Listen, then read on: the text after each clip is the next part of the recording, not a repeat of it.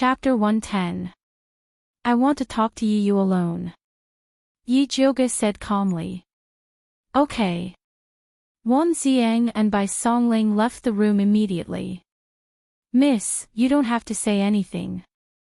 I won't go with them. Yi Yu said before Yi Jioge could speak. He hated Su Junqing, not the heretic. Not even to save your sister? Yi Jioge sighed. He didn't tell Yi Yu about Yi Yunji because he was worried it would affect his cultivation. But Wan Xiang was right. Su Junqing was too difficult to deal with. It was rare to find an arrogant and brainless heretic. If he could find him, he could get more clues. What do you mean, miss? Yi Yu's heart trembled. Sorry, I've been hiding it from you. Yi Jioge told him what happened in the basement and said, if what the heretic said is true, Su Junqing should have sent your sister to a heretic who is more powerful than him. Yi Yu's face turned pale. The red mole between his eyebrows seemed to have lost its color. Then his body trembled and his breath became chaotic. There was a trace of blood at the corner of his mouth. Yi Jioge quickly helped Yi Yu to sit down. She felt his pulse and found that his cultivation had reversed. He was showing signs of qi deviation. She quickly used acupuncture to help Yi Yu adjust his qi. Yi Yu vomited a mouthful of blood. Then he regained his breath. Fortunately, he had been cultivating recently. Even if his mind became chaotic, he could quickly protect his dantian. I didn't dare to tell you before because I was afraid you couldn't stand it. Yi Jioge sighed. Su Junqing was difficult enough to deal with. Now that Yi Yunji was in the hands of a heretic who was more powerful than Su Junqing, it was even more difficult to save her.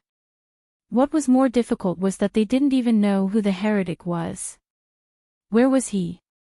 They knew nothing.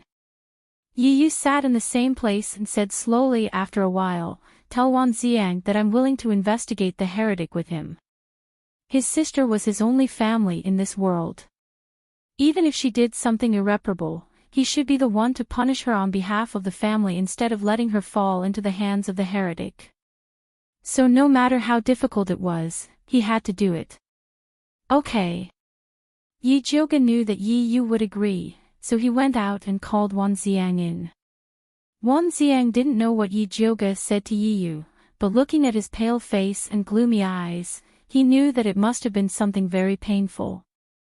He could not help but think of himself, and felt a sense of empathy for Yi Yu.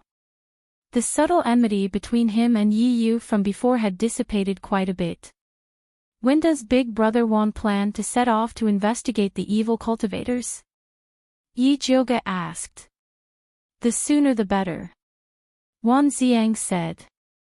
Bai Songling was in charge of the Ministry of Justice, so there was no need for him to worry. We will depart in an hour, Yi Yu said coldly. So fast. Bai Songling said with a bitter face.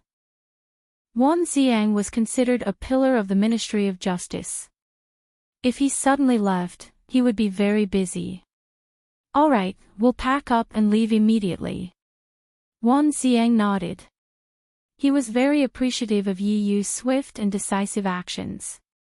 That's right, Big Brother Wan, you don't need to hide this evil cultivator investigation anymore. It's best to spread this matter, the bigger the better. Yi Jioge said. Why? Wan Xiang asked confusedly. If we don't make it bigger, how can we take the blame for Su Junqing in the future? Yi Jioge was smiling, but her eyes were terrifyingly cold. She could not kill the people of the Su family, because it would be very troublesome.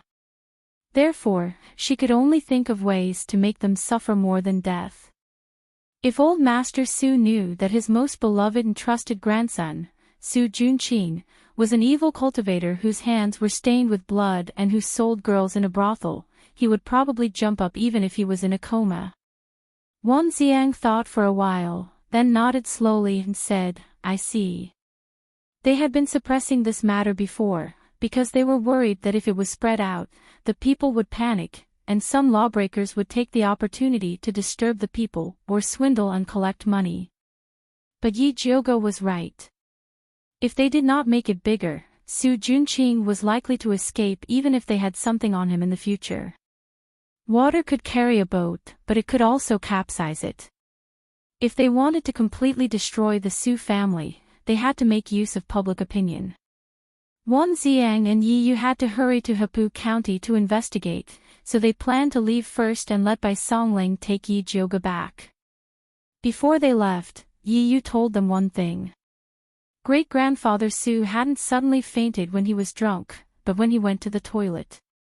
It was said that he was covered in feces from head to toe and almost suffocated to death in the toilet. What a disgusting piece of good news, Bai Songling said to Yi Jioge with a smile. I don't think I can eat today. Yi Jioge smiled and then said to Bai Songling, Brother Bai, I want to ask you to help me investigate someone. Who? Bai Songling asked.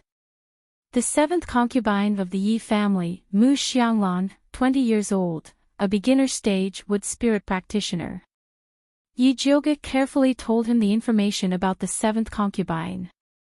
Why do you want to investigate this seventh concubine? Bai Songling felt very strange. There should be no conflict between father's concubine and her. I suspect that she is a spy placed in the Yi family by the Empress. Yi Jioge roughly told him that the seventh concubine had been monitoring him. Her Majesty's hand really extends too far. She even grabs the backyard of other people's house. Don't worry. I will definitely help you investigate this matter. Bai Songling immediately took it to heart when she heard that it was related to the Empress. Thank you. Yi Jioge knew that it was right to ask Bai Songling for this matter. His hatred for the Empress was the same as Yi Yu's hatred for the Su family and Wan Xiang's hatred for the evil cultivator. After Yi Jioge and Bai Songling said goodbye, they got on the carriage. He saw that Yu Dai and Hua Dai were sitting obediently in the car. They didn't ask too many questions and behaved quite well. Yi Jioge was quite satisfied with them and decided to go back and say good things about them to Mother Qing. When she returned to Purple Forest Garden, she happened to see Mother Qing walking in the yard. She suddenly frowned. Who let you out? This old servant is about to go moldy, so I want to go out for a walk. Mother Qing smiled flatteringly. It's better to go moldy than to leave a root cause of illness. You are already so old, do you still want me to teach you? Yi Jioge was really angry. This old servant knows her mistake. Mother Qing said with a bitter face. Usually, she was the one nagging others. This time, she was caught by Yi Jioge and severely reprimanded. She was also complaining in her heart. The two servant girls, Yu Dai and Hua Dai, covered their mouths and snickered. Yi Jioge turned around and ordered them, help Mother Qing in to rest. The two servant girls hurried over and intimately held Mother Qing's hand. They smiled flatteringly and said, Mother Qing, let us help you in. Yi Jioge then went to the alchemy room. The fat black rat was still sleeping in her animal skin bag. This fat rat was in a state of deep sleep for most of the day. It was almost comparable to Zishang. You dare to compare this sovereign with this rat? You have guts. Zishang's lazy voice sounded. Chapter 111.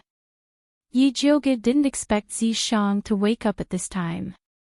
After a moment of daze, she immediately asked, Tell me, what did you do to old man Su? Nothing, I just sealed his 5 senses. Zishang said faintly. That's too cruel. Yi Jioge was speechless. She knew Zishang was cruel, but she didn't expect him to be this cruel. Sealing one's 5 senses was isolating one's reaction to the outside world. Unable to speak, unable to move, unable to feel anything, but one's mind was still very clear. This feeling was as terrifying as sinking into the darkest sea. Old man Su was probably going crazy. I'm already very kind. If they were in the Yao clan, he had thousands of ways to make Old Man Su's life worse than death. Then I thank you on his behalf. Yi Jioge said sincerely. I helped you vent your anger, don't you want to reward me? Zishang appeared and pulled Yi Jioge into his arms. Did I beg you to go? Yi Jioge pushed him away very coldly and heartlessly. This guy made her unable to sleep well last night, and now he had the face to ask for a reward. Giving him 2 slaps was more like it.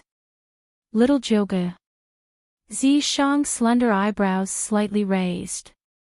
That pair of dark purple eyes were like amethysts hidden deep in a mine, flashing with a mysterious light as he stared deeply at Yi Jioge.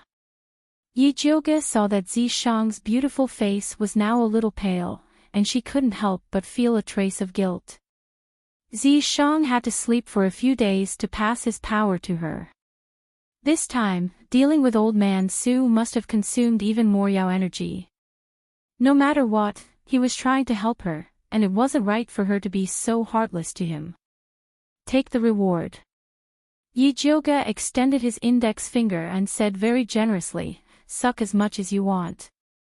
Zishang looked at Yi Jioge's slender and white index finger and revealed a trace of a smile, as beautiful as a blooming epiphyllum in the night. This was the first time Yi Jioge voluntarily let her suck his blood. Although it wasn't what he wanted, it was better than nothing.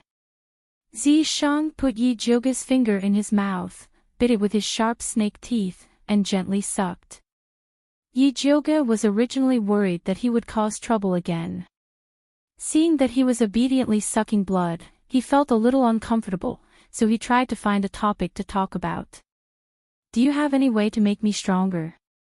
This incident with Old Man Su had given her a wake-up call. She was considered powerful among rudimentary spiritualists, but there were stronger beings. She had to keep improving. Yes, as long as you dual cultivate with this sovereign can immediately make your cultivation soar. Zishang sucked on Yi Jioge's finger, his eyes staring straight at her, indescribably charming. Change it. Yi Jioge knew that this pervert was full of bad ideas. No more. Zishang let go of Yi Jioge's finger, stroked her head and said, you don't have to worry too much. This sovereign will not let you face such a situation alone again. I beg you, please leave me alone. Yi Jioge didn't want Zishang to suddenly go on a killing spree, causing her to be hunted down by the entire human race. Zishang's good intentions were treated as ill will, and his mood immediately turned sour. Both of his hands clasped onto her slender waist, wanting to deal with her. I'm warning you, don't provoke me. Yi Jioge raised her knee and struck Zishang's lower abdomen.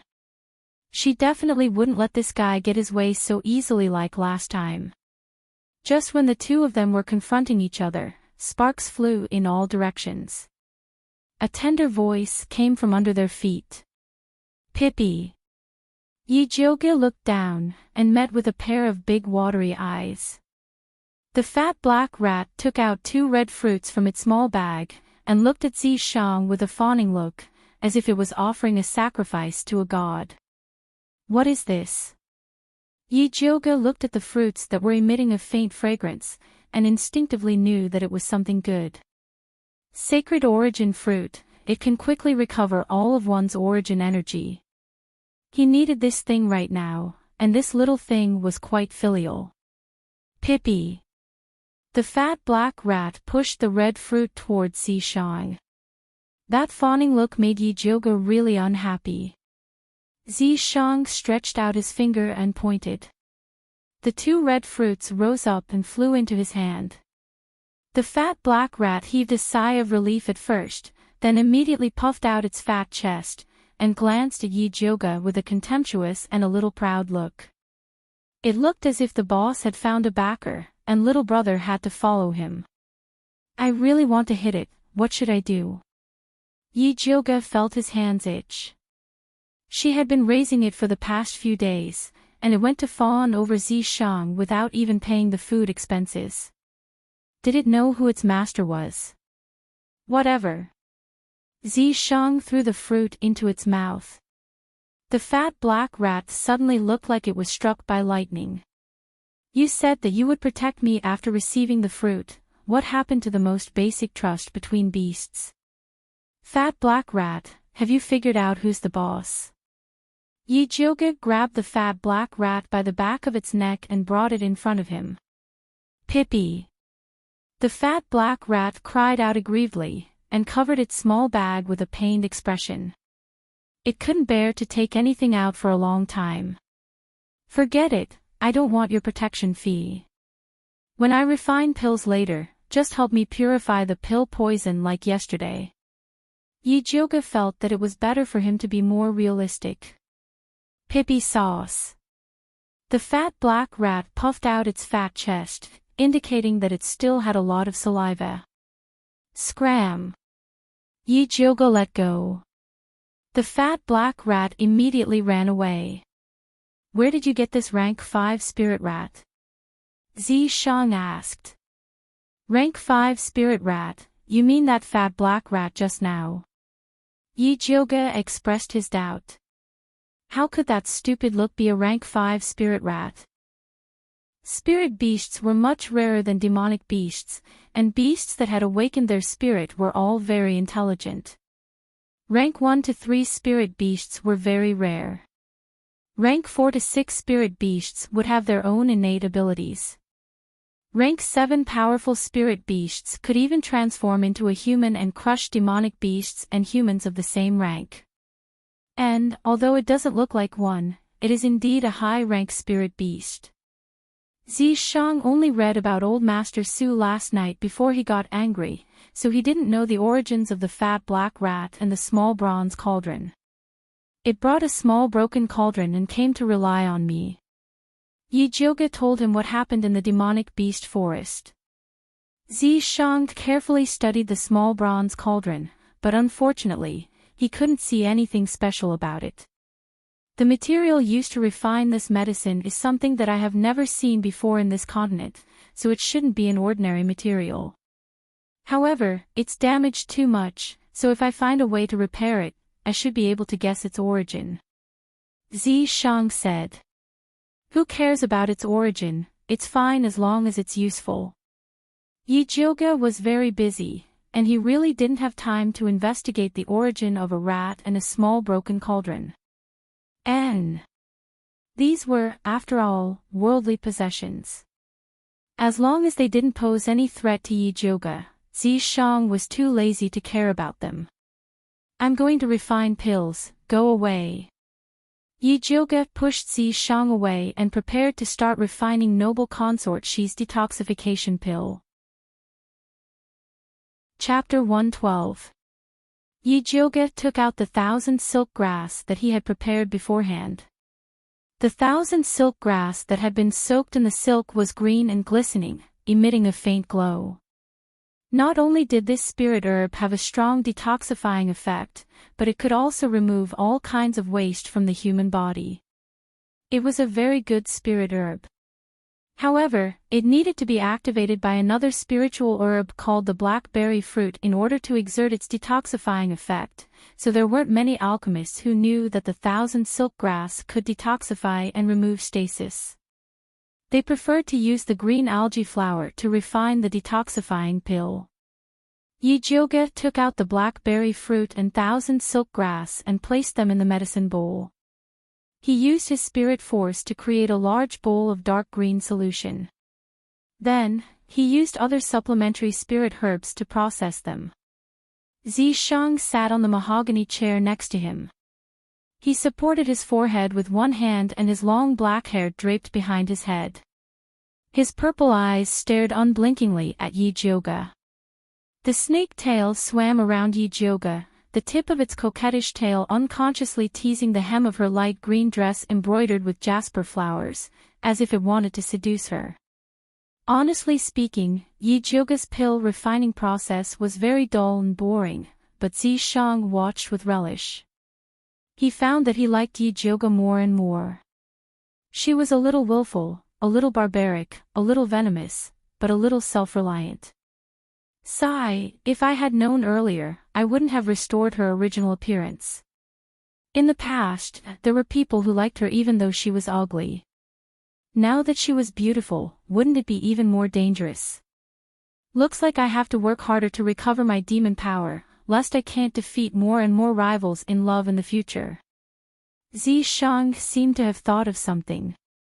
Suddenly, his eyes narrowed, and the corners of his mouth curled into a faint arc. The golden sunlight reflected a halo on his beautiful face, like a peach blossom in March, gentle and intoxicating, so beautiful that it took one's breath away.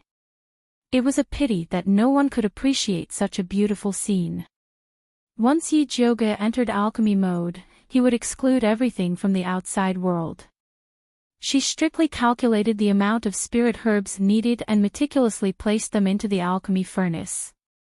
Then, she began to adjust the alchemy fire.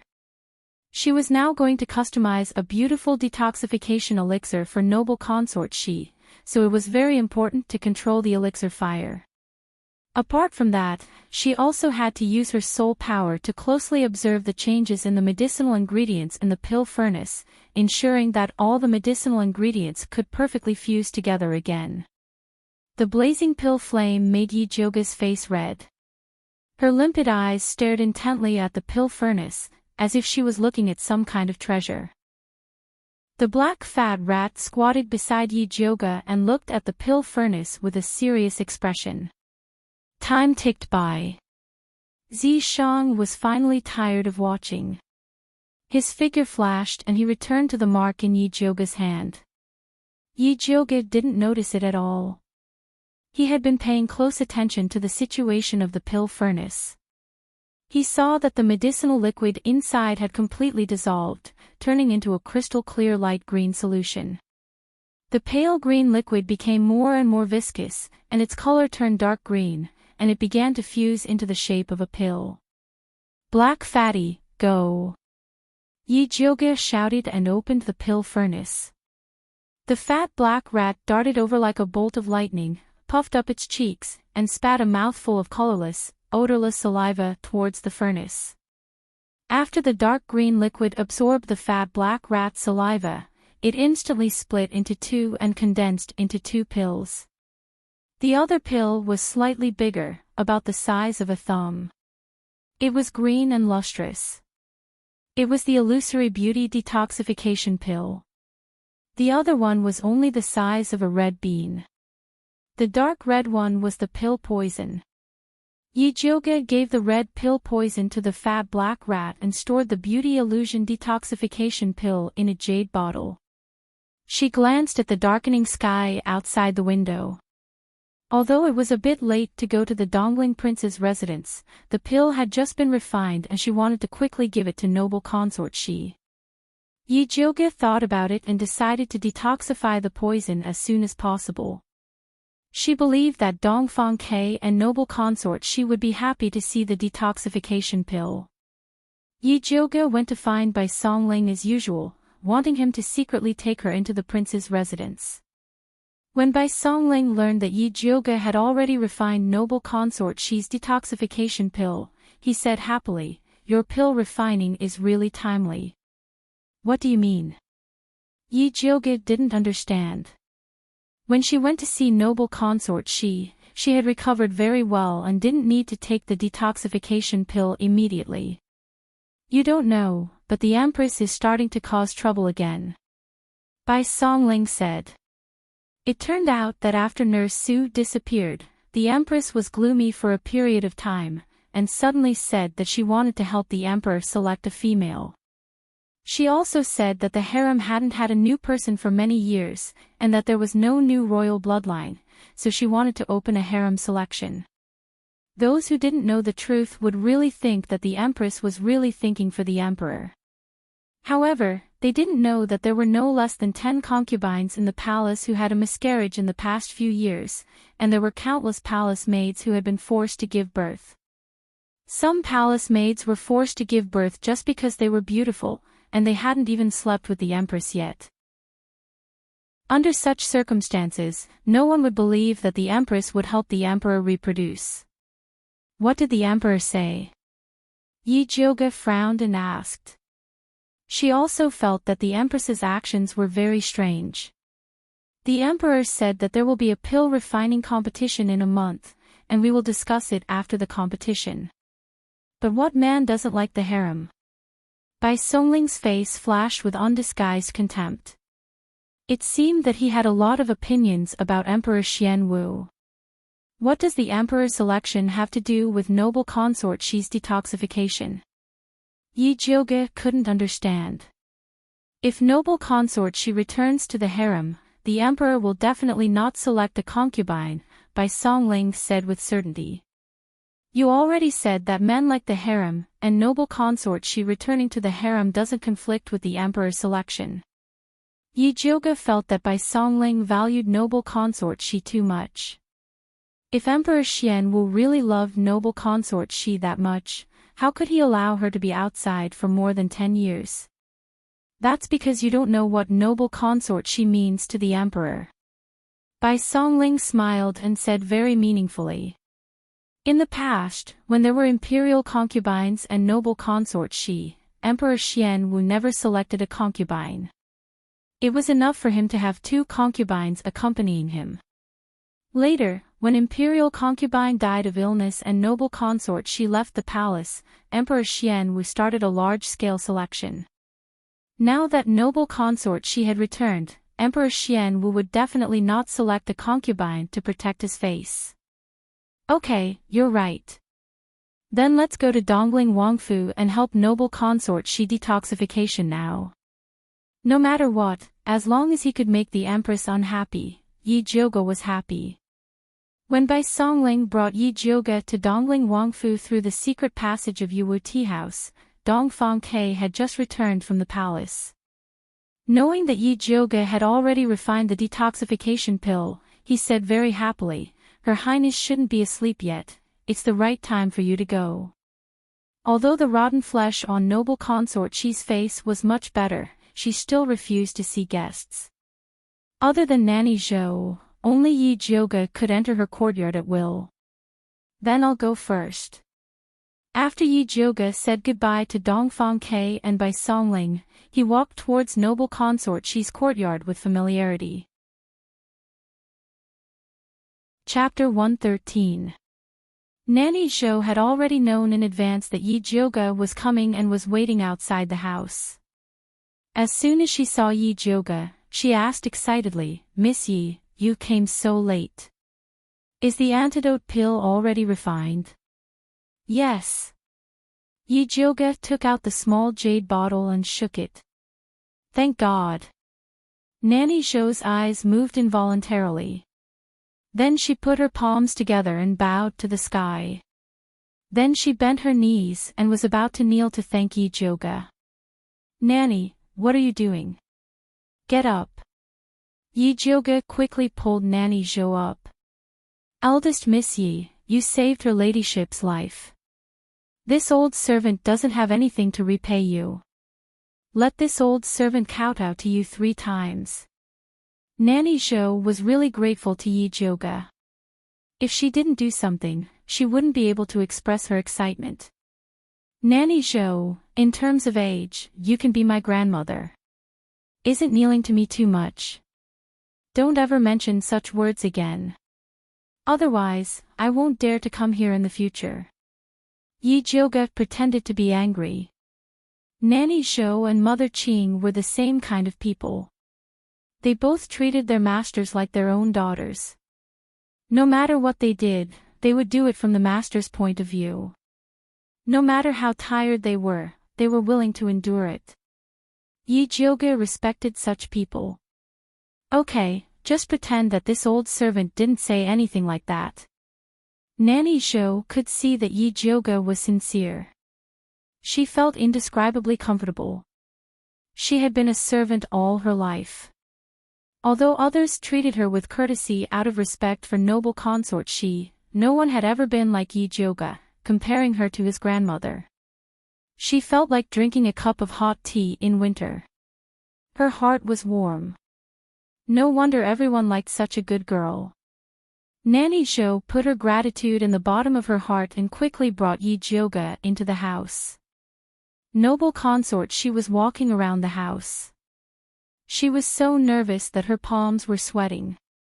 She had thought that it would take a lot of effort to cure this disease. She didn't expect that the final detoxification would start so soon. She was surprised and didn't know what to do. Hearing the sound of the door opening, she quickly sat back in the chair with a calm expression on her face. Yi Jioge saw noble consort Shi's calm appearance and was very impressed. He bowed to her and said, "Jioge greets your highness." "Jioge, quickly sit." Noble consort Shi called out with a faint smile. She had been taking Yi Jioge's detoxification prescription all this time, and the rotten flesh on the right side of her face had completely scabbed over, turning into a huge black and red scar that looked like a mask. Although it still looked terrifying, it was much better than the oozing pus and rotting flesh from before. "Your Highness, are you ready?" Yi Jioge sat in front of noble consort Shi. Although she had made countless preparations for what might happen during this detoxification process.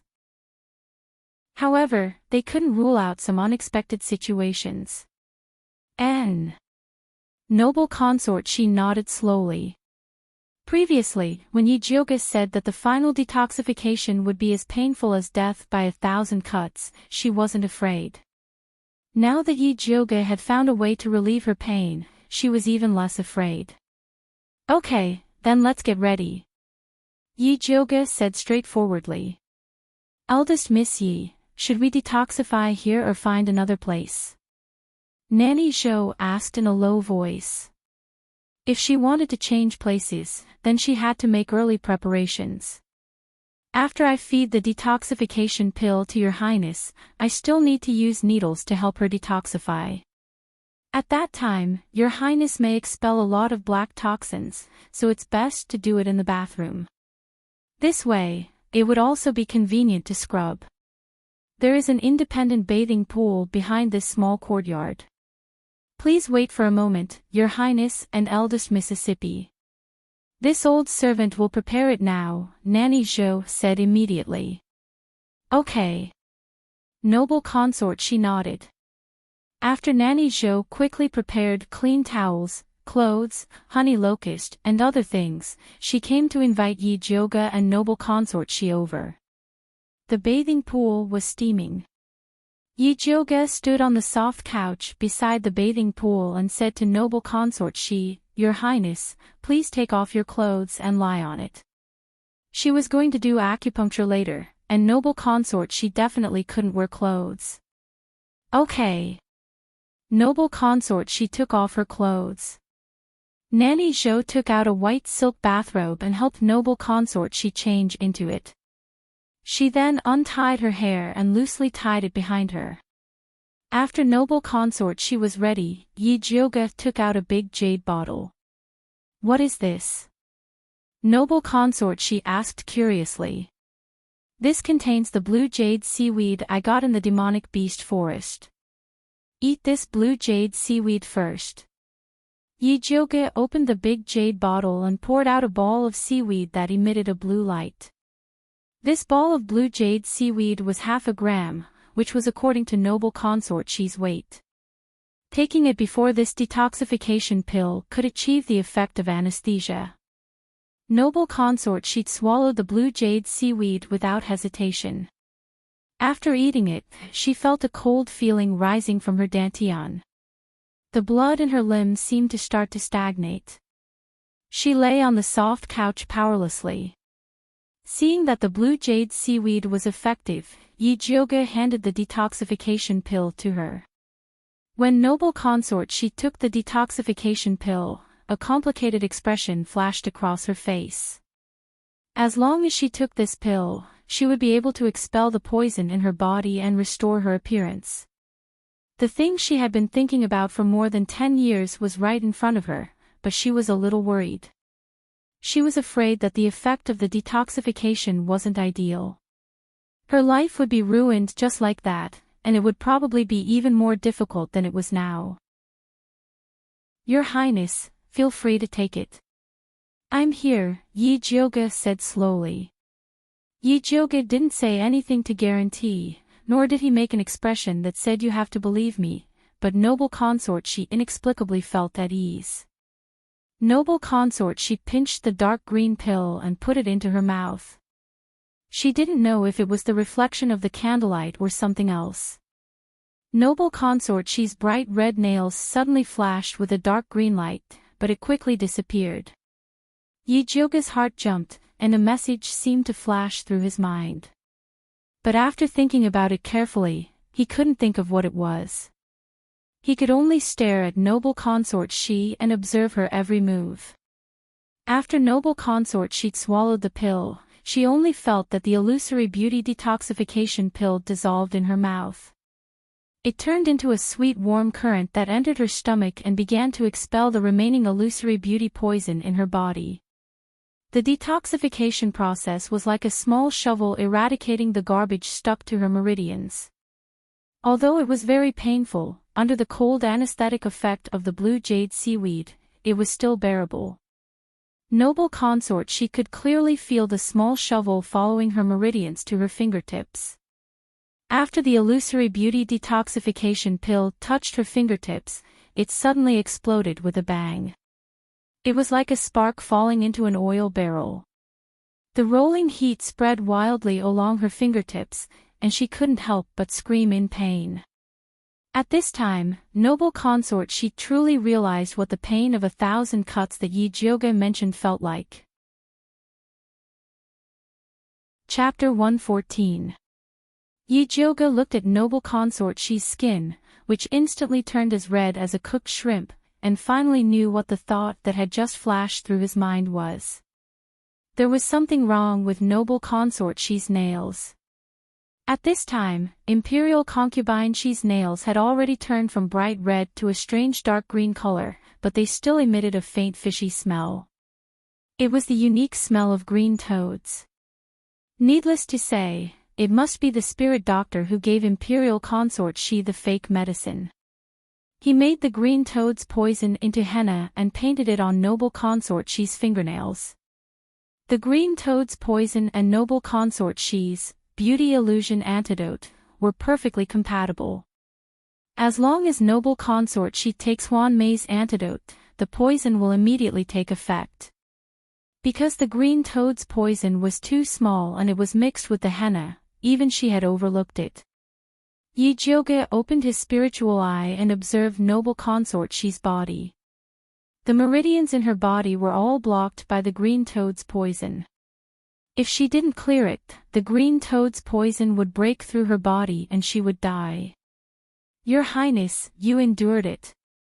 Yi Jioge took out the thunder fire needle with a grave expression and used the fastest speed to insert it into noble consort she's body. Ever since she had unsealed the heart of the sealed tree of God to save Dongfang Ke, the thunder fire needle also had a sliver of life energy, and its effects were many times stronger than before. The red thunder fire needles with purple light fell on noble consort she's body like raindrops. Every time, the needles were accurately pricked into the acupoints, bringing out a little dark green blood bead. Noble consort she only felt the heat in her body increase as Yi Jioge's acupuncture technique increased. The pain in her body continued to increase. It was simply enough to drive someone crazy. Yi Jioge's face was dark, and his heart was burning with anxiety. The anesthetic effect of the blue jade seaweed didn't last long.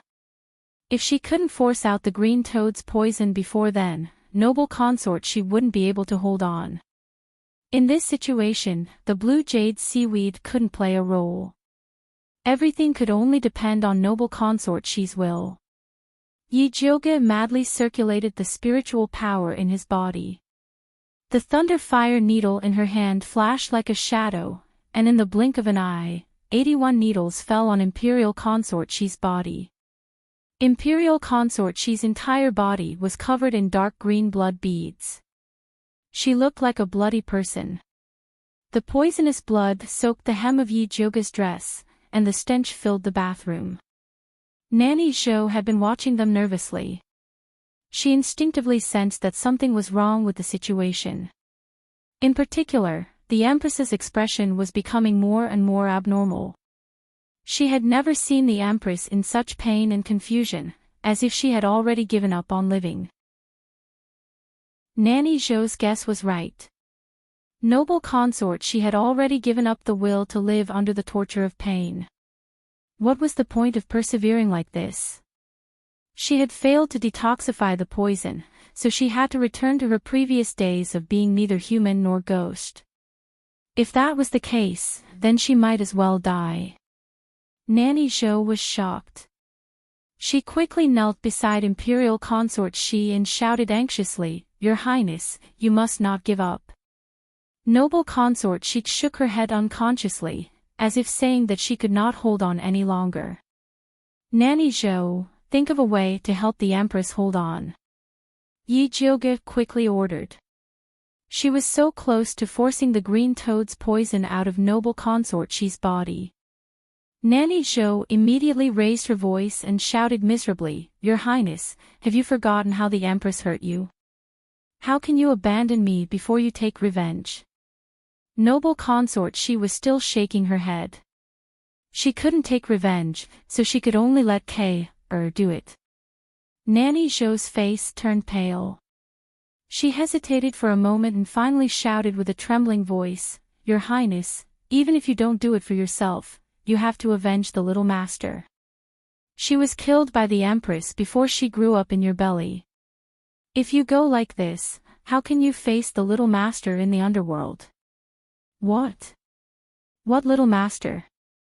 Noble Consort Shi unconsciously turned her head in the direction of Nanny Zhou, as if she was asking something.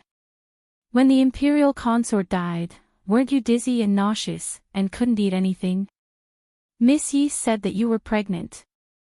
Later, the bleeding was not because of detoxification, but because the little master had a miscarriage." Nanny Zhou choked with sobs. "It's all because I'm useless. I didn't find out that you were pregnant and let the Empress hurt the little master." When Noble Consort Shi heard this, the veins on her palms bulged, and she suddenly grabbed the bed sheet under her. Her well-maintained long nails scraped against the bed, making a sharp sound. The longest nail even broke into two. It could be seen that she hated the Empress to the extreme. Yi Jiuge seized the opportunity and used the thunder fire needle on the last few acupuncture points of Noble Consort Shi. Streams of dark green poisonous blood spurted out, quickly turning bright red. Finally succeeded. Yi Jiuge's vision turned black and she almost fell to the ground. She quickly protected the bed frame and stabilized her body. She had used up too much spiritual power and had opened her spiritual eye for too long. She really couldn't hold on any longer.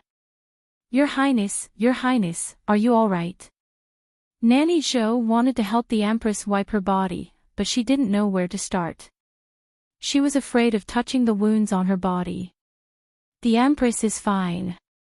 Help her wipe her body with hot water and give her 2 Peiyuan pills," Yi Jiuge said weakly with her eyes closed. "Miss Yi, are you all right?" Only then did Nanny Zhou realize that something was wrong with Yi Jiuge. "I'm fine. I'm just tired. Go and serve the Empress. I'll be fine after resting for a while." Yi Jiuge used the last of her strength to walk to the side of the chair and sat down. Only then did she feel better. Nanny Zhou used 6 buckets of hot water to wash the dirt off Noble Consort Shi's body. After helping Noble Consort Shi put on a clean bathrobe, she quickly fed her 2 Peiyuan pills. Noble Consort Shi's pale face regained a trace of color. Her long and thick eyelashes blinked and she slowly opened her eyes. "Your Highness, how do you feel?" Seeing that Noble Consort Shi had woken up, Nanny Zhou's heart finally calmed down. "You just said that this consort was pregnant before. What's going on?"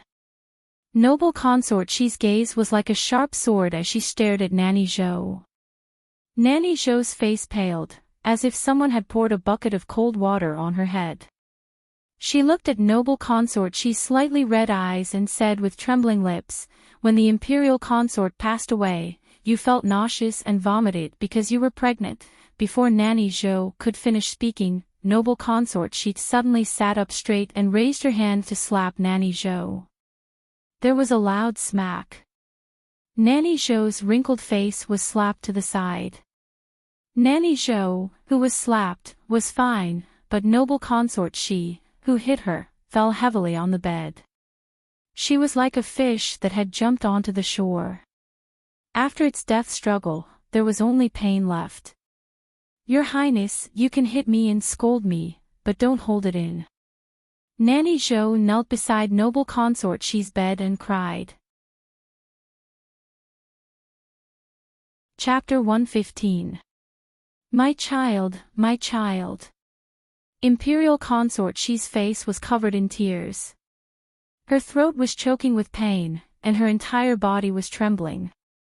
She felt like her heart was being stabbed by a knife. It was thousands of times more painful than being poisoned. The child that she had missed so much was in her womb, but she had never discovered it. The child had disappeared from this world without a trace.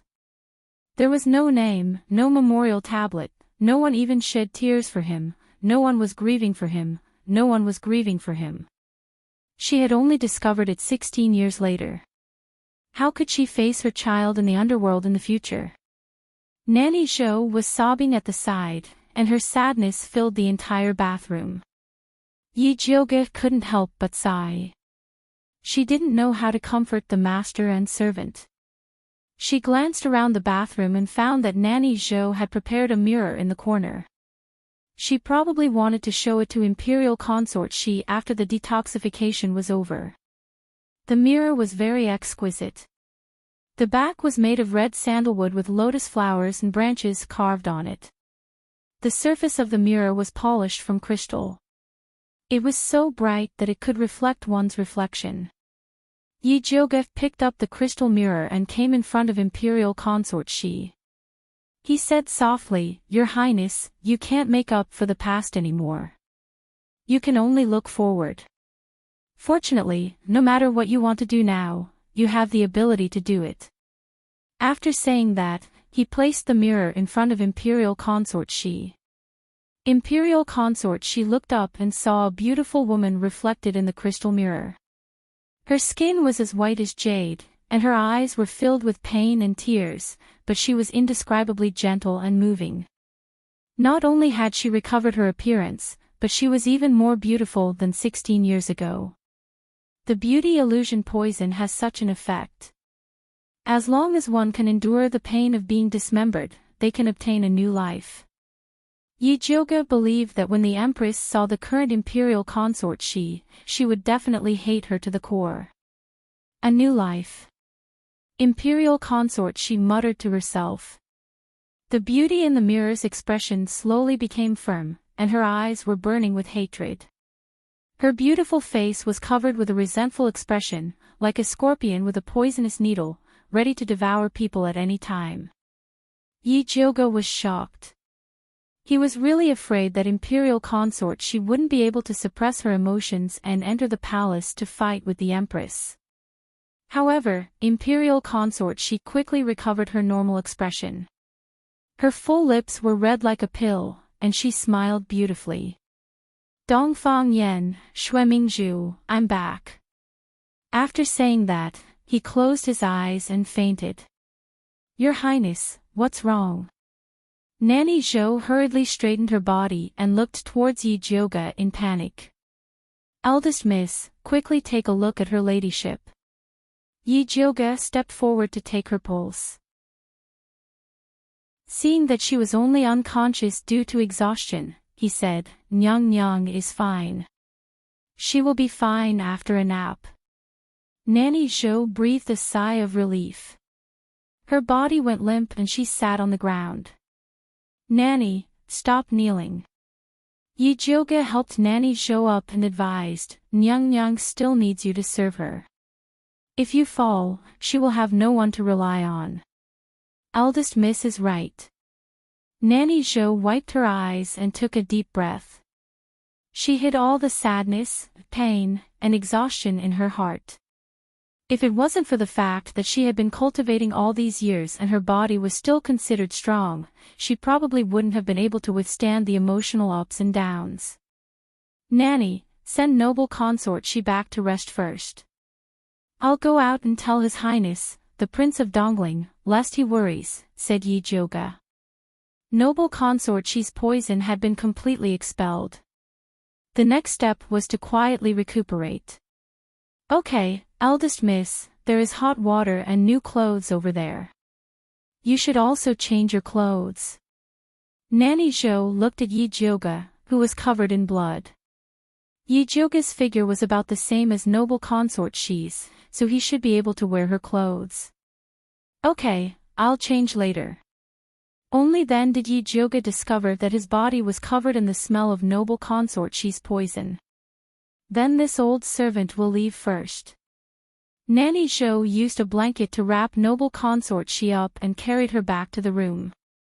Yi Jioge simply wiped his body, picked a lotus blue dress, and put it on.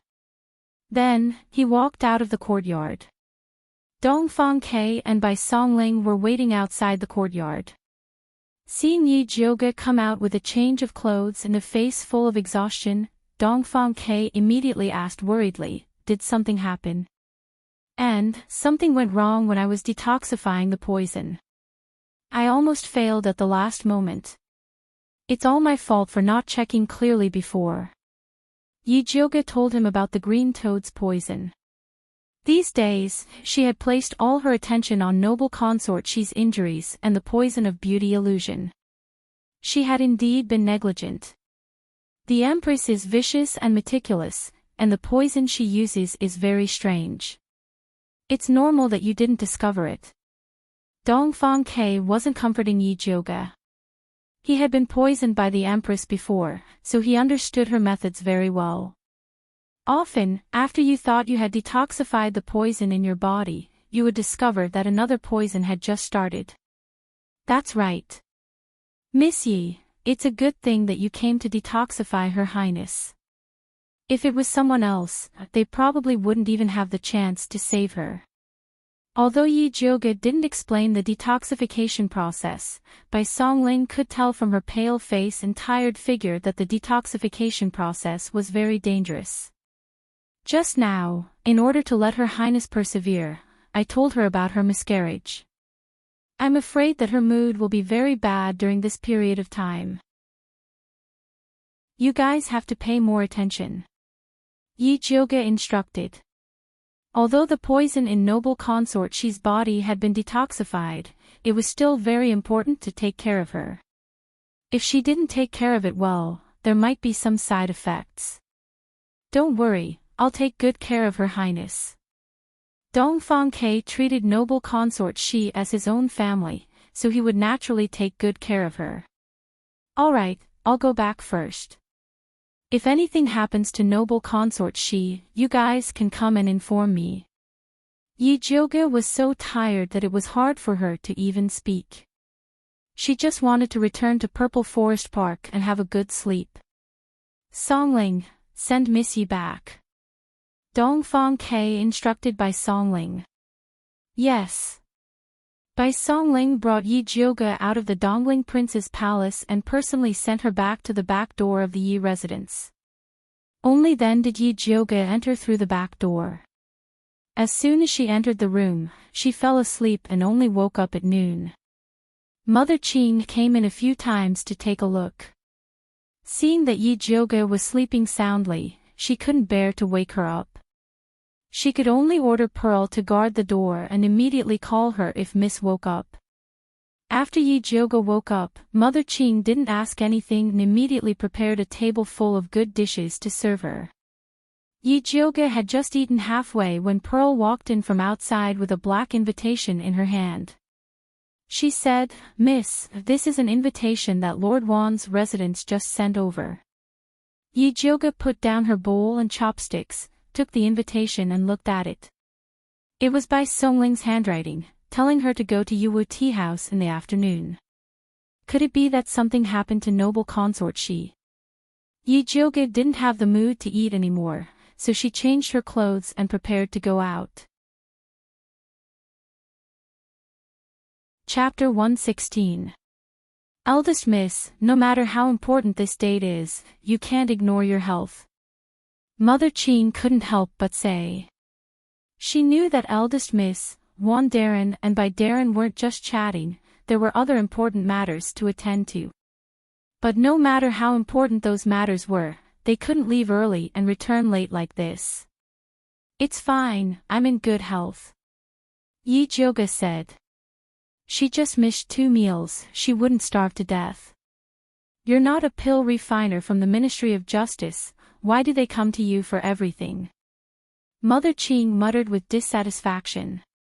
Every time Eldest Miss came back from Yuwu Tea House, she would either go out to pick herbs or refine pills in the pill refining room. No matter how stupid she was, she knew that Wan Xiang and Bai Songling came to find Eldest Miss for pills. Originally, she thought that the two of them were good son-in-laws, but now it seemed that they weren't anything good.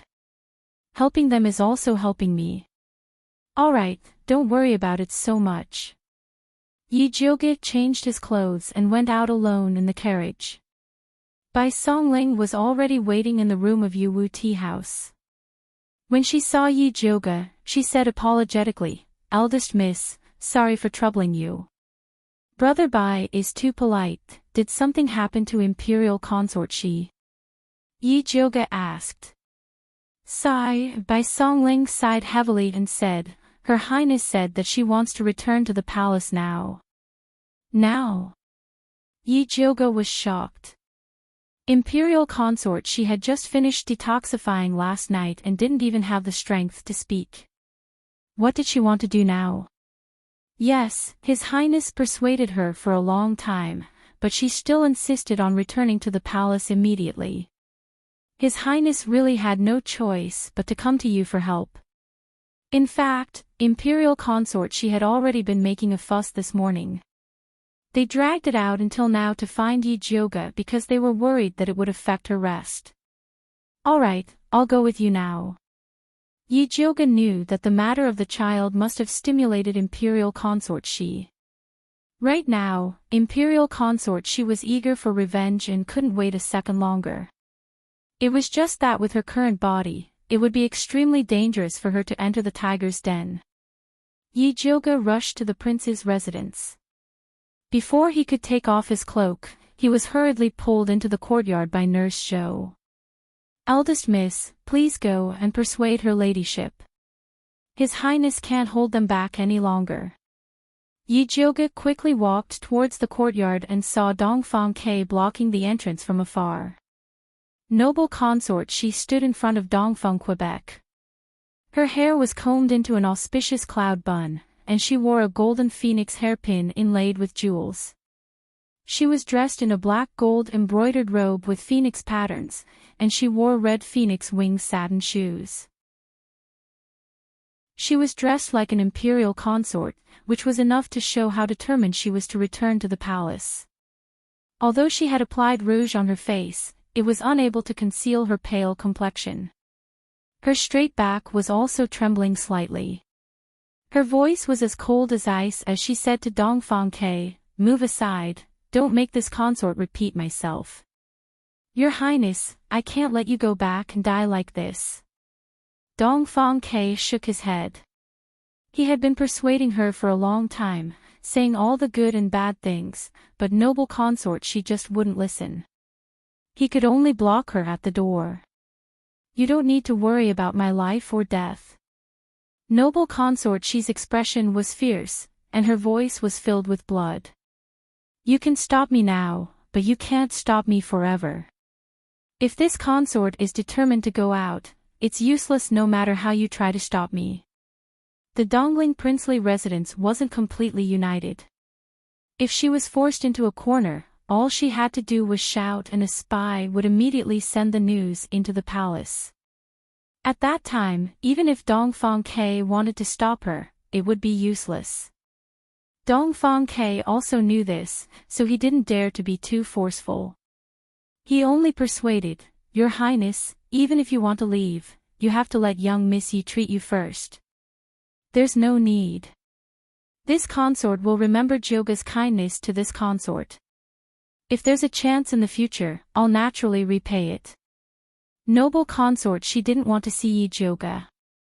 As long as she saw Yi Jyoga, she would remember the pain of losing her child.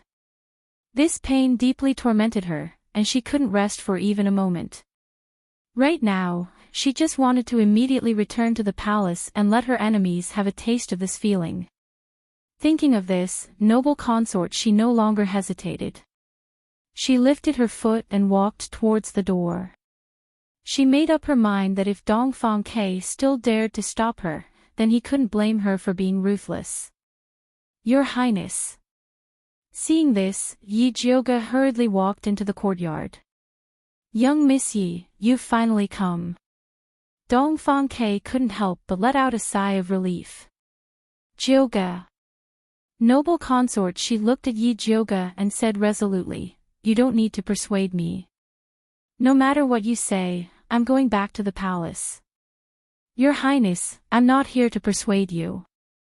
Yi Jyoga had already thought of an excuse on the way here. He knew that noble consort, she had already made up her mind, so it was useless to say anything now.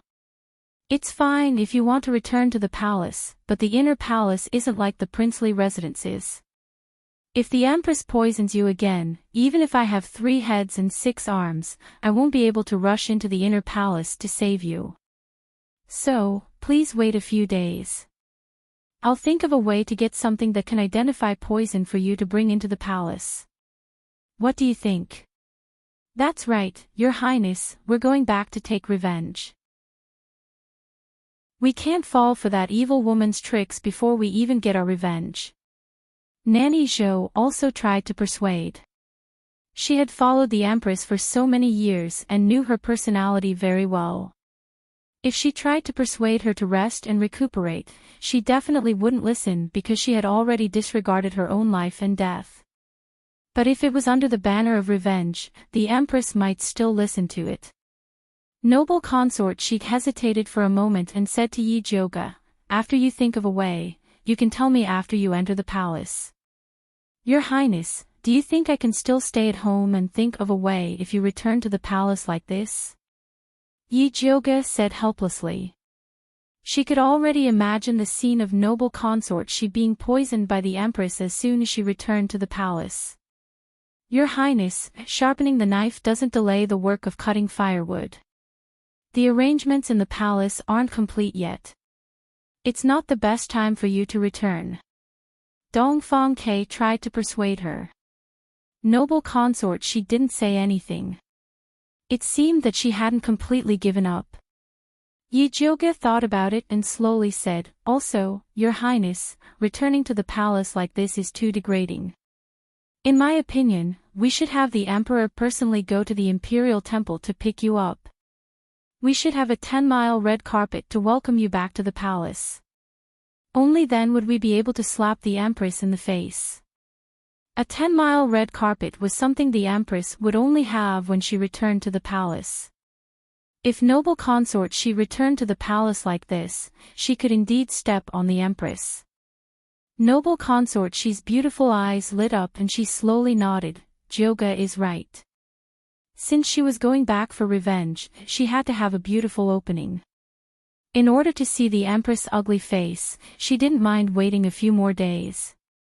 Your Highness, then I'll send you back to the Imperial Temple tomorrow and then send someone to tell father that you've recovered your appearance. Seeing that noble consort, she's attitude had softened, Dongfang Ke finally let out a sigh of relief. I'll write a personal letter now and have someone pass it to the Emperor. Send me back to the Imperial Temple tonight, noble consort, she said decisively. Chapter 117. All right. Dongfang Ke nodded. As long as noble consort, she didn't immediately return to the palace, everything else could be discussed. Your Highness, since we're going back to the Imperial Temple, why don't we let First Miss take your pulse again? Nanny Zhou took the opportunity to say. Sorry for troubling Jyoga. Noble consort, she looked at Yi Jyoga apologetically. She wasn't purposely tormenting him. It was just that she couldn't suppress the hatred in her heart and couldn't care less about anything else in her impulsive state. Your Highness is too polite. Yi Jioge accompanied noble consort Shi back to the inner chamber and began to feel her pulse. Noble consort Shi's pulse was weak, and her internal organs had not been adjusted yet. She still needed to rest quietly. Her ladyship didn't sleep well last night, Nanny Zhou said in a low voice. Last night, noble consort Shi woke up in the middle of the night. As she cried, she recalled the symptoms of pregnancy at that time and scolded herself for being careless. After crying, she began to dress up and said that she wanted to return to the palace. It could be said that she did not sleep for the whole night. Your Highness, don't worry and take care of yourself. Yi Jioge looked at noble consort Shi and said. If he continued like this, his body wouldn't be able to take it. Jioge, don't listen to Nanny Zhou's nonsense. I know my body, there's nothing wrong with it. Noble consort Shi stopped. She had endured so much suffering in the past, so a night without sleep was nothing to her.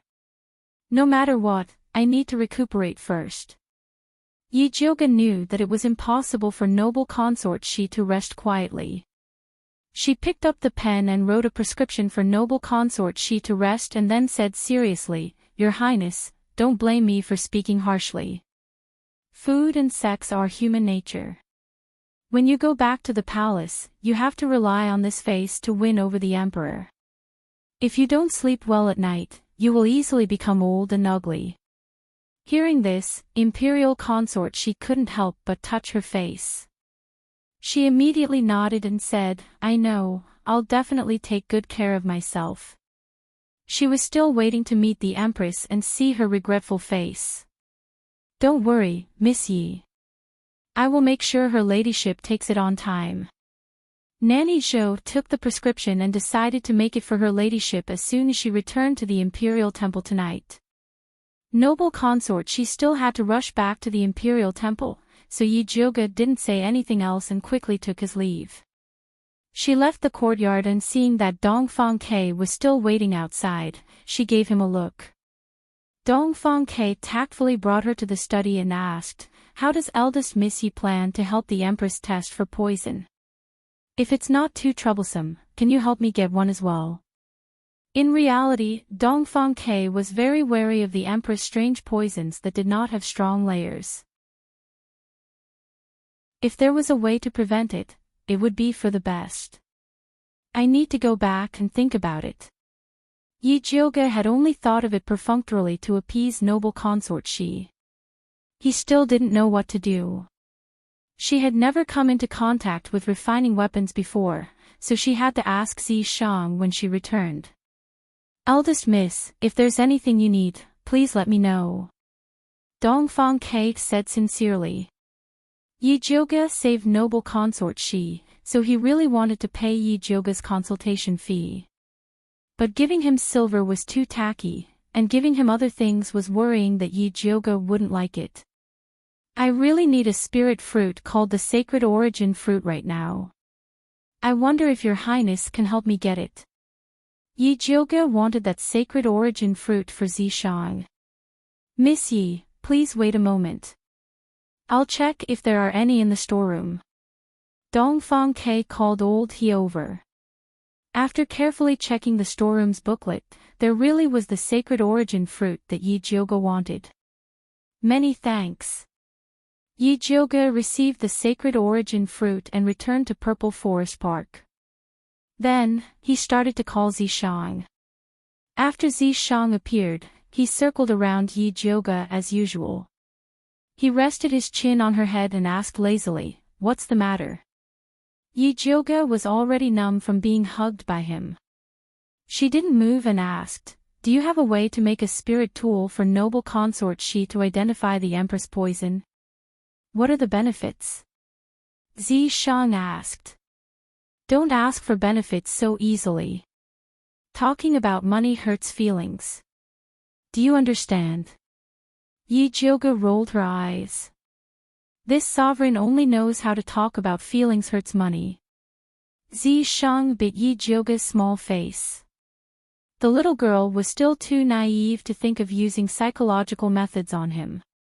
Benefits, take it. Yi Jioge wiped her face in disgust and took out a box of sacred origin fruit. This sacred origin fruit was obtained by Dongfang Ke and the Bai clan from the demonic beast battlefield. He didn't know what use it had, so he kept it in the storeroom. Zishang lowered his head and saw that there were a total of 5 thumb-sized sacred origin fruits in the wooden box in Yi Jioge's hands. Although they weren't as old as the fat black mouses, they were still rare. However, the rarest thing was Yi Jioge's sincerity. She had only eaten it once, but she remembered that it was good for him. Yi Jioge saw that Zishang didn't make a move and thought that he didn't need the sacred origin fruit anymore. She was a little disappointed and asked, "Other than the sacred origin fruit, is there anything else that can recover your demonic power? Tell me, I'll help you look for it in the future." Instead of giving her body to Zishang every time, Yi Jioge would rather work hard to help Zishang collect the things he needed. "No need, this sacred origin fruit is enough." Zishang picked up the few sacred origin fruits and placed them in his mouth. The things he needed were things that Yi Jioge couldn't get with her current strength. It was already good enough that she could get a few fruits to nourish him. Then how can I refine the spirit tool that can detect poison? After eating the fruit, he should give her the answer. Refining requires a foundation. If you want to learn how to refine in a few days, you should save it.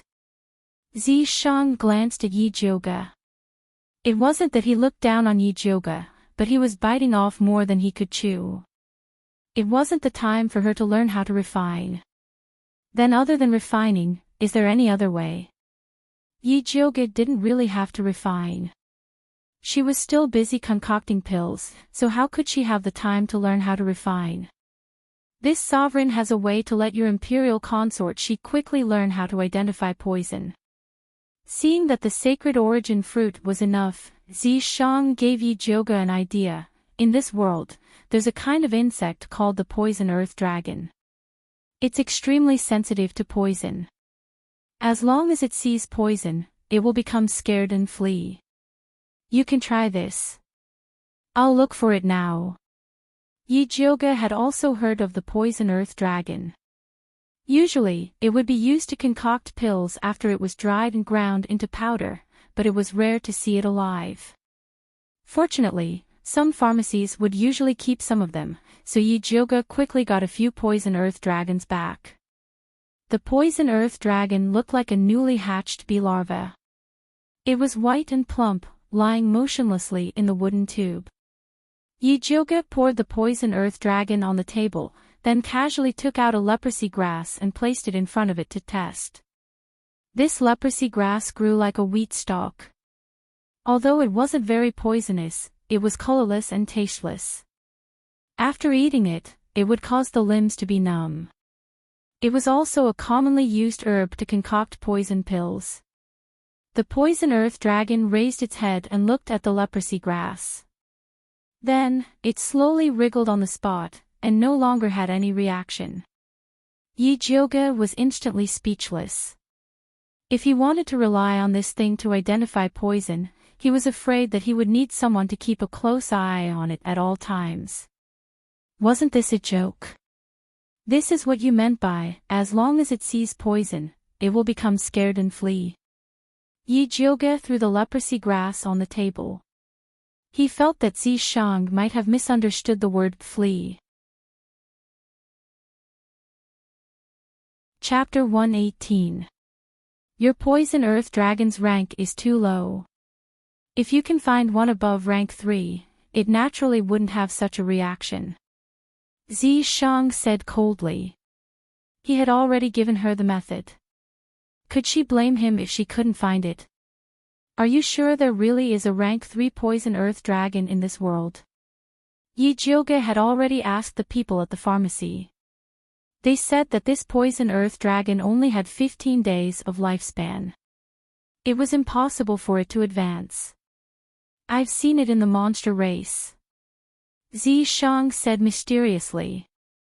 However, that rank 3 poison earth dragon had obtained a huge opportunity to advance. It was impossible for a small place like Thunder Country to have one. Monster race? Why don't you say Tian race? Yi Jioge rolled his eyes. Zishang wouldn't admit that his idea wasn't reliable. He thought about it and said, actually, you can use this bug in another way. What way? Yi Jioge asked.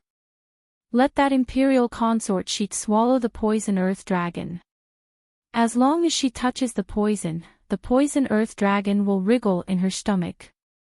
After she spits out the poison, the chance of being poisoned will naturally decrease. Zishang felt that this idea wasn't bad. Although the poison earth dragon didn't have a long lifespan, it was cheap and easy to raise. Eating one in half a month wasn't a problem. You want me to take this bug and let Imperial consort sheet swallow it alive? Yi Jioge felt disgusted just thinking about it. It was even more impossible for Imperial consort she to do such a thing. I've given you the method. Whether she uses it or not is up to her. Zishang said coldly. Testing for poison and also making it comfortable. How could there be such a good thing? Is there really no other way? Yi Jioge didn't give up and asked. You can still learn to forge, but it will take at least 3 years. Zishang said. 3 years. Imperial consort she had probably died no less than a few hundred times. When it's a matter of life and death, who cares if she's disgusted or not? As long as it's useful. Zishang didn't like Yi Jioge's personality. All right. Yi Jioge had no other way. She looked at the white fat bug on the table and went to find Bai Songling. Isn't this the poison earth dragon? Why did you bring this bug here? Bai Songling immediately recognized the white fat bug in Yi Jioge's hand and asked curiously. Cough cough. Yi Jioge coughed twice before saying in a serious tone, didn't you ask me how to help noble consort sheet identify poisons? This earth poison dragon is the key. I'd like to hear the details. Bai Songling said seriously with a serious expression. When he heard Yi Jioge's method, Jun's face twitched a little, and he couldn't help but ask, did you just say swallowing alive? Yi Jioge nodded seriously. Bai Songling couldn't help swallowing his saliva and asked, do you have to swallow it alive? Can't you eat it after steaming or frying it? No, it won't work if it dies. Yi Jioge shook his head. What he wanted was the feeling of the worm wriggling in his stomach. Bai Songling looked at the earth poison dragon, then at Yi Jioge, and asked with difficulty, are we really going to give it to noble consort she like this? He was afraid that noble consort she would throw the worm at his face. Yi Jioge silently placed the earth poison dragon in Bai Songling's hands. Anyway, she had already thought of a way. Whether she could convince noble consort she would depend on her. Well, I'll try it first and see if it really works. Bai Songling sighed, resigned to his fate. It was already good that Yi Jioge could come up with a way. They really didn't have the right to be picky. Brother Bai is a true warrior. Yi Jioge praised him with a thumbs up. Don't make fun of me. Bai Songling glared at Yi Jioge snappily. Although his part-time job was a coroner, it didn't mean that he could tolerate this kind of soft and disgusting thing. Yi Jioge looked at Bai Songling's heroic appearance and kindly comforted him, you don't have to be so painful. This earth poison dragon is also a commonly used traditional Chinese medicine. You must have eaten it before. There's no difference. I want to give them a bath. Can I soak it in wine? Bai Songling asked. It didn't feel so disgusting to eat it with wine. Yes. Yi Jioge nodded. The earth poison dragon's vitality was actually very tenacious. It was very difficult to kill it before it died of old age. Bai Songling took out the strongest new hong and picked 2 earth poison dragons that he thought were the cleanest. He soaked them in the wine and then swallowed them with his eyes closed. Yi Jiuge looked at Bai Songling's Adam's apple moving and could not help but ask, "How does it taste?" "It smells like wine," Bai Songling said with a crying face. "Apart from the smell of wine, do you feel uncomfortable?" This was the key point. "It's okay. It just feels shabby and disgusting." Bai Songling shook his head. No one would feel good after swallowing a live worm. "Then let's talk about it first. If you feel disgusted now, it will affect the test. Let's talk about something else. By the way, did the Bai family find the fire dragon grass?" Yi Jiuge asked. "No." Bai Songling shook his head and said, "The warriors sent by the Bai family haven't sent back any news for a long time. I'm afraid they have died on the road. It was a journey of thousands of miles, and it was surrounded by mountains. Death was really a simple thing. Don't be too pessimistic. Maybe they were just delayed by something, so they couldn't send back the news in time." Yi Jiuge guided Bai Songling to talk about other topics. Seeing that he slowly relaxed, Yi Jiuge secretly crushed a knockout drug. Bai Songling immediately frowned and looked around. Then he asked Yi Jiuge doubtfully, "Do you smell anything strange?" "No." Yi Jiuge blinked and shook his head innocently. "No, there is a strange smell." Bai Songling covered his mouth and nose, looked at Yi Jiuge's finger with sharp eyes, and shouted, "Did you poison it?" "I just crushed a knockout drug. How can you smell it?" Yi Jiuge could not help but raise his eyebrows. She thought that Bai Songling would only notice it when the drug took effect. She did not expect it to be so fast. "It stinks." After saying this, Bai Songling immediately vomited. Yi Jiuge immediately moved away from Bai Songling. Seeing him vomiting pitifully, Yi Jiuge did not feel sympathetic at all. Instead, she felt very satisfied. This kind of colorless and odorless knockout drug was the most difficult to detect. However, Bai Songling could immediately react, which meant that the effect of the poisonous earth dragon was very good. So she was relieved. As for how to persuade Imperial Concubine Shi to take it, Yi Jiuge also had her own ideas. "I think we don't need to tell the truth to Imperial Concubine Shi. We just need to put this poisonous earth dragon into an empty pill and let Imperial Concubine Shi take it." Sometimes, white lies were also necessary. "Good idea." Bai Songling wiped his mouth and nodded in agreement. He secretly made up his mind that this white lie must be hidden from Imperial Concubine Shi for a lifetime. Chapter 119. Since we're going to use this poison earth dragon as a detoxification pill, then we need to cultivate a batch of good insect seedlings. Yi Jiuge predicted that he would need a lot of poison earth dragons in the future. If he always went to the pharmacy to buy them, it was hard to guarantee that no one would leak it. Our Dongling Wangfu's pharmacy has a shed specifically for raising poison earth dragons. When the time comes, just have them keep a batch of good ones. It's not something valuable anyway. Bai Songling said. Ordinary poison earth dragons have a short lifespan. I want to choose a batch of good eggs to cultivate myself. Yi Jiuge wanted to cultivate poison earth dragons with a longer lifespan and greater use. No problem, I'll take you to choose now. Yi Jiuge wanting to improve the poison earth dragons was simply a good thing for Bai Songling. The Dongling Wangfu had a large herbal farm on the outskirts. In addition to cultivating poison earth dragons, they also grew many precious medicinal herbs.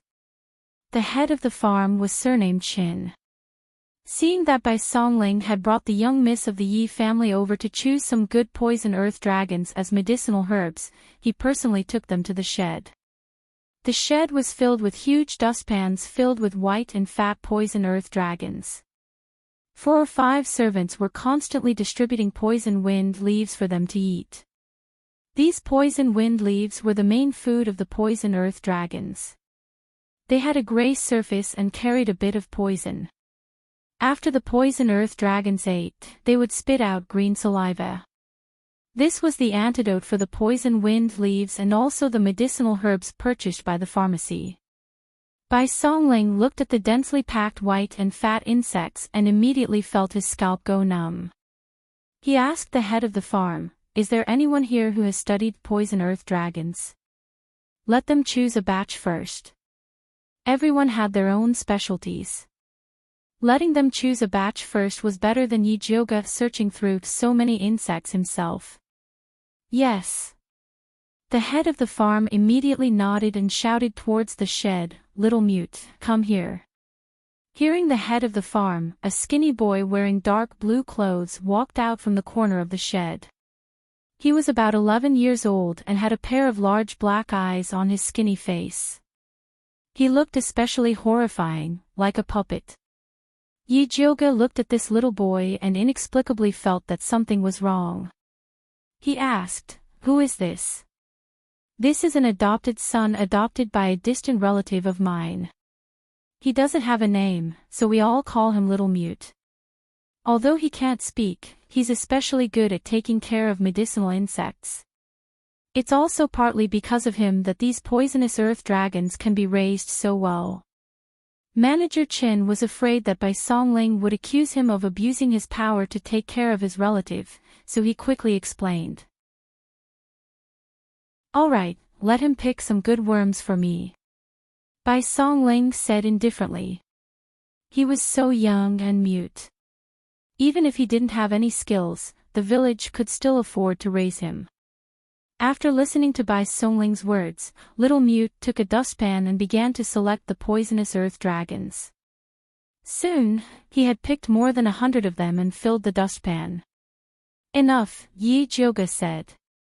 She had already opened her spiritual eye to check. The poison earth dragons that Little Mute had picked up were filled with life force. They were indeed the best seedlings. Little Mute glanced at head Chen Zhuangtou. Seeing him nod, he stopped and quietly placed the dustpan in front of everyone. "This kid is interesting." Zi Shang's lazy voice rang in Yi Jioge's ears. "What's interesting?" Yi Jioge asked back. "You bring him back first, you'll know in the future." Zi Shang laughed and didn't say anything else. Yi Jioge was already used to Zi Shang's way of speaking. However, anything that could attract Zi Shang's attention was not ordinary, and this wooden Little Mute was no exception. Yi Jioge was determined to bring this wooden Little Mute away, so he smiled and said to him, "Little Mute, I'm lacking someone to help raise the poisonous earth dragons. Are you willing to help?" The wooden Little Mute was expressionless. He didn't shake his head or nod his head, as though he didn't understand what Yi Jioge was saying. Manager Chen knew that this kid was wooden, and was afraid that he would offend his master, so he hurriedly said, "This kid is a servant of our village. If young miss wants him, then just bring him away. There's no need to ask for his opinion." "I'm asking him, not you." Yi Jioge was dissatisfied with the way the manager treated people like objects.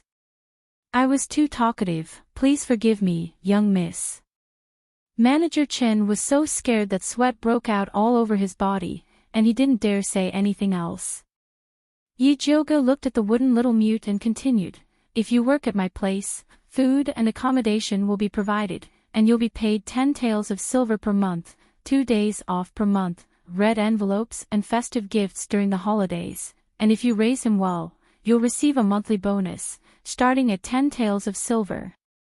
These conditions were 100 times better than being a servant at the village, and even Manager Chin wanted to apply for the job. He hurriedly gave the wooden Little Mute a look, and opened his mouth to say soundlessly, "Hurry up and agree." The blockhead Little Mute slowly nodded his head. Then go back and pack your things, you'll leave with these poisonous earth dragons in a bit. Yi Jioge immediately decided. After successfully abducting the wooden little mute, Yi Jioge arranged for him to live in a small courtyard behind Wan Xiang and Bai Songling's house. This small courtyard was originally a property under the name of the Prince of Dongling residence, and now it had been transferred to Yi Jioge. Little mute, you'll live here from now on, and someone will come over to take care of your 3 meals a day. You just need to focus on raising these poisonous earth dragons for me, Yi Jioge said to the wooden little mute. The wooden little mute still looked like a wooden person, and didn't respond at all. Yi Jioge didn't mind, and continued, I specially called you over to raise poisonous earth dragons that have a longer lifespan and a stronger detoxification effect, so the method of raising them will be a bit different from before. First, these poisonous earth dragons have to be divided into 3 portions, and each portion will be fed with a different ingredient. You have to observe how they compare after they eat it. The ingredients Yi Jioge prepared were leprosy grass, red butterfly slices, and oleander. They were all poisonous herbs, and their grades were all higher than the poison wind grass. Why go through so much trouble? Zi Shang spoke again. Don't worry about me, I just like trouble. Although Yi Jioge knew that Zi Shang definitely had a better method, he didn't have any benefits to give him, so he could only slowly explore it himself. In any case, there was no rush. This sovereign is in a good mood today, so I'll tell you a method for free. Zi Shang transmitted his voice. After Yi Jioge heard this, he immediately asked suspiciously, will this really work? Whether it works or not, you'll know once you try. Alright, it doesn't cost me to try anyway. Yi Jioge lowered his head to look at the wooden little mute, and said according to the method Zi Shang taught him, if you can help me raise better poisonous earth dragons, I'm willing to exchange a spirit beast pill for it. When the wooden little mute heard Yi Jioge's words, he immediately raised his head to look at her. An indescribable light flashed in his large black eyes, making his eyes shine like obsidian, and there was an indescribable beauty to it. However, that ray of light quickly disappeared, and it returned to its dark appearance. Chapter 120. This brat doesn't believe you. Zi Shang's tone had a sense of gloating. How is that possible? My sister looks like a white lotus. Everyone should believe her. Yi Jioge put on a serious face, as if treating a patient with a hidden disease, and said to the little mute seriously, I only want the advanced version of the poisonous earth dragon, I'm not interested in other things. The blockhead little mute still had a blank look, not knowing if he understood. However, Yi Jioge didn't have time to talk to him anymore. After telling Bai Songling to take care of the little mute's daily life, she returned to Purple Forest Park. 3 days later, Imperial Consort She would enter the palace. She planned to first use the ordinary poisonous earth dragon to refine some poison testing pills, and wait for the little mute to refine the advanced version of the poisonous earth dragon before replacing it. The simplified version of the poison testing pill was very easy to refine. First, refine the pill, then stuff the living poisonous earth dragon into it and seal it. However, the dissolution time of this pill was very particular. It couldn't be too late or too early, it had to be dissolved the moment it entered the stomach, so that the poisonous earth dragon could smoothly settle down. Yi Jioge tried several materials, and finally chose urdong, Gastrodia alata, philodendron, baiji, wolfberry, schisandra, etc. The pill made in this way was not only easy to dissolve, but also had the effect of nourishing the spleen and kidneys.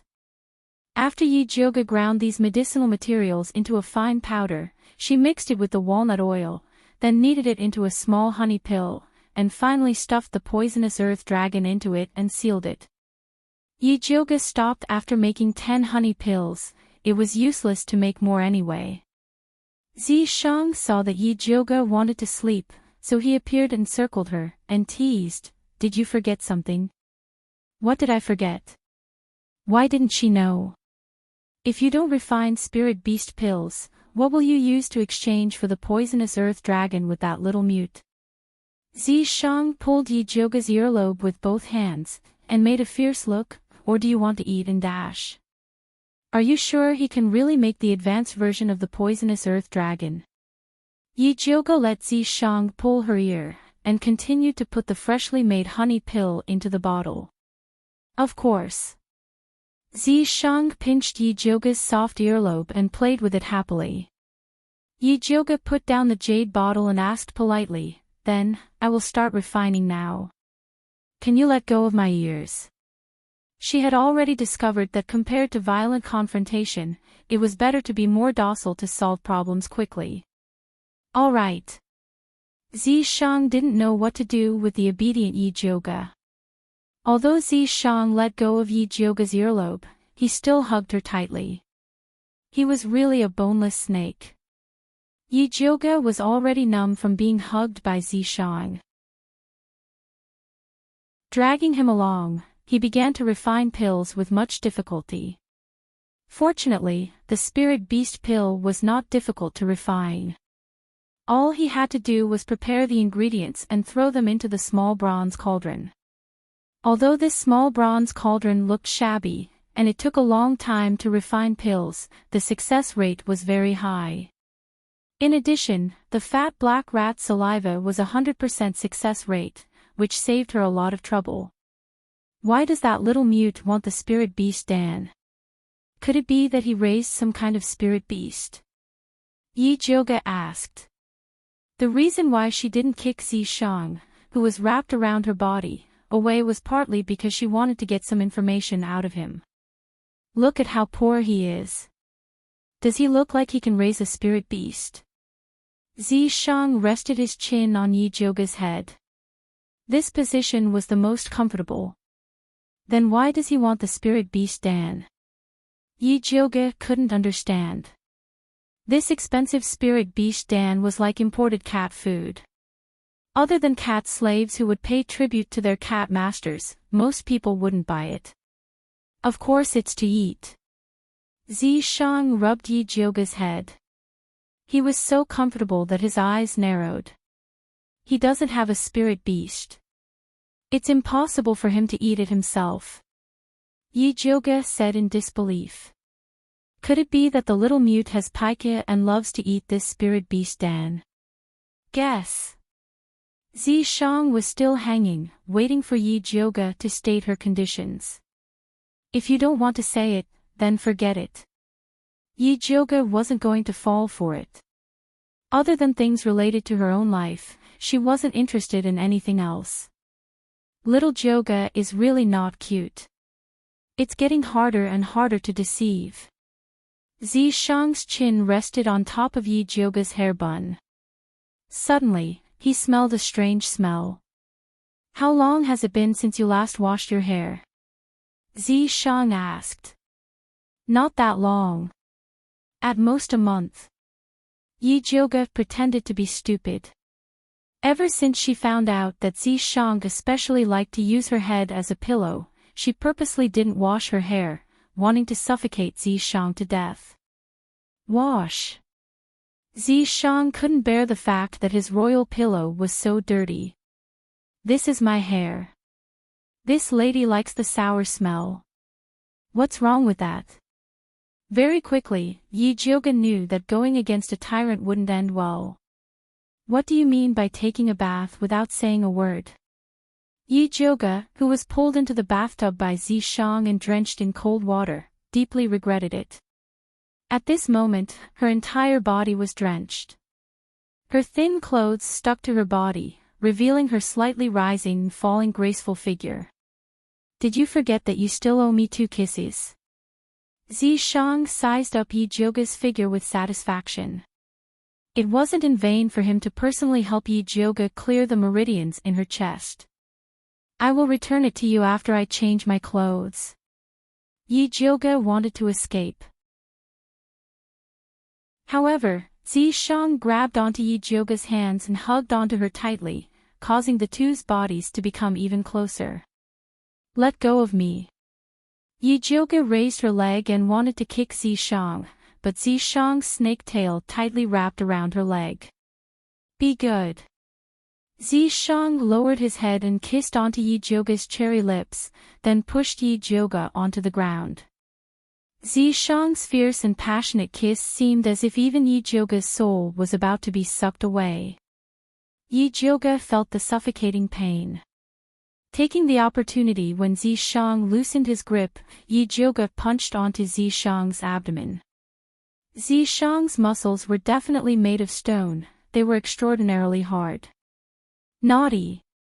Zishang's palm slid down and heavily rubbed onto Yijioga's body. Yijioga felt that her small chest that had just developed was about to be squashed flat by Zishang. She struggled to resist, but Zishang forcefully suppressed her. The two rolled around in the small bathtub, and even the clothes rack that was placed at the side was knocked down. Mother Qing just happened to pass by the bathtub. Hearing the sound coming from inside, she couldn't help but ask, "Who's inside?" Hearing Mother Qing's voice, Yijioga immediately trembled. Both her hands grabbed Zishang's shoulders and pushed him away. Zishang followed her advice and moved his lips to Yijioga's ear. He bit on her meaty little earlobe, as if he was eating something delicious. That was a very sensitive place for Yijioga. A strange numbness spread from her abdomen to her limbs. Her whole body was trembling, and her voice had also become soft. "It's me. Miss, why are you inside?" Mother Qing was even more surprised. Wasn't Miss in the alchemy room? When did she come out? Moreover, she even went straight to the bathtub. I suddenly felt an unbearable itch on my head, so I wanted to wash my hair. Quickly help me prepare some hot water. As Yijioga spoke, she stopped Zishang's hand from igniting the fire on her body. Chapter 121. This old servant will go prepare the hot water. Mother Qing immediately turned around and left. She felt that she was so incompetent that she didn't realize that eldest Miss's head was so itchy. You really can't take it anymore. Zishang whispered into Yijioga's ear as he moved his evil hand. Zishang, can't you tell me in advance when you're in heat? If Yijioga knew that Zishang would touch her like this if she didn't wash her hair, she would have shaved her hair. It won't be long before my estrus period. You have to quickly get used to it. Zishang said very seriously. This little girl's growth was really too slow. Who knew when he would be able to eat her? It was so hard to wait. You're really in heat. Yijioga's scalp went numb. Would her small body be able to withstand being ravaged by Zishang once? You'll know when the time comes. Zishang reluctantly rubbed Yijioga's head and returned to her mark. At this time, Mother Qing and Jinzhu came over with hot water and knocked on the door. Miss, the hot water is ready. Come in. Yijioga had already been ravaged to the point that he didn't want to move. Mother Qing came in and saw Yijioga's messy hair and clothes, but she didn't think much about it. You can't go into the bathroom fully dressed.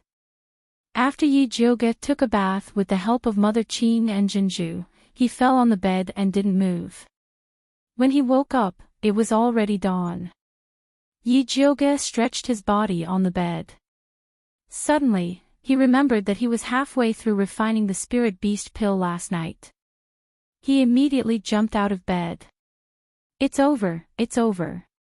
After refining for so long, it's definitely ruined. Yijioga hurriedly rushed into the alchemy room and opened the small bronze cauldron to take a look. He found 9 plump spirit beast pills inside, emitting a faint luster. They were actually grade 2 high-grade spirit beast pills. Pippy. The fat black rat jumped onto the small bronze cauldron, puffing out its fat chest to show that this was all thanks to it. Good job, big sister will give you a raise. Yijioga gave the fat black rat a thumbs up. Pai Pai Chan. Fat Black Rat did not care about wages, as long as Great King Purple Decease was satisfied, it was fine. No problem. I'll definitely put in a good word for you in front of Great King Zishang. Yi Jioge happily packed the spirit beast pill and put it into the bag along with the poison testing pill he refined last night. After eating breakfast, she went to find Bai Songling with the bag. You came at the right time. Bai Songling was relieved to see Yi Jioge. What? Yi Jioge asked curiously. That little mute locked himself in his room last night and hasn't come out yet. He didn't eat his dinner or breakfast. I wonder what's going on.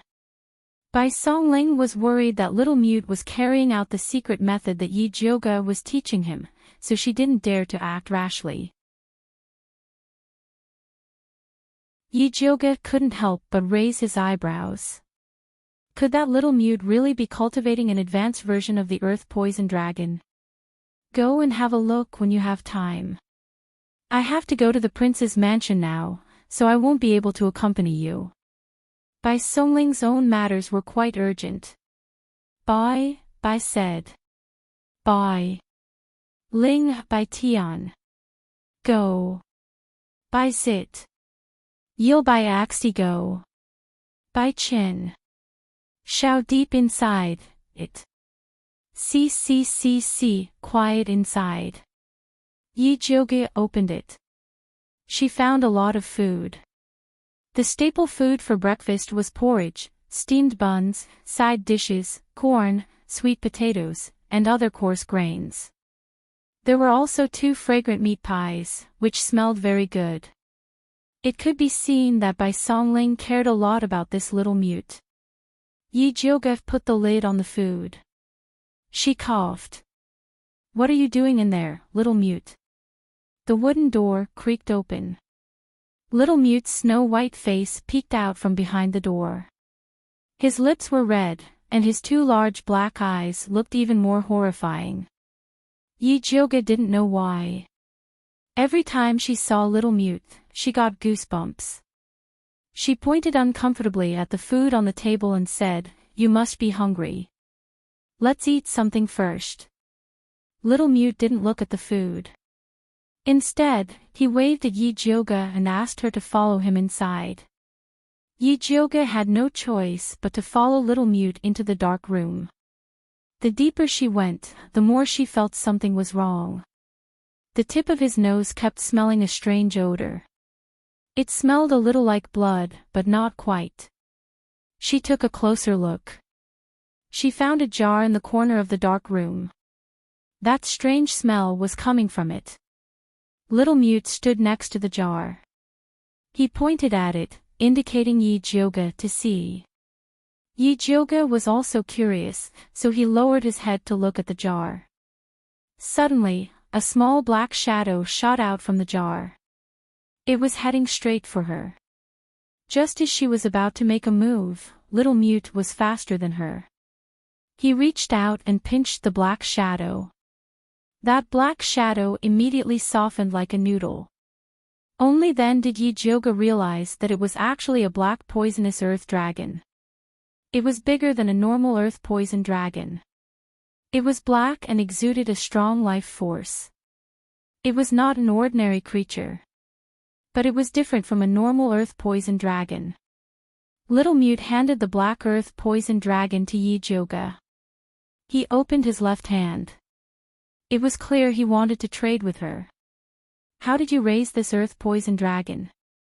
Yi Jioge took out the spiritual beast pill and handed it to him. Little Mute took the spiritual beast pill and smelled it. His eyes immediately flashed with surprise. It seemed he was very satisfied with the spiritual beast pill Yi Jioge gave him. He carefully put the pill away. He drew a circle in front of his chest to show that it was a dustpan. He then made an action of pouring the dustpan into the jar. Yi Jioge understood.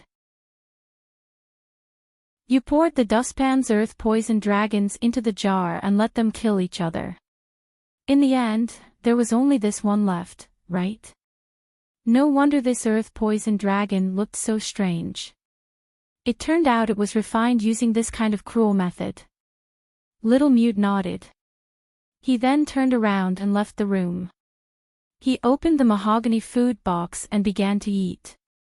Yi Jioge looked at him wolfing down the food. She couldn't help but have a question in her heart.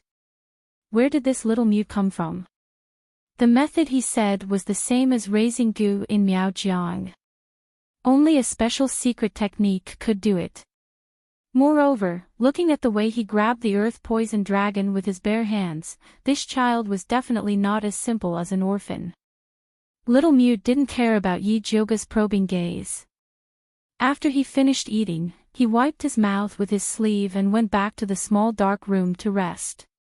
Wait! Yi Jioge called out to him. She asked, can you continue to raise this kind of earth poison dragon?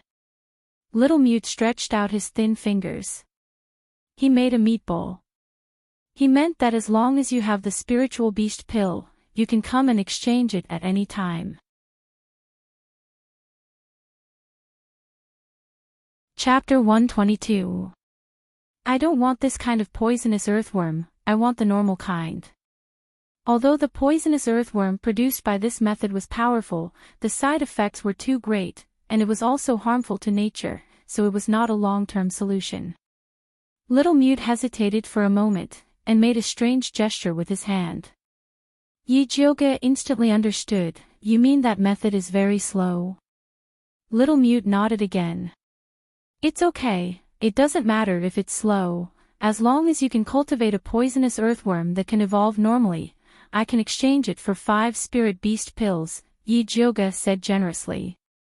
Little Mute's eyes lit up, and he nodded vigorously. If you need anything, just let me know, I will try my best to satisfy you. Yi Jioge was going to put in a lot of effort this time. Little Mute did not stand on ceremony, and after gesturing with his hands, he felt that it was not enough, and used his finger to write the words, second stage black housefly, on the brown table with tea. You want to use the second stage black housefly as supplementary feed for the poisonous earthworm?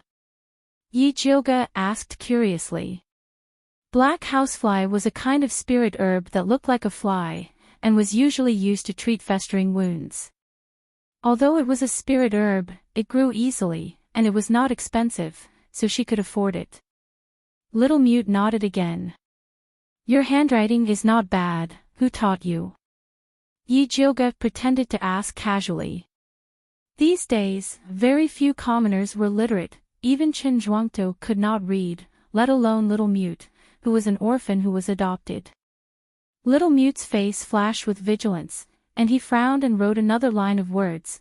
Didn't you say that you were not interested in anything other than the poisonous earthworm? A small line of words, with a questioning tone, as if he had been deceived. Don't worry, I was just asking casually. All right, go to sleep first, I will have someone send the black housefly over later. Yi Jioge immediately gave up on investigating Little Mute. Who cares where he came from, as long as he could work? Little Mute carefully looked at Yi Jioge, and after confirming that she did not have any ill intentions, his little eyebrows relaxed, and he turned around and floated into the house. Yi Jioge wiped off the writing on the table, picked up the food box that Little Mute had eaten, and prepared to find Bai Songling to help him get the black fly grass. Unexpectedly, as soon as she walked to the door, Bai Songling rushed in like a whirlwind and pulled her out. Oh, no, the demon poison in His Highness's body is acting up. Come with me to have a look. Let's go. Yi Jioge threw the lunchbox aside and immediately rushed to Prince Dongling's mansion with Bai Songling. Dongfang Ke was lying on the luxurious bed with his eyes tightly shut. His handsome face was deathly pale and his lips were icy purple. His entire body was as hard as ice. Yi Jioge placed his finger on Dongfang Ke's wrist and felt as though he was touching a block of ice. He was completely unable to feel the pulse. She opened her spiritual eye to take a closer look and discovered that the spiritual energy in his dantian was in a mess. She could faintly see a blurry white spider. Without a doubt, the Snow Spider King's poison in his body had taken effect. Yi Jioge raised his head and asked by Songling, "Why did Her Highness suddenly act up?" Today, His Majesty summoned His Highness into the palace to ask about noble consort Shi. Yi Jioge suddenly acted up after returning, Bai Songling gritted her teeth and said, "That evil woman, the Empress, must have done something. Her poison is unpredictable and His Highness was unable to guard against it." "Then why didn't you let His Highness take the poison testing pill before entering the palace?" Yi Jioge asked curiously. If Dongfang Ke had swallowed the poison earth dragon before entering the palace, it would have served as a warning. "I forgot." Bai Songling wanted to keep it a secret, so she didn't mention it to Dongfang Quebec. "Why didn't you forget about yourself?" Yi Jioge glanced at Bai Songling. "AI, don't talk about me. I'm already regretting it to the point that my intestines are turning green." Bai Songling had a look of regret and she almost knelt down to beg brother Yi Jiu. "Help me take off His Highness's shirt first." Yi Jioge prepared to use acupuncture to save him. Bai Songling directly took off Dongfang Ke's shirt. Dongfang Ke's skin was smooth and firm, and the shape of his muscles was very beautiful. It was obvious that he had trained and was very pleasing to the eye. Yi Jioge silently glanced at him, then took out the thunderfire needle and pierced it into Dongfang Ke's acupuncture points. However, it was repelled by a strange cold energy. Yi Jioge didn't believe it and secretly increased the input of spirit energy. The thunderfire needle glowed with a faint purple light as it pierced Dongfang Ke's body. Although the needle was successfully pierced in, if she had to use spirit energy for every needle, she probably wouldn't be able to last until the end. Bai Songling saw Yi Jioge's strange expression and hurriedly asked, "Eldest miss, what's wrong?" "His Highness's cold poison is too powerful. I can't completely remove it." Yi Jioge shook his head. With her current spirit energy, she couldn't completely remove the cold poison from Dongfang Ke's body. "Then what should we do?" "Even the commonly used medicine can't suppress the cold poison in His Highness's body." Bai Songling looked at Dongfang Ke anxiously. She had a feeling that he would die in the next moment. Yi Jioge suddenly thought of the poisonous earth dragon goo that little Mute had just cultivated. This thing had a strong ability to expel poison, so it might be able to cure Dongfang Ke's poison. There was no other way, so he could only give it a try. Yi Jioge took out the jade bottle that contained the poisonous earth dragon goo and passed it to Bai Songling. "Feed this to His Highness." Bai Songling opened the bottle and saw the pitch-black poisonous earth dragon goo. His handsome face immediately frowned as though he had eaten a gold thread. If he really fed it to Dongfang Ke, he would definitely be killed by Dongfang Quebec. Forget it, he had no other choice but to save his life. Bai Songling pinched open Dongfang Ke's mouth and did not hesitate to feed the poisonous earth dragon goo. The poisonous earth dragon goo slid down Dongfang Ke's throat and into his stomach. Yi Jioge opened his spiritual eye and could clearly see that the poisonous earth dragon goo had entered Dongfang Ke's dantian and started to fight with the spider shadow. The two wild beasts were evenly matched and did not give way to each other, causing the spiritual energy in Dongfang Ke's dantian to be in a mess. Dongfang Ke painfully frowned while he was unconscious. Faint blue sweat seeped out of the pores on his body. Following which, he suddenly opened his mouth and spat out a mouthful of ice blue blood. The blood froze the moment it landed on the ground. It was extremely strange. Yi Jioge took the opportunity to insert his needles. Rays of purple light landed on Dongfang Ke's body. Especially on the two sides of his spine, Yi Jioge inserted a total of 49 needles, suppressing the spider shadow's poison. The poisonous earth dragon goo took the opportunity to counterattack and frantically devoured the spider shadow. Every time it devoured, Dongfang Ke would spit out a mouthful of blue blood. Slowly, the blood turned from ice blue to faint red. Finally, it was a bright red color. At this moment, the spider's shadow was about to be destroyed. Yi Jioge heaved a sigh of relief and his needles were slightly slower. The spider's shadow suddenly expanded and actually wanted to devour the poisonous earth dragon goo. Chapter 123. Yi Jioge's heart tightened. The lightning fire needle spat out the last bit of spiritual energy to firmly suppress the spider image. The poison earth dragon parasite took the opportunity to completely devour the spider image, and then it stopped moving. The snow spider king's poison wasn't ordinary. Even if the poison earth dragon parasite killed it, it would just perish together. At this time, Dongfang Ke also spat out the last mouthful of poisonous blood. There was still a dried-up poison earth dragon parasite in the bright red blood. Done. Yi Jioge immediately put away the needle. She weakly leaned against the bed frame, then took out the spirit recovery pill from her bag with trembling hands. Bai Songling very perceptively helped her take out the spirit recovery pill and poured a cup of hot water for her to consume. After Yi Jioge ate the spirit recovery pill, he finally felt some strength in his body. However, his right hand was so sore that he couldn't lift it. Are you alright? Bai Songling asked with concern. If anything happened to Yi Jioge, he wouldn't be able to absolve himself. I'm fine, just tired. Yi Jioge swung his sore right hand. This acupuncture was even more tiring than the time with noble consort Shi. It was a huge loss. Bai Songling let out a sigh of relief, then looked down at the poison earth dragon parasite's corpse and asked, Eldest Miss, has His Highness's poison been cured? For now, the remaining poison has been forced out, but to completely cure it, we still need to find fire dragon grass. Otherwise, the remaining poison will slowly corrode his spine like before, making it impossible for him to walk. The poison earth dragon parasite only cleansed Dongfang Ke's meridians, but it couldn't remove the root cause.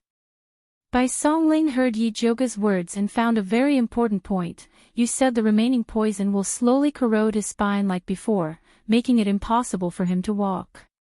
Does that mean he can stand up and walk now? Of course. There was no poison in Dongfang Ke's body now. Not to mention standing up and walking, he could even run a lap around the city. Great, this is great. Bai Songling was so excited that his face turned red. He wanted to rush up and wake Dongfang Ke up to tell him this good news. His Highness will wake up in the time it takes to drink a cup of tea. Find someone to help him tidy up. Yi Jioge glanced at the naked Dongfang Ke, who was covered in blue blood. He looked like he had been ravaged. Bai Songling only cared about taking off her clothes. She simply called the butler, Uncle He, over. Uncle He had been waiting outside the entire time. When he heard that the poison in His Highness' body had been completely removed and that he could now stand up and walk again, he almost knelt down to thank Yi Jioge. Then let's wait outside. Big brother Bai, come with me, Yi Jioge said to Bai Songling. Okay. Bai Songling also wanted to ask Yi Jioge about the black poisonous earth dragon, so she brought her to the hole. Yi Jioge didn't hide it from him and told him that the poison earth dragon was cultivated by Little Mute. However, the method of cultivation was kept secret. I didn't expect this Little Mute to be so talented. Bai Songling's eyes lit up, and he immediately made up his mind to go back and investigate where this talent came from. Yi Jioge indicated that it was not her who asked Bai Songling to investigate. However, speaking of investigation, Yi Jioge also thought of something.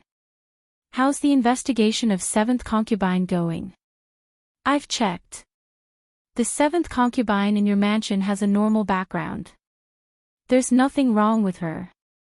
Are you sure she's really a spy sent by the Empress? Bai Songling asked. I'm not sure.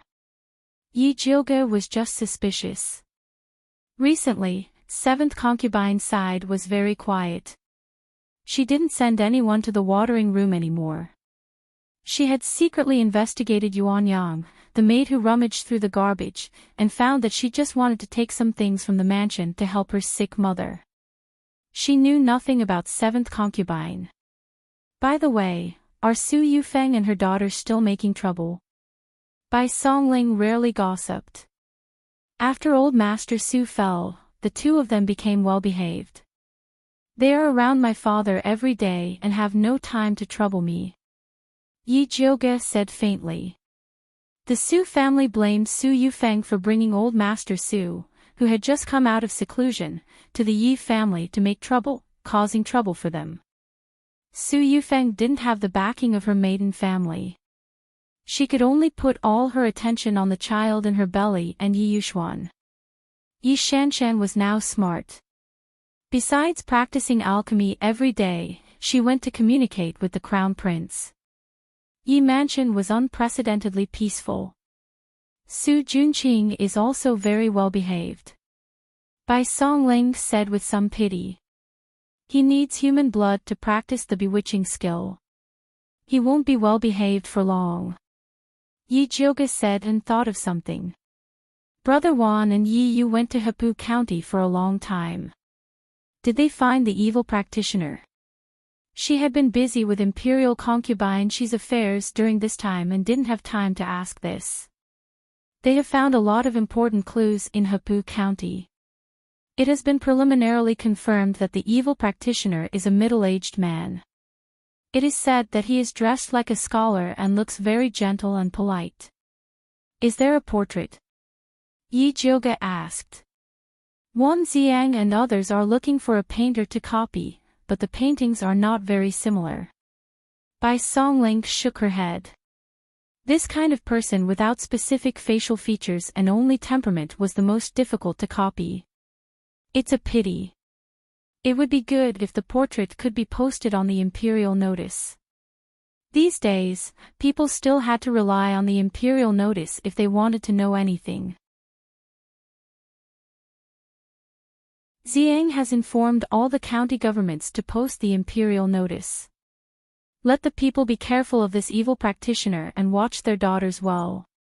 They can't let them talk to strange men. It was said that after the imperial notice was posted, people were in a panic. Those who had daughters at home kept a close eye on them and didn't dare to let young girls go out alone. Very good. I believe it won't be long before Brother Wan and others find the whereabouts of the evil practitioner. Yi Jiuge was very satisfied. Yes, but the most important thing now is the matter of Her Highness returning to the palace. The black poisonous earth dragon has been detoxified for Her Highness. Can you let little Mute cultivate another one? Bai Songling had just seen the power of the black poisonous earth dragon. If imperial concubine she could take this and return to the palace, she would definitely be able to sweep away all the various poisons of the Empress. I'll ask him later. Yi Jiuge also felt that it would be better for imperial concubine she to eat this. Can you let him make a few more? Bai Songling wanted to keep one for herself. This kind of thing is not easy to get. Although Little Mute looked very relaxed, Yi Jiuge still felt that it was not so easy to raise such a thing. Just let him try. Bai Songling said unwillingly. What's there to try? You don't have to enter the palace. The Empress can't poison you. At worst, you can just wait until you enter the palace and take an ordinary poison testing pill in advance. Yi Jiuge put the poison testing pill he refined last night into Bai Songling's hand and told him that Little Mute wanted to use the black fly grass to cultivate the poisonous earth dragon. No problem, leave this matter to me. Bai Songling immediately agreed. It was just some black fly grass. There were plenty of it in the pharmacy under the Wangfu.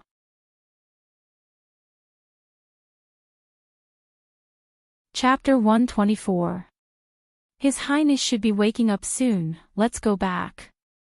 Yi Jiuge estimated that 10 minutes had passed. Let's go. Just as Bai Songling led Yi Zhuge out of the hall, they saw Dongfang Ke and Uncle He walking towards them. "You can really walk," Bai Songling exclaimed in surprise. Although she had heard Yi Zhuge speak of it, she was still very shocked when she saw it for herself. "N." Dongfang Ke nodded slightly towards Bai Songling, but his eyes were fixed on Yi Zhuge. His deep eyes carried undisguised gratitude. "If the Empress knew that your Highness had benefited from a disaster and recovered, she would definitely go crazy with anger." Yi Zhuge laughed. "That's right, noble consort, she has also recovered. This is truly a double blessing." Bai Songling nodded repeatedly. Dongfang Ke had originally wanted to bide his time and hide his injuries, but after hearing Yi Zhuge's words, he immediately nodded. "I will tell Imperial Father this good news. He had endured for so long, it was time to retaliate. Then I must quickly refine 2 more poison testing pills for you and noble consort Shi." Although the poison in Dongfang Ke's body had been cleared, eating another one could still suppress the spread of the Ice Spider King's poison. Right, hurry up.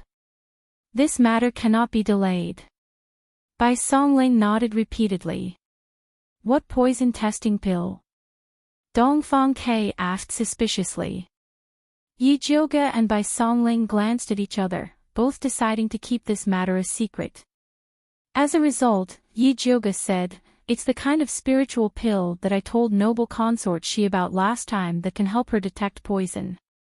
"Alright, I still have things to do and will be leaving first.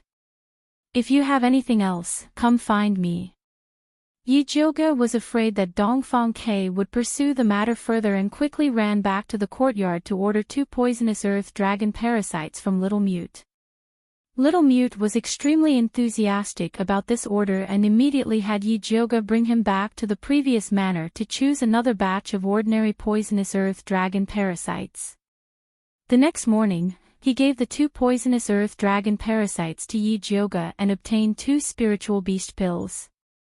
Yi Zhuge stuffed the poisonous earth dragon parasites into the pills and had Bai Songling give them to Dongfang Ke and noble consort Shi. In a single night, the news of Dongfang Ke's recovery spread throughout Shangjing, and the imperial harem was no exception. Within the Fingyi Palace, the main hall was brightly lit. However, the eunuchs and palace maids were not present.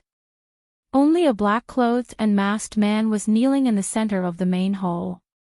The Empress sat on the phoenix throne with a frosty expression on her face.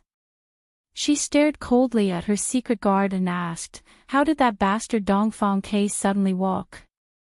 "I'm still investigating, but I haven't found out who cured him yet," the dark guard quickly replied. "Then continue to investigate," the queen said calmly. Actually, she was not very concerned about Dongfang Ke's situation. So what if he could walk? The Snow Spider King's poison was not that easy to cure. She was more concerned about another question. "You said that the bitch imperial consort She has recovered her appearance, and the emperor is going to the imperial temple to take her back to the palace?" "Yes, the emperor has scheduled to go to the imperial temple to offer incense in person tomorrow and bring imperial consort Shi back." The secret guard nodded. "That bitch can actually recover her appearance." A ferocious expression flashed across the Empress' usually dignified face. Even the fine lines at the corner of her eyes appeared. She didn't kill imperial consort Shi back then because she wanted to see how long the emperor could pamper imperial consort Shi's disgusting rotten face. She didn't expect imperial consort Shi to be so decisive and leave the palace before her face rotted. From then on, she avoided Xianwu Emperor. It had been 16 years. She thought that imperial consort Shi was hiding in the imperial temple to wait for death. She didn't expect that she would come back one day. "Your Highness, what should we do now?" the secret guard asked carefully. The emperor's matter was very well hidden. They didn't get the news in advance. It was too late to ruin it now. If she wants to return to the palace, then let her. I want to see how long she can be so arrogant. The Empress clenched her fists, her red nails digging deep into her flesh. She could defeat Imperial Consort she once, so she could defeat her a second time. Since that bitch wanted to come back to die, then she would fulfill her wish. But this time, she definitely wouldn't let that bitch live. The secret guard didn't dare to reply and continued to quietly kneel in place, waiting for the Empress's next order. The Empress quickly regained her normal expression and asked the secret guard, "Is there still no news of Nurse Sue?" "No." The secret guard shook his head. The Empress frowned. Ever since Nurse Sue went out of the palace to kill Yi Jioge, there was no news of her. On the contrary, Yi Jioge recovered his appearance in the Demon Beast Forest, returned home in style, and even hooked up with the Gong family. The Empress suspected that the Gong family had secretly helped Yi Jioge get rid of Nurse Sue, so she didn't dare to act rashly. "When did Su Hansen say he will enter the capital?" The Empress asked again. Su Hansen was Nurse Su Shixiang. This revenge could only be taken by him to the Gong family. Anyway, she didn't want to intervene. Su Darren said he hasn't played enough yet. He still wants to wait a few more days. The secret guard hesitated for a moment before continuing. This subordinate saw Su Darren in Hapu County. He killed several more women. This subordinate burned the station to stop the letter sent to the Ministry of Justice. These brainless lunatics. The Empress hated those evil cultivators the most. They didn't know how to wipe their mouth after eating. Although the people they killed were all lowly people like ants, it would still be difficult to clean up the mess if the news spread. Nevertheless, no matter how angry she was, she still had to clean up the mess. Bring 2 more people to Hapu County and tell him about Nurse Sue's death. Tell him to go to the capital immediately. The Empress ordered coldly. Yes. The secret guard nodded and immediately rushed to Hapu County after leaving the palace. It was late at night in Hapu County. In an uninhabited remote house, the trees in the yard were withered and emitting a moldy smell. Yi Yute stood in the shadow against the wall. He tried his best to relax his body and let his spiritual power flow smoothly. During this period, he and Wan Xiang had been tracking down the evil cultivator and finally found where he stayed. Today, they were going to set a trap to catch him. Because the evil cultivator was very sensitive to spiritual power, Wan Xiang was hiding 2 streets away. The strategy that he discussed with Wan Xiang was to try their best to keep the evil cultivator occupied and wait for him to come to support. Although the evil cultivator was slightly stronger than Nurse Sue, ever since Yi Yu cultivated the technique given by Yi Jioge, his hiding ability had greatly improved.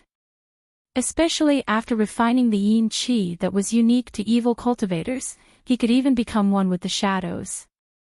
He was confident that he would not be discovered in advance by the evil cultivator, who was an advanced spiritualist. Just as Yi Yu was constantly adjusting his state, a green figure flipped over the wall of the house and quietly landed in the courtyard.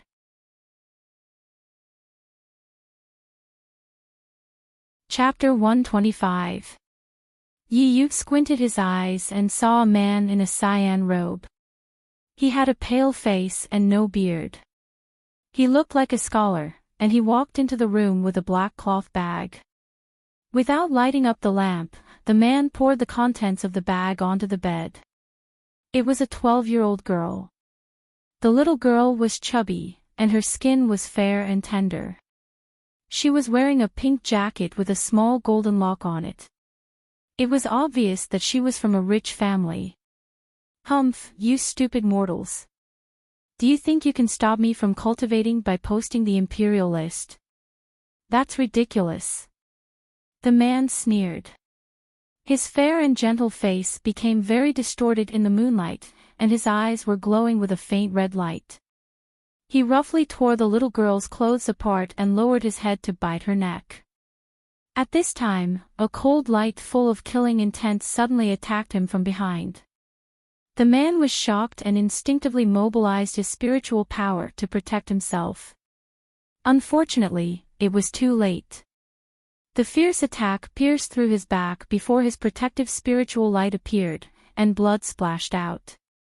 The man suddenly turned around and waved his palm at the attacker, but he found that there was nothing behind him. A shadow assassin. The man's face darkened, and his eyes were covered with a layer of red light. He searched the room carefully, but found nothing. It was impossible. His ghost eyes were very sensitive to spiritual power. How could he not find this shadow assassin? He immediately turned around and grabbed the little girl. He sneered and said, "Get out of here, or I'll kill this little girl." There was still no movement in the empty room. The man reached out his hand and grabbed the little girl's slender neck. His eyes were fixed on the corner of the room, so he didn't notice that the shadow of the little girl was changing. Yi Yu hid in the shadow of the little girl and secretly controlled the little girl's body. When the man was not paying attention, he once again used the skill he had learned after advancing to the next level to attack the man's chest. Puppet kill. The man focused all his attention on the outside, and he didn't expect that the hostage could attack him. When his chest was pierced by the strange shadow again, the man was shocked. He was seriously injured twice in a row, and he was scared out of his wits. The scariest thing was that he still hadn't discovered where the enemy was. In his panic, he did not dare to stay any longer. He threw the little girl aside and ran away. Yi Yu staggered out of the shadows. His face was as white as a ghost. The two attacks just now had exhausted all of his spiritual power. He stretched out his hand to catch the little girl, who collapsed to the ground. Fortunately, the little girl did not suffer any serious injuries. Yi Yu placed her in a corner and took out one of the spirit recovery pills that Yi Jioge had given him. Dense spirit energy filled his dantian. Yi Yu's eyes lit up. He immediately got up and followed the aura left behind by the green-robed evil cultivator. Although Wan Xiang had told him not to act on his own, it would be difficult to find the green-robed evil cultivator in the future if he didn't chase after him now. By the time Wan Xiang arrived at the house, there was only the unconscious little girl in the house. That damned Yi Yu, how dare he act on his own? Wan Xiang's face darkened with anger. Previously, he had already made an agreement with Yi Yu that if they could not make the evil cultivator stay, they would wait for him to come over and think of a solution together. In the end, he actually chased after the evil cultivator himself. Yi Yu's real level was only that of an intermediate spiritualist. Even with the spirit recovery pills that Yi Jioge had given him, it was impossible for him to kill the evil cultivator. Wan Xiang looked around carefully, but he could not tell which direction Yi Yu had gone. He could only send the little girl back to the yamen first. At this moment, two strange auras suddenly came from outside the house. Wan Xiang jumped onto the beam with the little girl and hid himself. He saw two men in black climbing over the wall of the courtyard and respectfully reporting to the house, "Sir Su, wait, Nurse Su is missing. The Empress invites you to the capital as soon as possible to discuss an important matter." Sir Su. So the evil cultivator's surname is Su. He is indeed with the Empress. Wan Xiang squinted his eyes. After putting the little girl on the beam, he mobilized his spiritual power and was ready to attack. The two men in black were wondering why Sir Su did not respond. When they were about to enter the house to check on the situation, they saw two red lights flying out of the house and hit their acupuncture points. Wan Xiang jumped out of the house, only to find that the two men in black saw that the situation was not good, and had already killed themselves with the poison in their teeth. The Empress is indeed ruthless.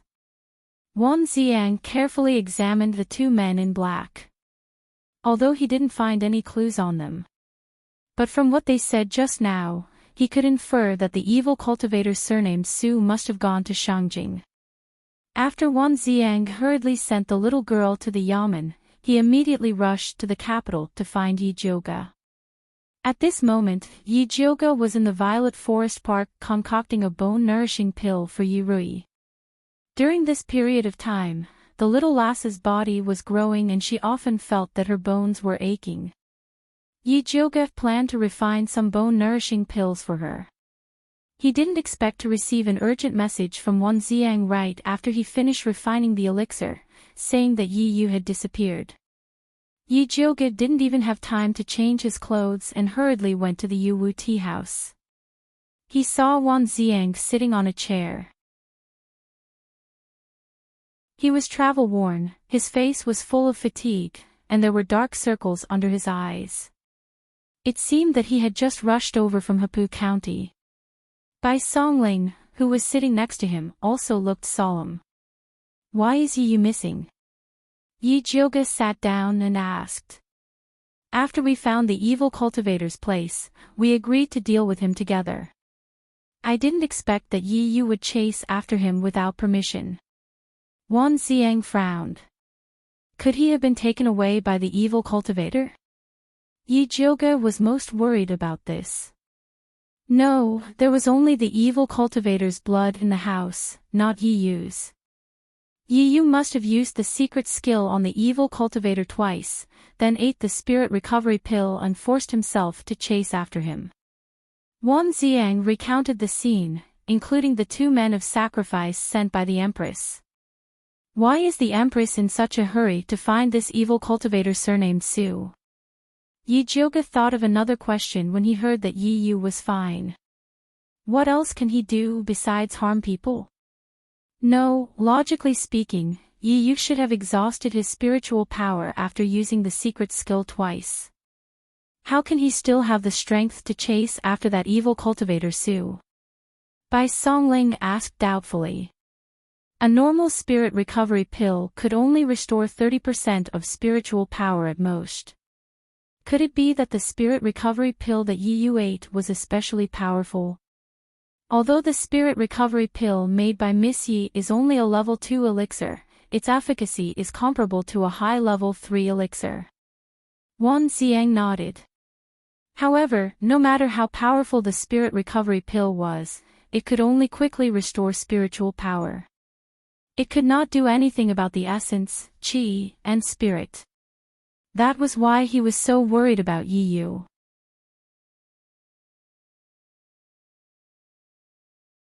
Chapter 126. How many recovery pills do you have left? Bai Songling asked Wan Xiang.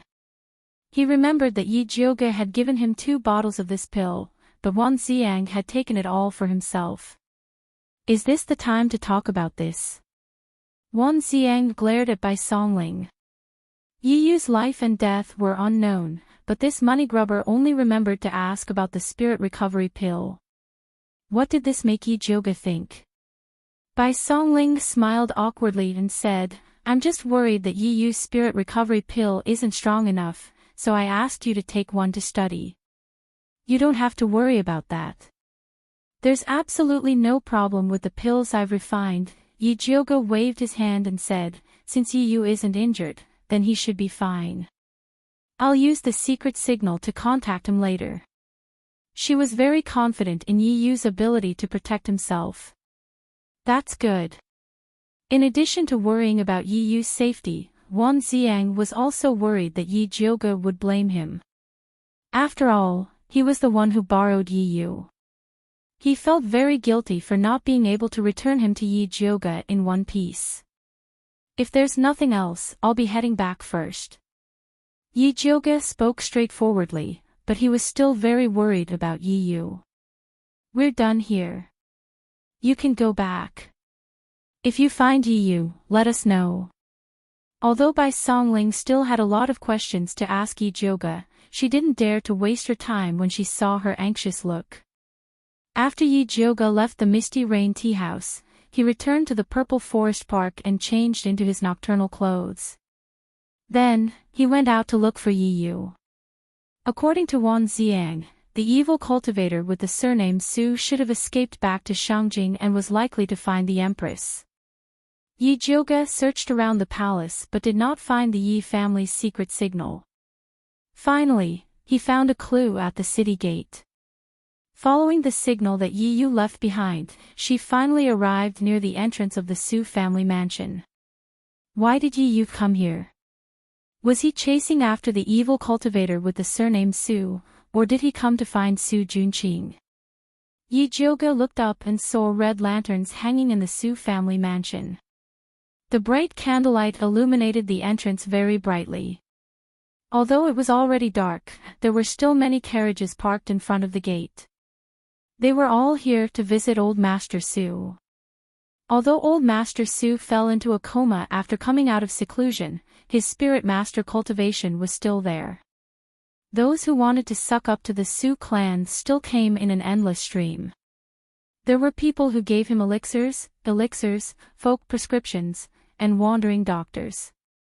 In short, there was everything. She hadn't visited him since he fainted for so long. Yi Jiuge turned invisible and nimbly jumped over the wall to enter the Su family's residence. She glanced around and found that the small building in the middle was the brightest. There were many servants going in and out. It should be the residence of an important person, so she quietly walked towards it. Yi Jiuge's guess was right. This was Old Master Su's residence. At this moment, Old Master Su was lying on the bed with his eyes closed. His complexion looked good and he looked like he was in deep sleep. The members of the Su family surrounded great-grandfather Su's bed and served him personally, showing their filial piety. Su Junqing was also at the side, and his handsome face was full of worry. Yi shi yu tian. Sheng for him. Yi. Chiu for Yi. Su, Yi, Xiao Yi Song Su to you.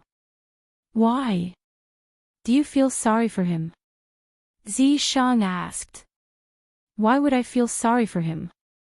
Yi Jiuge wanted the old man to die. Then why are you asking? Zi Shang didn't understand. Yi Jiuge didn't appreciate his help. I'm worried that you'll be exposed. Yi Jiuge rolled her eyes. Although Zi Shang's demonic technique was well hidden, it was hard to guarantee that no one would notice. You should worry about yourself. Zi Shang's voice was cold. This idiot was questioning his ability. She didn't know what was good for her. What do you mean? Yi Jiuge wanted to ask but Zi Shang ignored her. A fat middle-aged man said to Su Junqing, your grandfather has been unconscious for so long. Even the doctors in the palace can't tell. What should we do? This man was Su Junqing's father, Su Yongming. Although he was the eldest son of the Su family, his aptitude wasn't outstanding. He was also very mediocre. If he didn't have a capable son like Su Junqing, he would have been suppressed by his siblings. Father, don't worry. The doctors have already seen him. They said that grandfather is fine.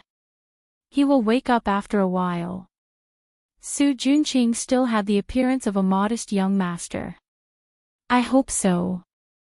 Su Yongming wrinkled his face. He looked even older than Old Master Su, who was lying on the bed. He looked like a good-for-nothing. Su Junqing's eyes flashed with disgust and disdain, but he quickly lowered his eyes. He used the excuse that he had to entertain guests and left the courtyard. He walked to a place where there was no one.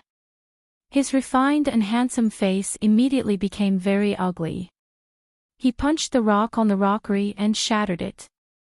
Ever since grandfather fainted, the Su family was in a mess. That useless father only knew how to sigh. Don't look at the Su family's beautiful appearance.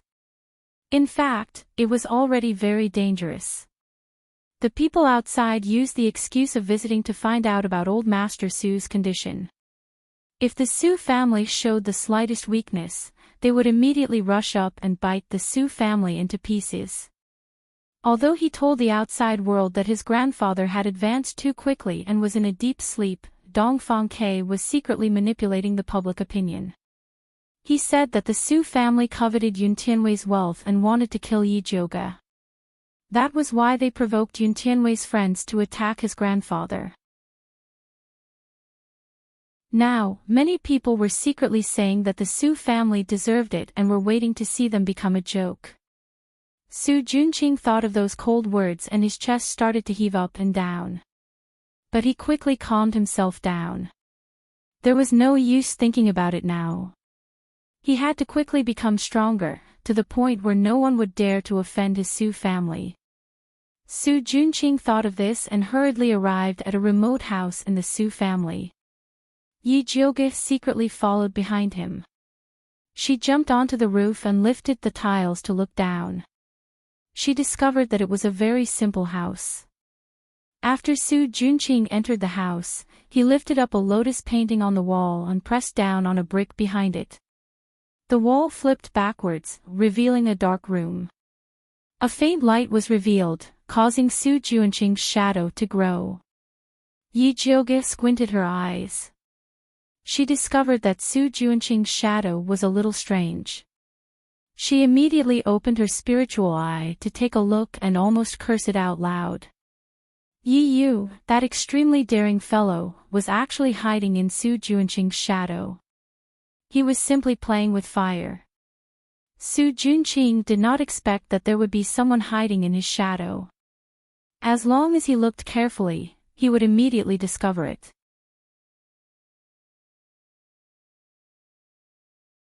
Chapter 127. At this moment, Su Junqing didn't notice anything unusual and stepped into the secret room. Yi Yu hid in his shadow and followed him in. Yi Jiuge looked at the closed secret door and her heart jumped to her throat.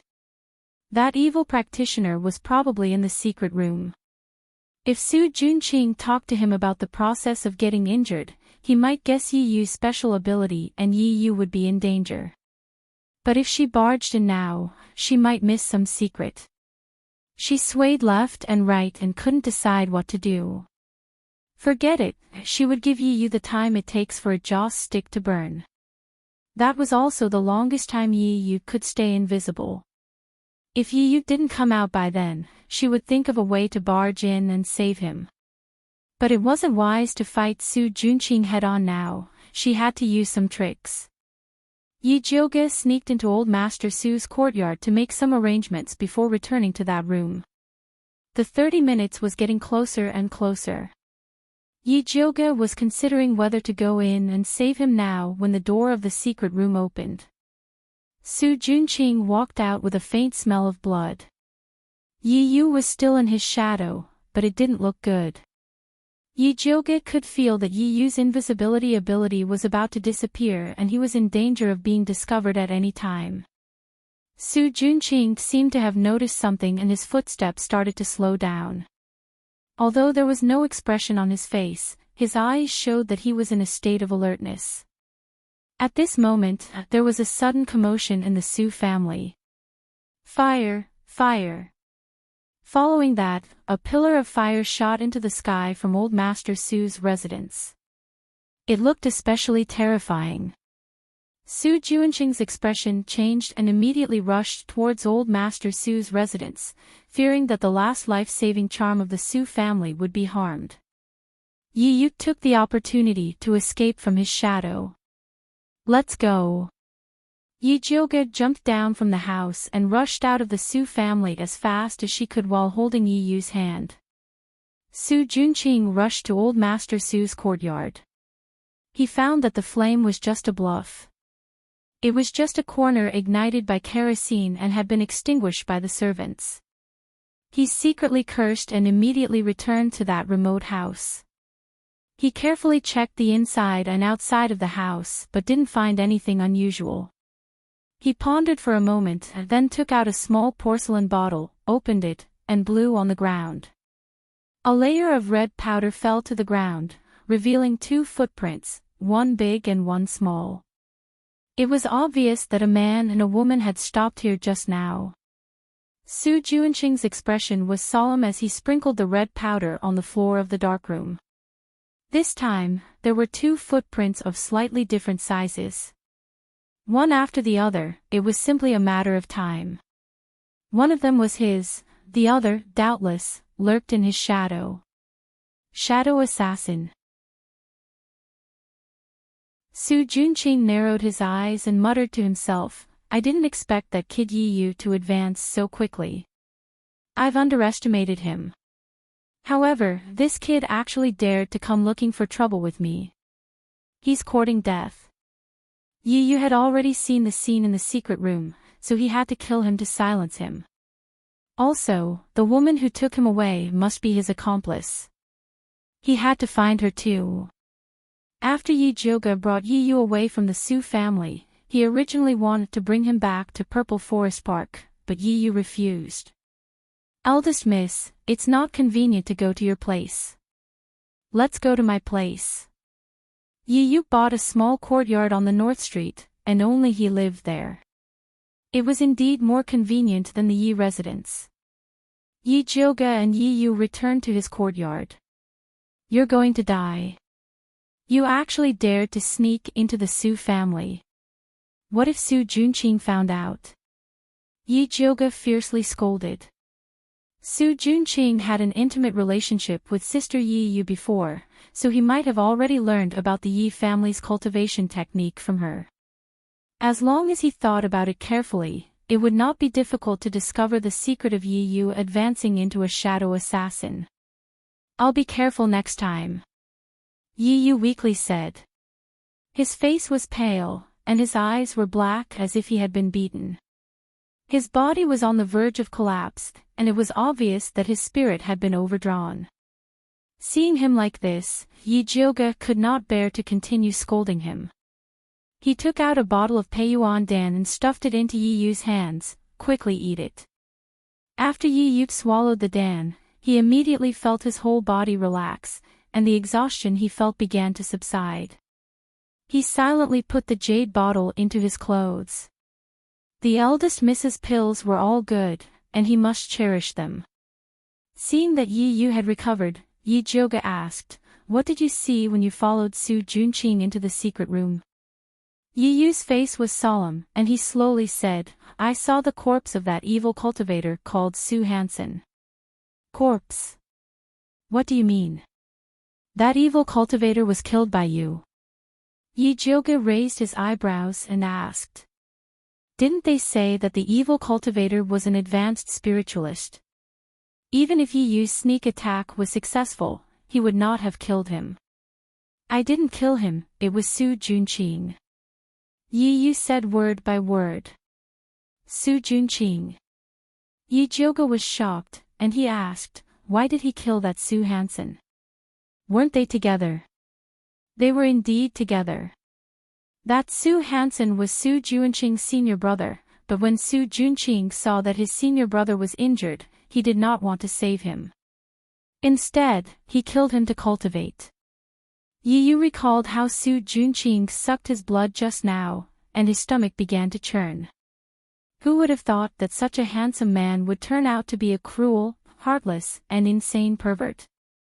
Su Juanqing killed his fellow disciple. Isn't he afraid that other disciples will find out?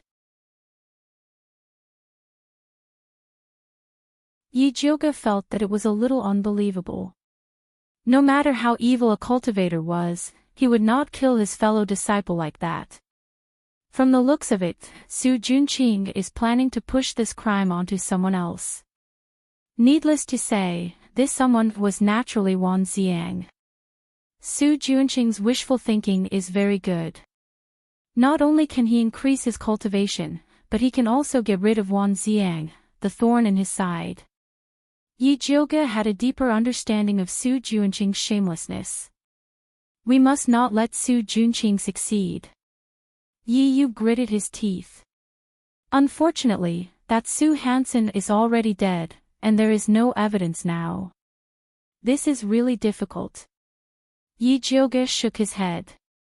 If Su Hansen's fellow disciples were here, they would definitely believe Su Juanqing's words. Yi was silent.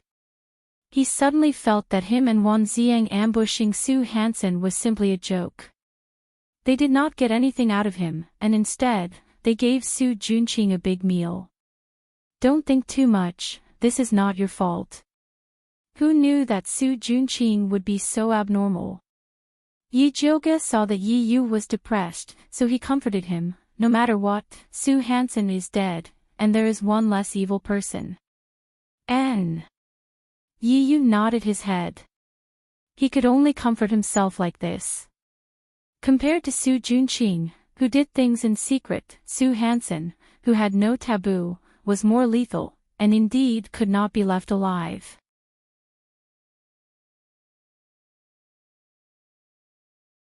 Chapter 128.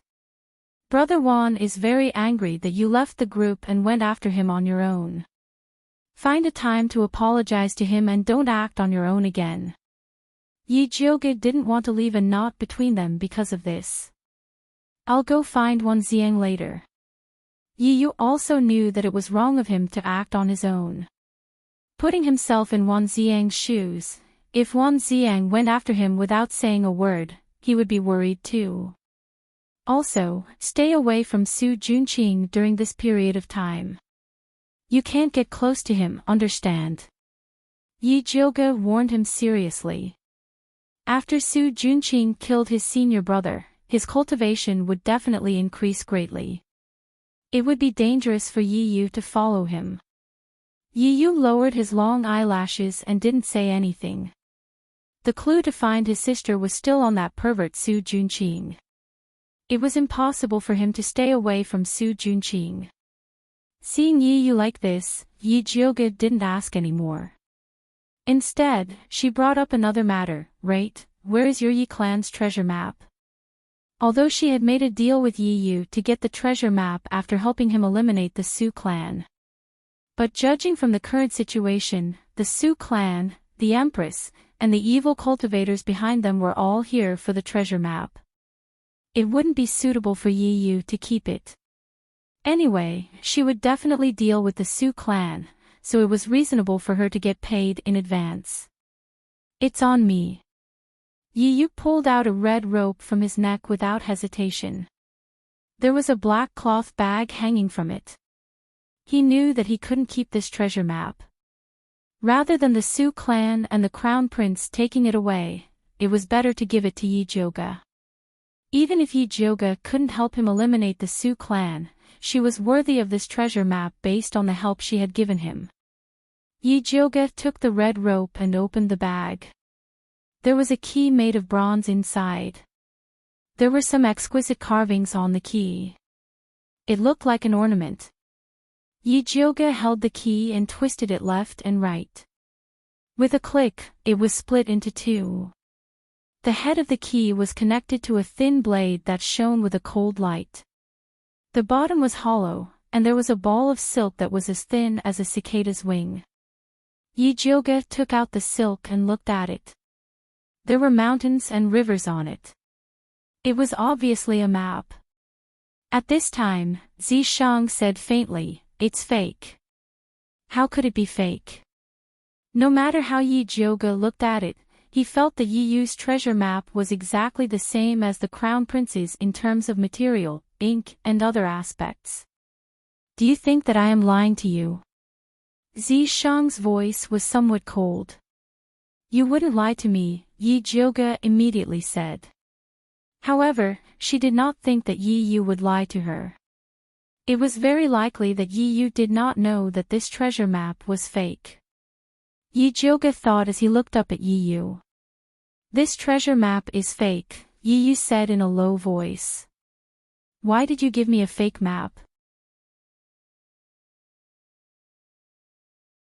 Yi Jioge put the fake map back into the key and threw it to Yi Yu. Eldest miss, please don't be angry. Yi Yu picked up the copper key and said in a low voice, the fake map inside this key is a smokescreen used by the Yi family to deceive outsiders. The real map is actually in my flesh.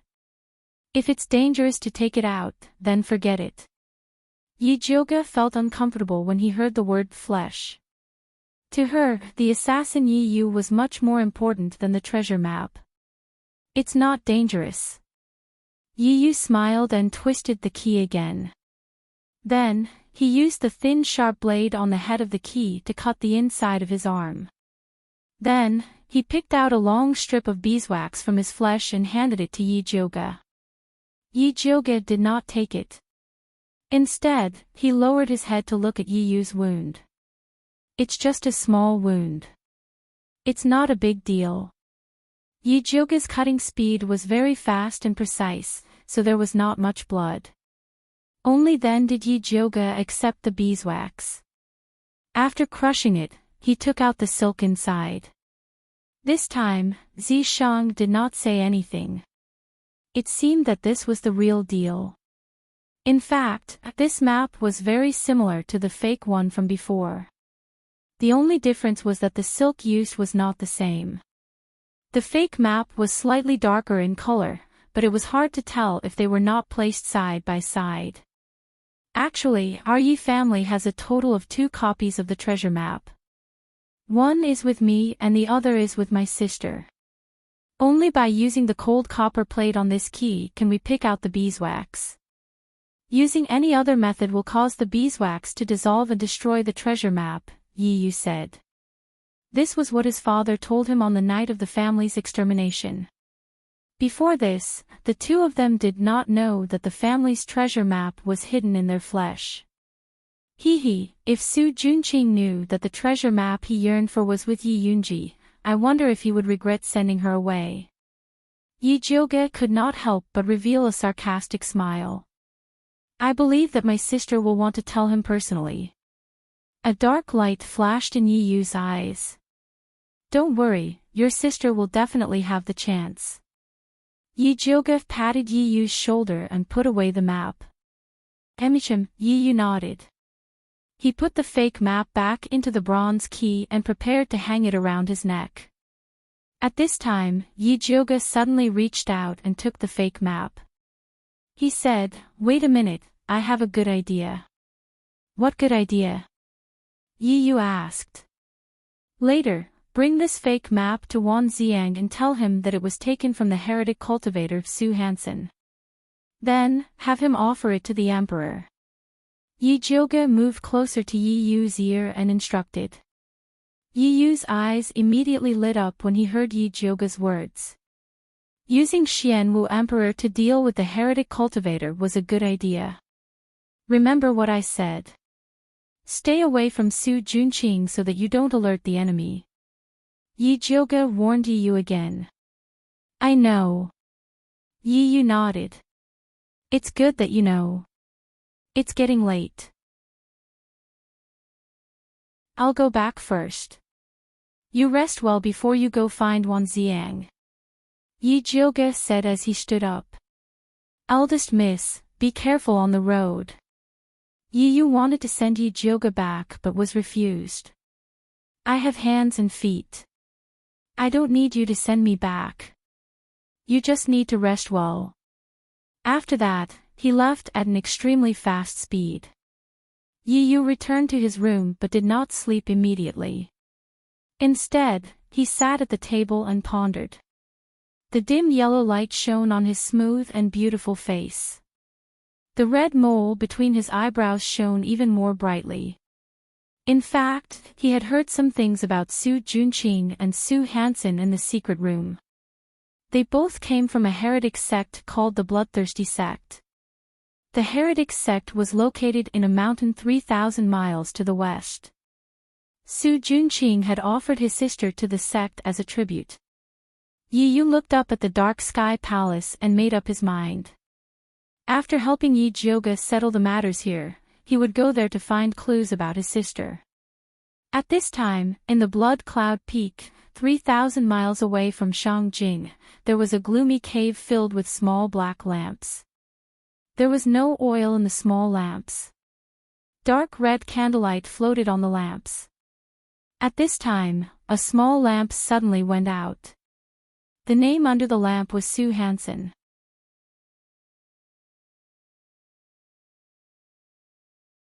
Chapter 129.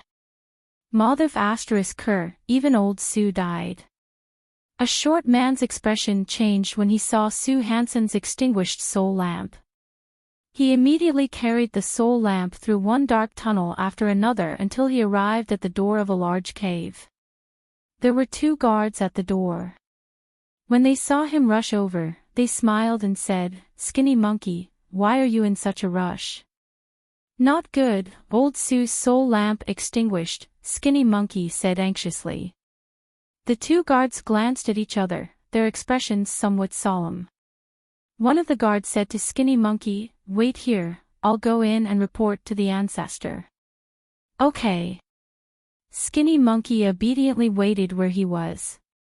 A moment later, the guard came out and let Skinny Monkey in. Skinny Monkey tidied up his clothes and walked into the ancestor's cave with the soul lamp. The cave was extremely luxurious. There was a red carpet on the floor, and it was filled with good wine and delicacies. Night pearls hung from the ceiling. There was a large, soft couch at the top, and a beautiful woman wearing a red veil was lying on it. A skinny old man was lying on top of her, burying his head in the woman's neck and greedily sucking her blood. Skinny Monkey smelled the blood with spirit energy and couldn't help but gulp. He raised his head and peeked at the veiled woman. Her skin was as white as jade, and her facial features were exquisite. Her long eyelashes were like little fans, and there was a red beauty mark between her eyebrows. After the black-clothed old man sucked enough blood, he got up from the woman and looked at Skinny Monkey. His face was skinny like a dried corpse, and his eyes were sunken in. There was an indescribable ruthlessness to him, and his body gave off a thick smell of blood. This old man was called Bloodthirsty Ancestor. He was a high-level spirit master and was only one step away from becoming a great spirit master. He was the most terrifying existence in this mountain. He used the bewitching art and blood spirit art to create bloodthirsty sect. He took in many disciples and taught them evil techniques. He had them go find women with spirit roots to be his blood slaves. The veiled woman pulled up her clothes and obediently knelt by the old man's feet. Her head was still on his thigh, and she looked like a cute Persian cat. The old man stroked the woman's soft hair in satisfaction. He looked up at the Skinny Monkey and asked, "What's the matter?" "Old ancestor, Sue Hansen's soul lamp has been extinguished." Skinny Monkey stepped forward and respectfully placed the soul lamp on the table in front of the old ancestor. Forefather Bloodthirsty picked up the soul lamp and glanced at it.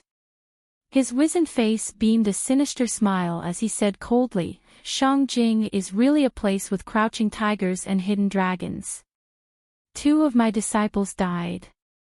Bloodthirsty's forefather put down the soul lamp and asked, "What did Su Junqing say?"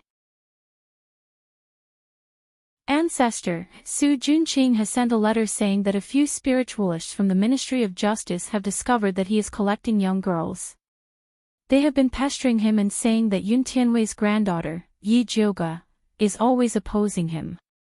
Thus, he wants to ask Ancestor to send a few disciples with high cultivation to support him." The thin monkey-like person respectfully said. "Humph, he can't even deal with a few spiritualists. Su Junqing is really trash." Bloodthirsty's forefather sneered. "Ancestor is right. However, Su Junqing is cultivating alone and can't receive guidance from Ancestor, so his cultivation is naturally lacking.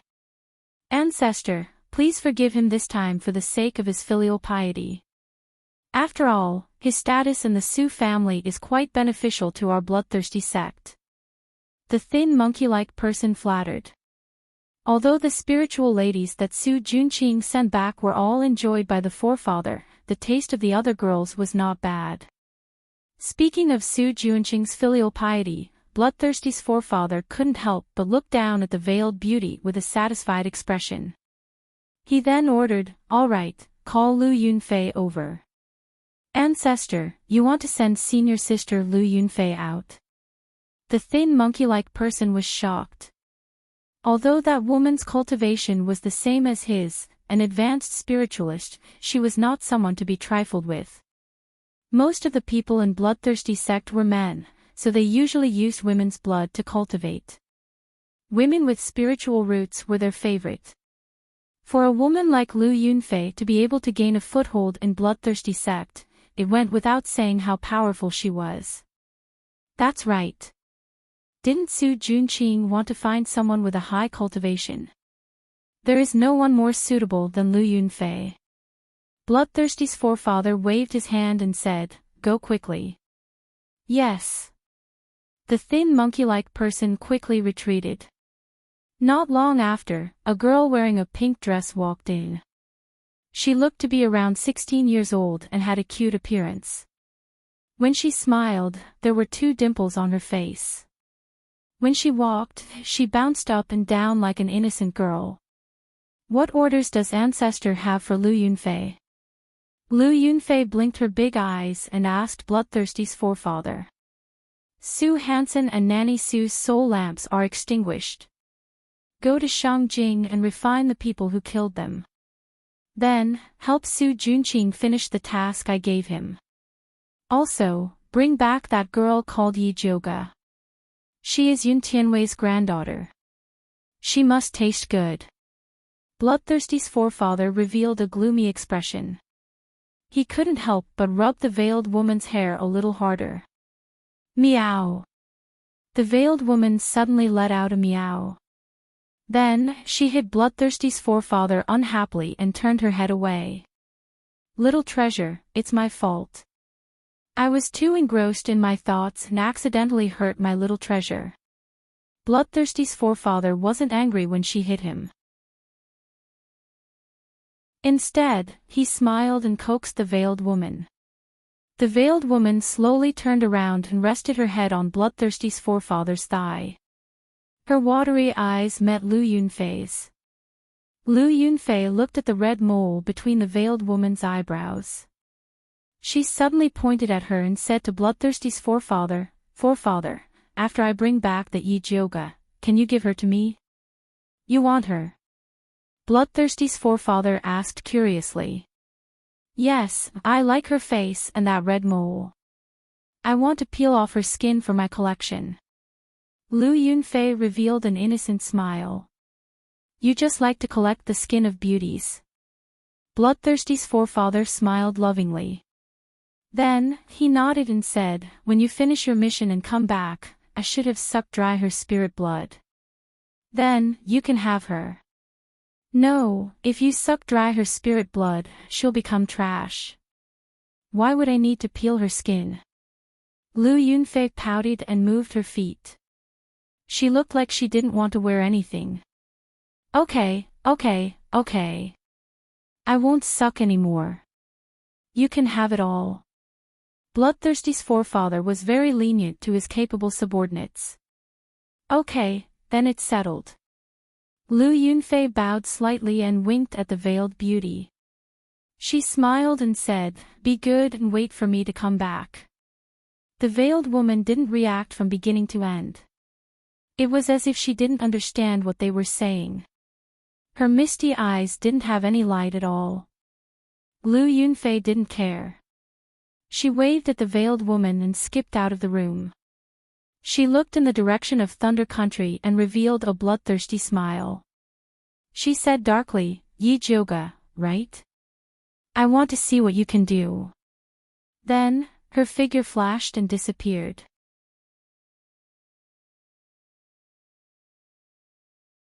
Chapter 130. Yi Jioga didn't know that a perverted woman was thinking about him. By the time she returned to Purple Forest Park, it was already dawn. She slept until noon.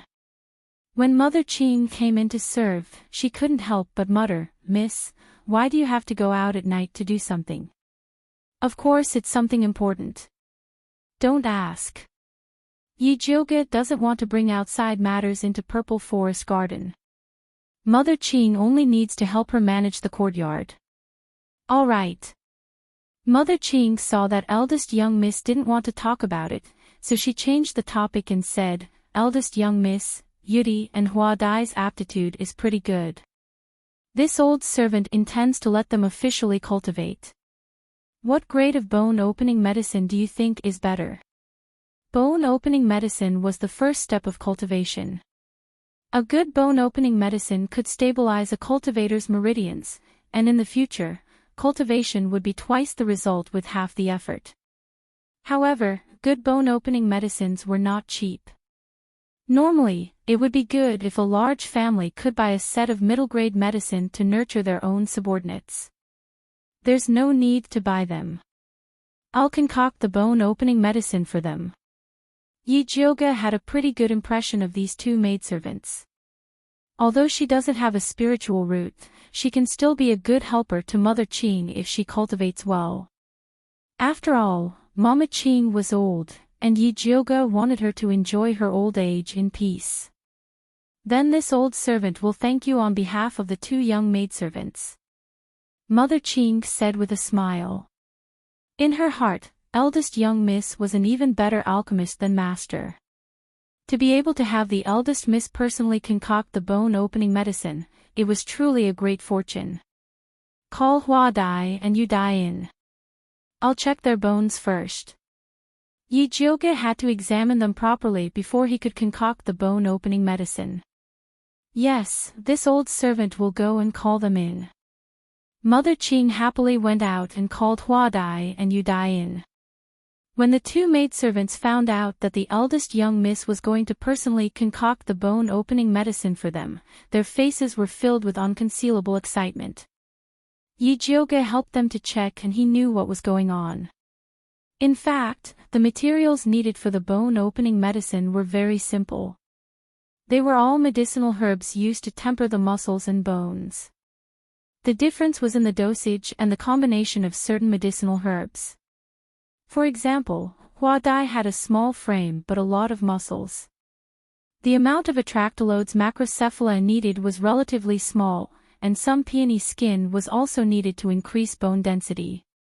The jade butterfly was the exact opposite of the flower butterfly. It had a large frame and less muscles. He needed to increase the dosage of atractylodes macrocephala and add some green bamboo leaves to strengthen his muscles. At this moment, Yi Jioge still didn't know that the bone-opening medicine he made for Yu Dai and Hua Dai almost killed them. With an idea in her mind, she quickly wrote 2 prescriptions for Mother Qing and asked her to pick up the medicine. Mother Qing happily put away the prescription. She planned to go get the medicine later and find a good day to open Hua Dai and Yu Dai's bones. Yi Jioge was still thinking about what he had discussed with Yi Yu last night, so he quietly went to Yi Yu's courtyard. However, he found that Yi Yu was not there. Instead, Wan Xiang and Bai Songling were there. Are you here for Yi Yu, young mistress? Bai Songling asked. Yeah, where did he go? Yi Jioge asked curiously. I don't know. We're waiting for him too. Bai Songling rolled his eyes and asked Yi Jioge with a smile, did you know that Yi Yu brought a treasure map to us last night? I know, I was the one who asked him to take it. Yi Jioge also smiled and said, a treasure is a crime. Yi Yu and I are not people who do great things. It's best to give this treasure map to the emperor. Bai Songling didn't believe Yi Jioge's nonsense. If she was not a person who did great things, who else could do great things? Wan Xiang said seriously, I have already handed the treasure map that I seized from the evil cultivator Su Hansen to the emperor. The emperor should be very excited. Yi Jioge said clearly. The crown prince kept the treasure map in the dragon and phoenix jade pendant. It meant that he and the empress had been hiding this matter from the emperor. Now that she exposed the matter, she believed that the crown prince and the empress must be very nervous. Yes, the emperor has ordered the Ministry of Justice to thoroughly investigate the case of the evil cultivator harming people. There will be a big reward for catching the evil cultivator. Previously, the people of the Ministry of Justice didn't support Wan Xiang to investigate the evil cultivator. They felt that it was a waste of energy. Now that the emperor had issued an imperial edict, the people of the Ministry of Justice were eager to make a contribution in front of the emperor. With a big reward, Su Junqing will definitely not dare to be arrogant this time. Yi Jioge was happy when she thought that Su Junqing was going to be in trouble. Now that Emperor Xian had personally given the order, as long as they found evidence that Su Junqing cultivated evil arts, they would destroy his reputation. Leave Su Junqing's matter to us. The alchemy conference is going to be held in the Medicine Refinery Valley. What do you plan to do? Bai Songling asked. Nothing. Yi Jioge had never been interested in the competition. She preferred to quietly do research and concoct pills. I heard that the winner of this competition will be rewarded with an alchemy furnace from the weapon refining sect. It's worth 30,000 gold coins.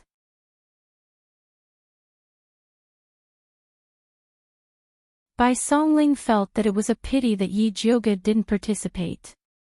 In order to attract more alchemists, Emperor Xian Wu had always wanted to raise the standards of the Thunder Country's alchemy competition. Therefore, he put in a lot of effort this time. 30,000 gold coins. Yi Jioge's eyes lit up and said without hesitation. Okay, I will participate. Although she hated competitions, she didn't hate receiving awards. Other than the Thunder Country's alchemists, there will be many alchemists from other places participating in the competition. When the time comes, the trade fair will be very lively. You might be able to exchange for something good. Bai Songling revealed another piece of information. He and Dongfang Ke were very concerned about this alchemy competition. They hoped to find out more about the fire dragon grass from the alchemists who came from all over the world. After all, they needed the fire dragon grass to completely eradicate the poison in Dongfang Ke's body. Okay, let's go take a look.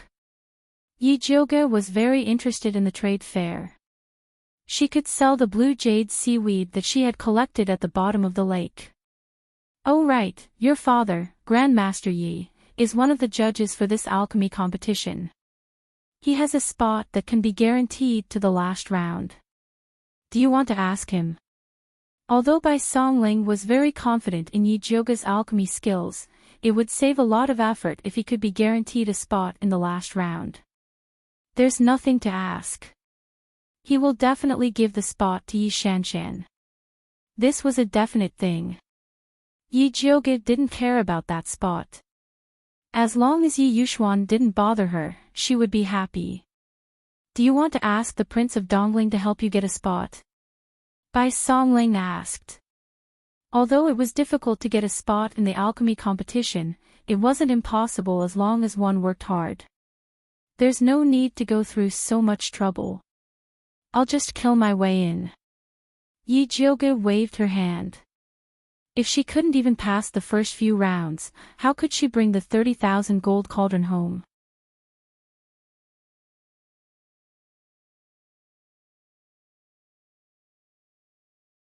Chapter 131. The first few tests weren't very difficult, there shouldn't be a problem. Bai Songling told him some news about the alchemy competition.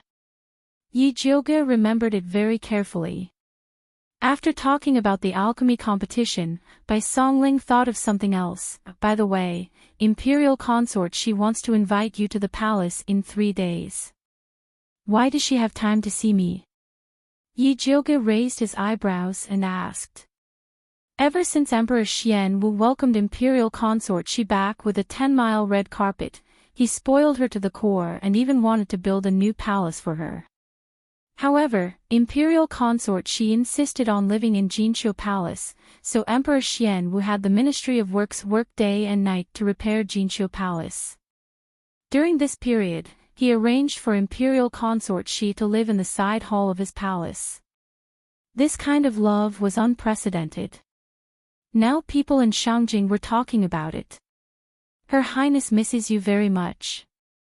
If it wasn't for so many things before, she would have invited you to the palace long ago. Bai Songling said. When Imperial Consort Shi first entered the palace, it was indeed very messy, but now that Jinsho Palace had been repaired, she had time to invite Yi Jioge to the palace to talk about the old days. Thank you for your love. Is she living well in the palace? Yi Jioge asked with concern. Although everyone said that imperial consort she was the most favored in the palace, it still depended on whether the empress was up to no tricks. Very good. Since Her Highness returned, the emperor hasn't stepped into the empress Fengyi palace. Bai Songling knew that imperial consort she could hold the emperor firmly. Her Highness is in the limelight, but didn't the empress say anything? Yi Jioge asked strangely. This wasn't in line with that vicious woman's usual behavior. Why not? The second day after her return, the empress poisoned her. Fortunately, she discovered it in time. Not only did the empress's scheme fail, but she was also defeated by her. Bai Songling looked at Yi Jioge gratefully. If she hadn't discovered the effect of the poisonous earth dragon, imperial consort she probably wouldn't have escaped the empress's hands. Oh, how did she defeat the empress? Yi Jioge asked with interest. Ask her after you enter the palace.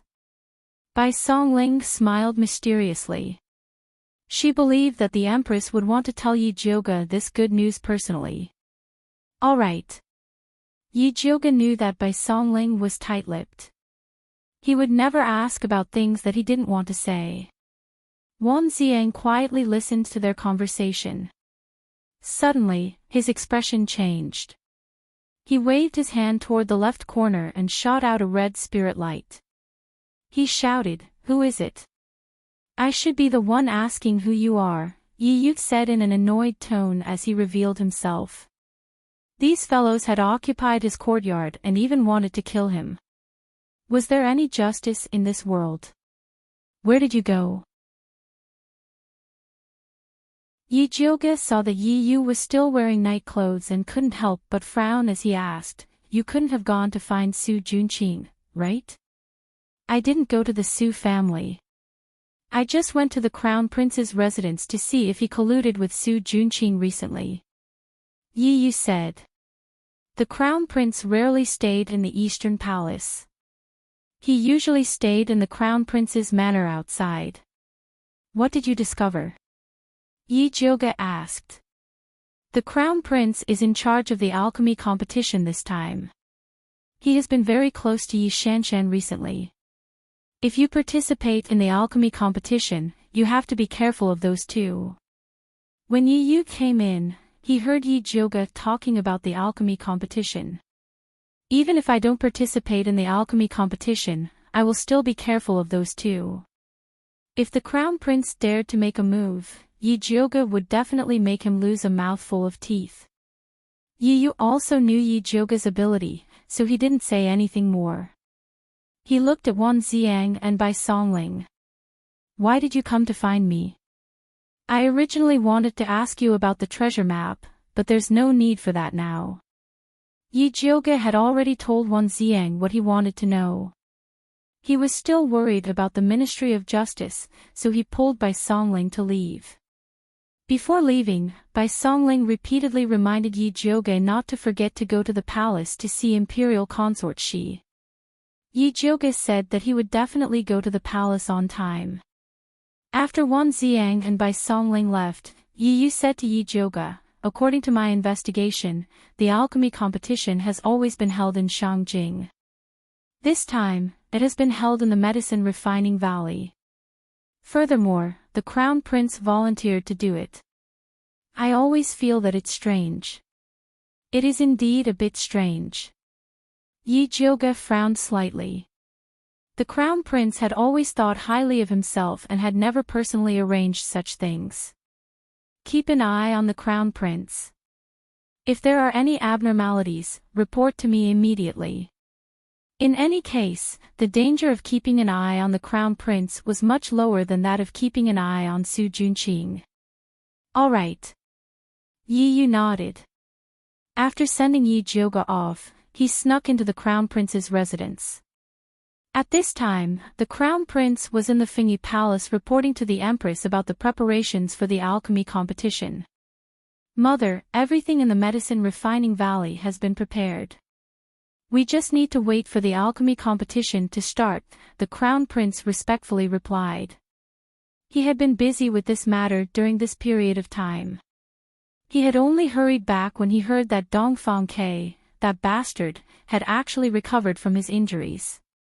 Those court officials who had once wanted to support Dongfang Ke were beginning to stir. If it wasn't for his mother telling him that Dongfang Ke had been poisoned by the Spider King's poison and that there was no cure, he really wouldn't have been able to sit still. The Empress was wearing a long robe embroidered with phoenix feathers and sat upright on the phoenix throne. Her usually dignified and virtuous face was completely gloomy, as if she hadn't heard the Crown Prince's words. The Crown Prince stealthily glanced at the Empress. After thinking for a moment, he cautiously asked, could it be that Mother is angry on behalf of noble consort Shi? Is that slut worth this consort's anger?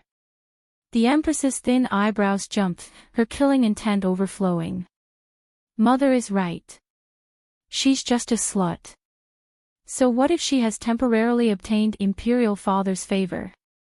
As long as Mother uses a few methods, you will definitely be able to make her die without a burial. The Crown Prince tried to curry favor with the Empress. In these past years, there had been too many women who had mysteriously died in the palace. Even Dongfang Ke had not been able to escape his mother's poison. Thus, he was very confident in his mother. Unfortunately, no matter how he asked, his mother was unwilling to tell him just where she had gotten those mysterious poisons from. The Crown Prince felt that it was a bit of a pity. If he could also grasp the source of these poisons, then it would be easy to take care of those people he didn't like in the future. Shut up. The Empress suddenly slammed the table, the anger on her face deepening. The Crown Prince's words had stabbed right into her sore spot. The poisons that had once been effective were now completely ineffective in front of noble consort Shi. She had even turned the tables on them. The Empress could only hope that Su Hansen could bring her something new. She hadn't expected that idiot to be killed by the Ministry of Justice before even entering the capital. He had even exposed his identity as an evil cultivator, and even the treasure map was known to the Emperor. Mother, please calm your anger. I was wrong. Although the Crown Prince didn't know what he had said wrong, it was always right to quickly admit his mistake. The Empress's chest heaved slightly, but she quickly restrained her anger.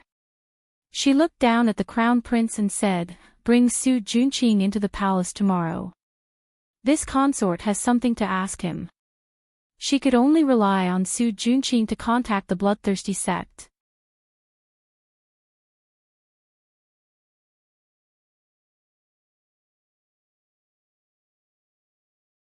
Chapter 132. Mother, if you have anything to say, just let me convey it. Why do you have to see that despicable person? The Crown Prince hated Su Junqing to the core. Don't make me say the same thing twice. The Empress's tone was cold and her sharp eyes were frightening. The Crown Prince's heart skipped a beat. He quickly cupped his hands and said, I don't dare. All right, you may leave. The Empress waved her hand impatiently. She had been hiding her relationship with the bloodthirsty sect from the Crown Prince because she didn't want him to get involved. The disciples of the bloodthirsty sect were crazy and had no bottom line. They might kill themselves one day. If she hadn't wanted to deal with Bai Linglong and her son and that bitch, Imperial Consort she wouldn't have done this. It was all those damned guys' fault. The Crown Prince saw the Empress's ferocious expression and didn't dare to ask more. He quickly left the palace and went to the Su family. Welcome, Crown Prince. Please forgive me for not going out to greet you. Su Junqing bowed respectfully. The Crown Prince glanced at Su Junqing and said in a condescending manner, you may rise. Thank you, Crown Prince. Su Junqing straightened up. His handsome face was full of smiles. He didn't feel humiliated at all. Humph, this kid really knows how to act. The crown prince snorted in his heart and stepped back. He then said arrogantly, "Mother wants to see you. Tomorrow, pretend to be a little eunuch and follow me into the palace." Actually, with Su Juanqing's identity, he could enter the palace openly, but the crown prince wanted to humiliate him this way. Which man in the world would be willing to pretend to be a eunuch? Su Juanqing's eyes flashed coldly, but he quickly concealed it.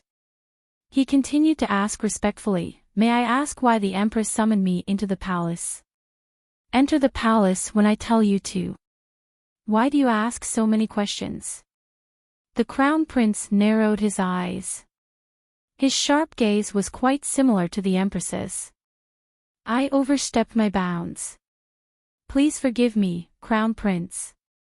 Su Juanqing quickly bowed and apologized. "Okay, you prepare well. The imperial palace will send someone to pick you up tomorrow." The crown prince was too lazy to talk to Su Juanqing, so he left after saying this.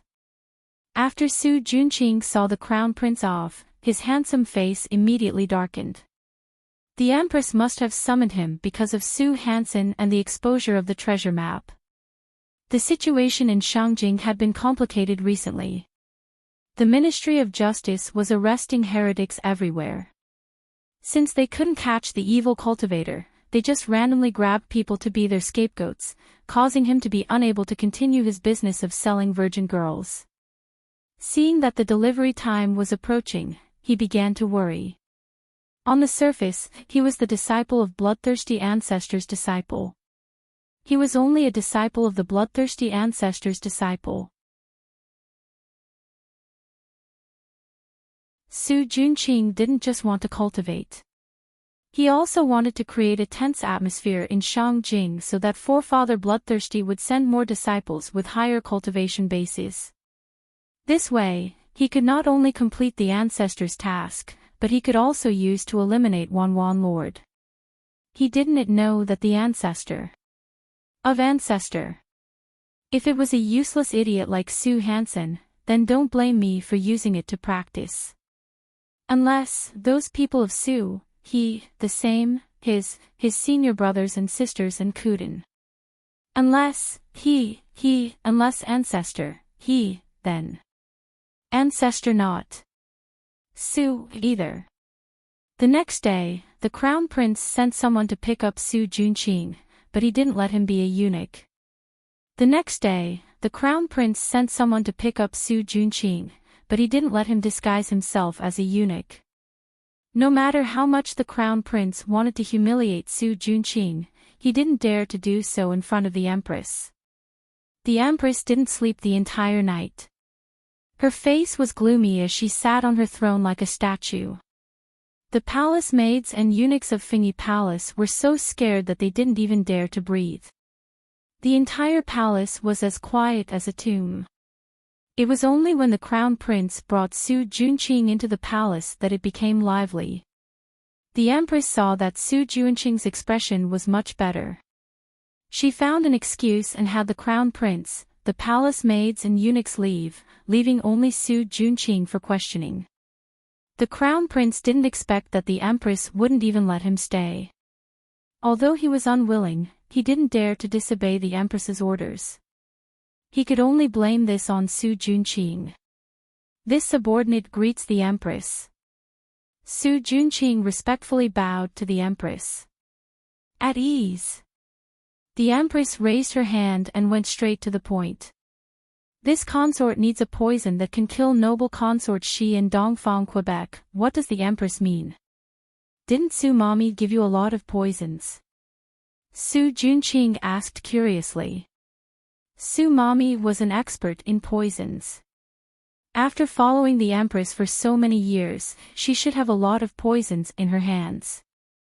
Those poisons are useless against that bitch, noble consort Shi, the empress said fiercely.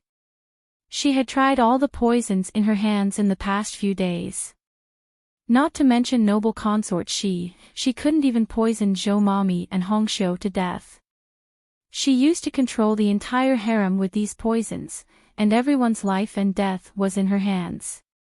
Now that she had lost this reliance, she was extremely unwilling and urgently wanted to take it back. It seems that noble consort she had a great opportunity and found a poison-repellent treasure. Su Junqing was very confident in the poisons refined by the bloodthirsty sect. Ordinary people wouldn't be able to resolve them. It is indeed possible. In fact, the Empress also had such doubts and had already secretly sent people to investigate. However, Hong Xiu's defenses were too strict, and her people couldn't enter Splendid Palace to search at all. If only Mommy Su was here. She would definitely be able to help her investigate these matters clearly. Other than poison, the second thing the Empress wanted was a helper like Mommy Su. Thus, she said, have the bloodthirsty sect send another person for me. Empress, you also know that there are very few women in our sect. It's already very good to find a Mommy Su. It won't be easy to find another suitable person in a short period of time, Su Junqing said while shaking his head. He was telling the truth. The remaining women of the bloodthirsty sect were all perverts, and it was impossible for them to serve the Empress. What's so difficult about it? After a while, I'll let the Emperor select women. I can help you get any kind of woman you want. If these aren't enough, I can also send people to look for them among the people. Now that you're being watched so closely by the Emperor, I'm afraid it won't be easy for you to do anything. With my help, I guarantee that you'll get half the result with twice the effort, the Empress said hurriedly. Previously, the people of the bloodthirsty sect also wanted her to help collect girls, but she only agreed to escort them and refused to do it herself. However, she couldn't care so much now. Su Junqing was quite tempted when he heard this, but he couldn't agree on behalf of the bloodthirsty sect's ancestor. He could only say, I'll send a messenger pigeon back to the sect to send your request. As for whether the ancestor will agree, I can't guarantee it. No, I want you to send a message to the bloodthirsty sect's ancestor. Have him immediately send a female disciple into the palace to help me and bring a batch of useful poisons. The Empress sneered and said with a threatening tone, don't forget about the alchemy competition. If you can't satisfy my needs, don't blame me for turning against you.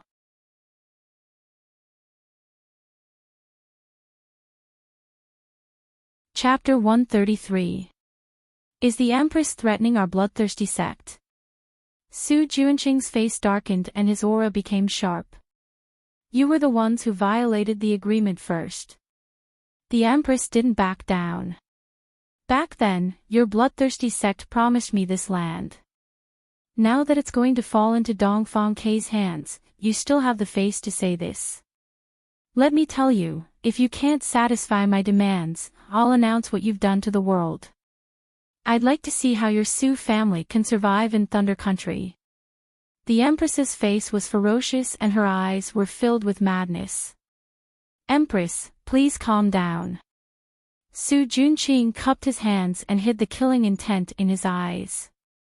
Go back and think about whether bloodthirsty sect or Su family is more important. The Empress called in a palace maid and eunuch. After Su Junqing left the palace with an old eunuch, he slowly relaxed his clenched fists. The Empress had gone crazy. She didn't consider how dangerous it would be for noble consort Shi to act now and Dongfang K to drag the Su family down. It seemed like she couldn't keep this chess piece anymore. She had to think of a way to get rid of the Empress and Crown Prince. Su Junqing was about to get on the Su family's carriage when he suddenly saw a luxurious carriage used by the palace stop. Then, a beautiful woman wearing a light green dress with clouds and butterflies and her hair was combed into a flying fairy bun walked out of the car. Her eyebrows were deep and her eyes were like peach blossoms. Her cherry lips curled up and revealed a bright smile. She was like a fairy that had fallen to the mortal world. The surrounding people couldn't help but be attracted to her. Even the guards at the palace gate stared blankly at her. Next to this beauty was an ant wearing a red palace dress. It was noble consort Shi's main palace maid, Aunt Hongxiu. Su Junqing frowned. He heard from the crown prince that this Aunt Hongxiu was an intermediate martial artist with water spirit root. She was very difficult to deal with and was one of noble consort Shi's most capable subordinates. He didn't expect her to serve that beauty so respectfully. Who was that beauty? Miss Yi, slow down. Aunt Hongxiu's voice came from afar. Miss Yi, could it be Yi Zhuge? Su Junqing couldn't help but narrow his eyes. Although he heard that Yi Zhuge had recovered her appearance, he didn't think that she would be any better. He didn't expect her to be so beautiful. Bloodthirsty's forefather loved this face the most. If he could help the old ancestor bring the person back, not only would he be able to get rid of a huge threat, but he would also be rewarded by the old ancestor. It was really killing two birds with one stone. Su Junqing thought as he moved towards Yi Zhuge. Miss Yi, there is a fly flying towards you. Aunt Hongxiu said sarcastically.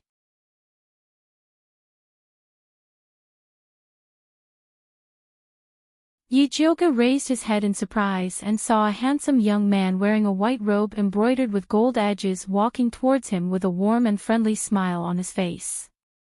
Yi Zhuge couldn't help but frown. He didn't expect to meet a disgusting fellow like Su Junqing here. She didn't want to talk to Su Junqing, so she walked towards the palace gate without looking sideways. She didn't expect Su Junqing to block her path. He smiled and said, "Little sister Zhuge, how come you have time to enter the palace today?" When Yi Zhuge heard this form of address, his scalp went numb and he almost vomited. Su Junqing, do we know each other very well? Yi Zhuge looked at him with disdain. The only thing missing was the words, "You're so disgusting," written on his face. Little sister Zhuge, are you still blaming my grandfather for being reckless? Actually, it was my aunt and cousin who didn't know any better and instigated my grandfather to go to the Yi clan. I apologize on their behalf. I hope little sister Zhuge can forgive them. Su Junqing's voice was soft and his handsome face was full of sincerity. His eyes that were looking straight at Yi Zhuge suddenly flashed with a strange red light. Yi Zhuge suddenly felt a bit dizzy. She suddenly felt that she was making a big fuss over nothing. The ones who had enmity with her were old ancestors Su and Su Yufeng, not Su Junqing. How could she casually blame him?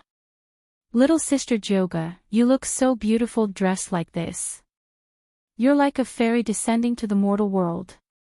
Let's get closer in the future, okay? Su Junqing's voice was so soft that it seemed like water was about to drip out. Okay. Yi Zhuge replied in a daze. Su Junqing still wanted to say something, but Aunt Hongxiu had already noticed that something was wrong. She hurriedly said to Yi Zhuge, "Eldest miss, noble consort Shi is still waiting for you. You must not miss the time to enter the palace." That's right. Yi Zhuge finally sobered up a bit. Since that's the case, then little sister Zhuge should enter the palace first. We'll talk when we have time. Su Junqing felt that it was a bit of a pity.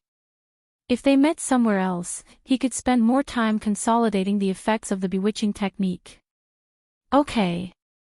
Yi Zhuge reluctantly smiled at Su Junqing before walking into the palace with Aunt Hongxiu. Eldest miss, when did you become so good with young Master Su? Aunt Hongxiu pulled Yi Zhuge to a corner and asked as soon as they entered the palace. No, I just feel that he's not bad. He's not the same type of person as Su Yufeng. I misunderstood him in the past. Yi Zhuge said disapprovingly. His surname is Su. How could he not be the same type of person as Su Yufeng? Didn't you hate him before? Why did you suddenly change? It can't be that you saw that he was handsome and you were smitten.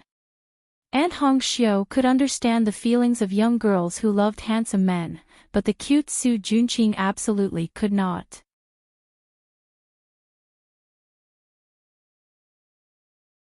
what are you thinking? If I'm a man who loves handsome men, then I should love Zishang. Thinking of this, Yi Jioge also felt that something was wrong. Su Junqing, this pervert, kidnapped Yi Rui, betrayed Yi Yunji, and even used the blood of virgins to practice. How could he think that he was not bad? Idiot, you've fallen for his bewitching technique. Zishang's cold voice sounded. How is that possible? Yi Jioge really didn't feel anything at all. This kid is talented in the bewitching technique. He's already at the second stage. It's normal for you to fall for it when you're caught off guard. Zishang said lightly. Then why didn't you warn me? Did you live in my body for nothing? Do you want to blame others for your own stupidity? Zishang deliberately didn't warn him. If she didn't let this idiot fall for it once, she wouldn't know she was wrong. Yi Jioge was in the wrong and didn't dare to argue with Zishang anymore. She took out the pill bottle and swallowed 2 clear heart pills. Eldest miss, what are you doing? Aunt Hong Xiu looked at Yi Jioge strangely. What's wrong with taking pills at the slightest disagreement? Don't talk. Hurry up and eat too. Yi Jioge also poured 2 clear heart pills into Aunt Hong Xiu's mouth. Then he said in a low voice, that Su Junqing just used an evil technique on me. That's why I suddenly felt that he's not bad. Fortunately, Aunt reminded me in time. Otherwise, I would have fallen for it.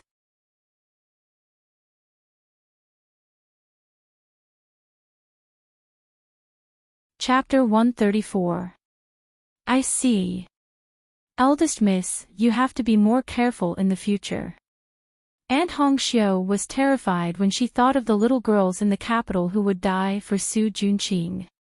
She didn't want Yi Jioge to become one of them. It's fine. I'll just take the medicine in advance when I see him in the future. Yi Jioge shook the jade bottle in his hand. As a spirit alchemist, he had a lot of pills. That's good. Aunt Hong Xiu was very confident in Yi Jioge's alchemy skills. Let's go. Don't let Her Highness wait for too long. When Yi Jioge and Aunt Hong Xiu arrived at Splendid Palace, she thought they had come to the wrong place. The last time she entered the palace, Splendid Palace still looked old and defeated. Now, it was magnificent. Beautiful flowers were placed on both sides of the road. There was even a peach blossom forest that wasn't there before. As expected of the 6 palaces. Nanny Zhou was waiting at the door. When she saw Yi Jioge from afar, she greeted him with a smile. Eldest miss, you're finally here. Her Highness was talking about you. Nanny Zhou, long time no see. Yi Jioge smiled at Nanny Zhou and walked into the gorgeous Splendid Palace with her. Imperial consort, she was wearing a rust-red bright gold crab claw chrysanthemum palace dress. In the middle of her high bun was a phoenix spreading its wings. It was inlaid with jade and 7 jewels. On the side was a golden phoenix holding a pearl and a golden wing hairpin. She was peerless and dignified, showing the majesty of a beloved consort. Jioge is here. Imperial consort, she smiled and stood up. She personally came over to hold Yi Jioge's hand. Her sharp aura had completely disappeared. She was as intimate as when they were in the Dongling Wangfu. Her Highness, eldest miss, also brought you a gift. Aunt Hong Xiu put the mahogany box she had been holding on the table. Why did you bring something when you came? Aren't you alienating me? Imperial consort, she was annoyed. It's not anything expensive. It's just some henna and fragrance powder I made myself. Yi Jioge opened the mahogany box and took out the white porcelain bowl inside. Jioge really understands me. I don't dare to use the things in the palace. I was just worrying about where to buy them. Imperial consort, she said in surprise. Her Highness, see if you like it. Yi Jioge opened all the bottles. Noble consort, she's skin was very white, and too bright colors would make her look vulgar. Therefore, she made a set of all kinds of fresh and natural colors, from light to dark, and let noble consort she choose freely. First Miss is really considerate. I have never seen such a beautiful nail flower. Nanny Zhou praised sincerely. It is indeed beautiful. I like it very much. After looking at them one by one, noble consort she chose the lightest pink and couldn't wait to let Nanny Zhou dye it for her. This color really complemented her fingers, making them look even more white and tender. Oh right. Your Highness, I heard from Big Brother Bai that you were poisoned by the Empress as soon as you returned to the palace. May I know what happened?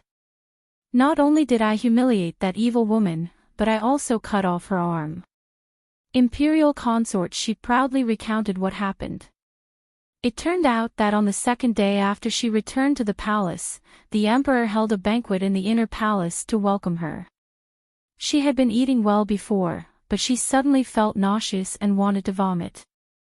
After careful investigation, she found that there was something wrong with the wine. Speaking of this, Imperial consort she suddenly revealed a mysterious smile and asked Yi Zhouge, "Do you know what I did with the poisoned wine in the end?" Yi Zhouge thought for a moment and guessed, "You poured the poisoned wine away." "No, guess again." Imperial consort she shook her head.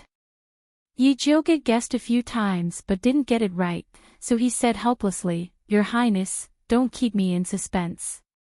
Only then did Imperial consort she slowly say, "I gave the poisoned wine to someone else to drink." Gave it to someone else? Yi Zhouge froze and looked at Nanny Zhou. Was she asking her to block the bar?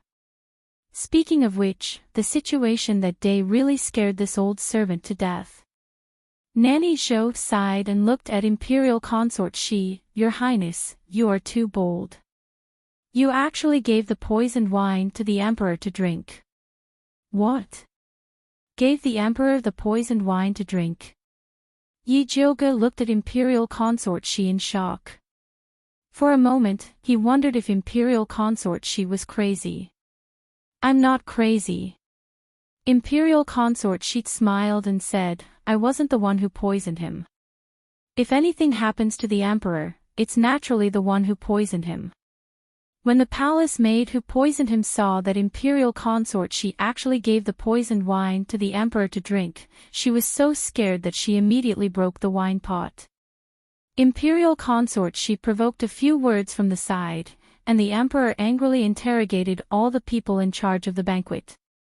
Although those people didn't expose the empress, the head eunuch who had been in charge of the imperial kitchen for many years was beheaded. Imperial consort she took the opportunity to place her own people there. The empress suffered a big loss, but she couldn't say anything.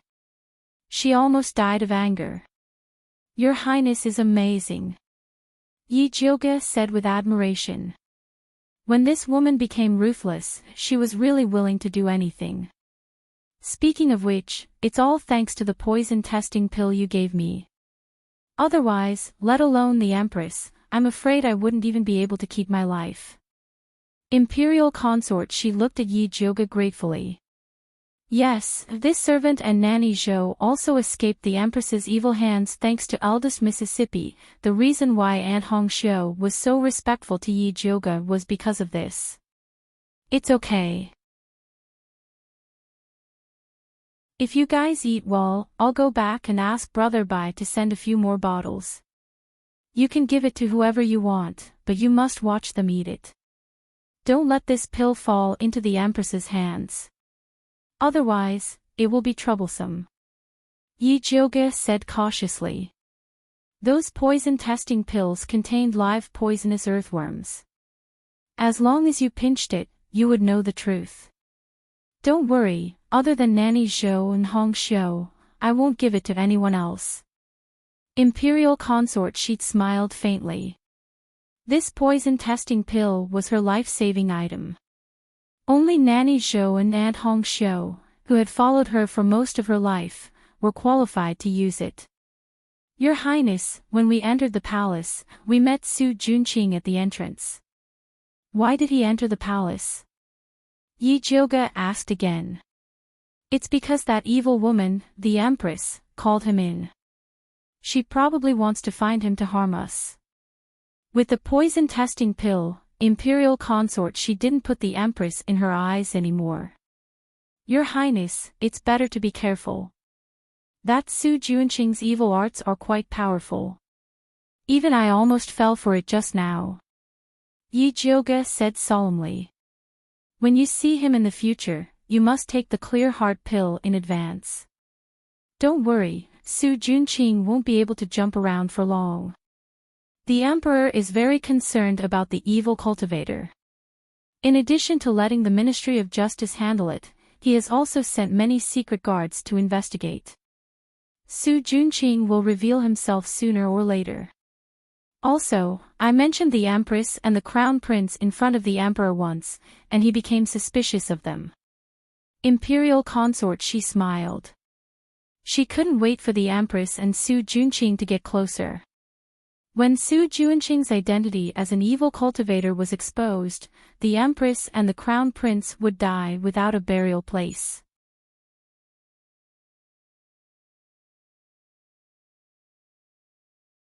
Chapter 135. Your Highness, it's better to be safe. Yi Jioge was worried that Imperial Consort she was eager to take revenge. If Emperor Xian noticed something, it would not be worth it. Don't worry, I know what to do. Noble Consort, she wasn't in a hurry to take revenge at all because she was enjoying the fact that the Empress didn't like her but couldn't get rid of her. Yi Jioge chatted with Noble Consort she for a while, and seeing that it was getting late, he excused himself with the excuse of preparing for the alchemy competition. Although Noble Consort she was reluctant, she didn't want to delay Yi Jioge's business, so she asked Aunt Hongxiu to send Yi Jioge back. Not only did he give her a cart full of good stuff, he even gave her a place in the alchemy competition. Yi Jioge toyed with the red token that represented his advancement as he walked toward Purple Forest Park. Although she couldn't use this token, she still appreciated Noble Consort she's good intentions. Young miss, Master invites you to the study. Pine Cypress stood at the entrance of Purple Forest Park. It looked like he had been waiting for a long time. Father, why are you looking for me? Yi Jioge hadn't seen Yi Yuxuan in a while. Master said he has something important to discuss with you, but I don't know the specifics. Songbai replied respectfully. Got it. I'll be there in a bit. Yi Jioge waved his hand. Yes. Pine Cypress bowed and left. Just as Yi Jioge entered the house, Mother Qing welcomed her and said, Eldest Miss, Master wants to talk to you about the alchemy competition. During this time, Mother Qing had bribed an informant in the main courtyard, so she was much more well-informed than before. Alchemy competition. Yi Jioge raised her eyebrows. She couldn't understand why Yi Yuxuan would ask her about this. By the way, First Miss, I heard that Second Miss is determined to win this alchemy competition. During this time, she and the Crown Prince are very close. The Crown Prince also sent a lot of alchemy materials. These were the news that Pearl inquired. The Crown Prince sure knows how to win people over. Yi Jioge couldn't help but laugh. Win over my ass. Fortunately, the young miss woke up early and broke off the engagement with this scumbag. Mother Qing said disdainfully. When Su Yufeng was chased to the ancestral temple, Yi Shanshan was grounded. The Crown Prince sent a palace maid over to take a look, but there was no further news. Now that the alchemy competition was going to be held, the Crown Prince found that Yi Shanshan was worth a lot of money, so he became more active. This kind of two-faced man was really a scumbag. Yi Jioge nodded in agreement. Madam Qing helped Yi Jioge tidy up her appearance and said, Eldest Miss, you should go quickly so that Master won't get angry again. Yi Jioge brought Pearl to the main courtyard, then entered the study room alone to see Yi Yuxuan. Where did you go today? Why are you back so late? Yi Yuxuan said unhappily. Noble consort Sheik summoned me to the palace, so I came back late, Yi Jioge replied indifferently. Noble consort Sheik summoned you to the palace. How come I didn't know about this? Yi Yuxuan was shocked and angry at the same time. You didn't even tell me about such a big thing. Do you still have me as your father in your eyes? Of course not. Ever since Yi Yuxuan had tacitly agreed to let old Master Su make a move on her, she had hated Yi Yuxuan, this hypocritical fellow. If it wasn't for the fact that the title of patricide wasn't pleasant to hear, she really wanted to get rid of this scumbag of a father. Yi Jioge suppressed her anger and coldly said to Yi Yuxuan, if you're looking for me to talk about this, then there's no need. With that, she stood up and was about to leave. Wait a minute.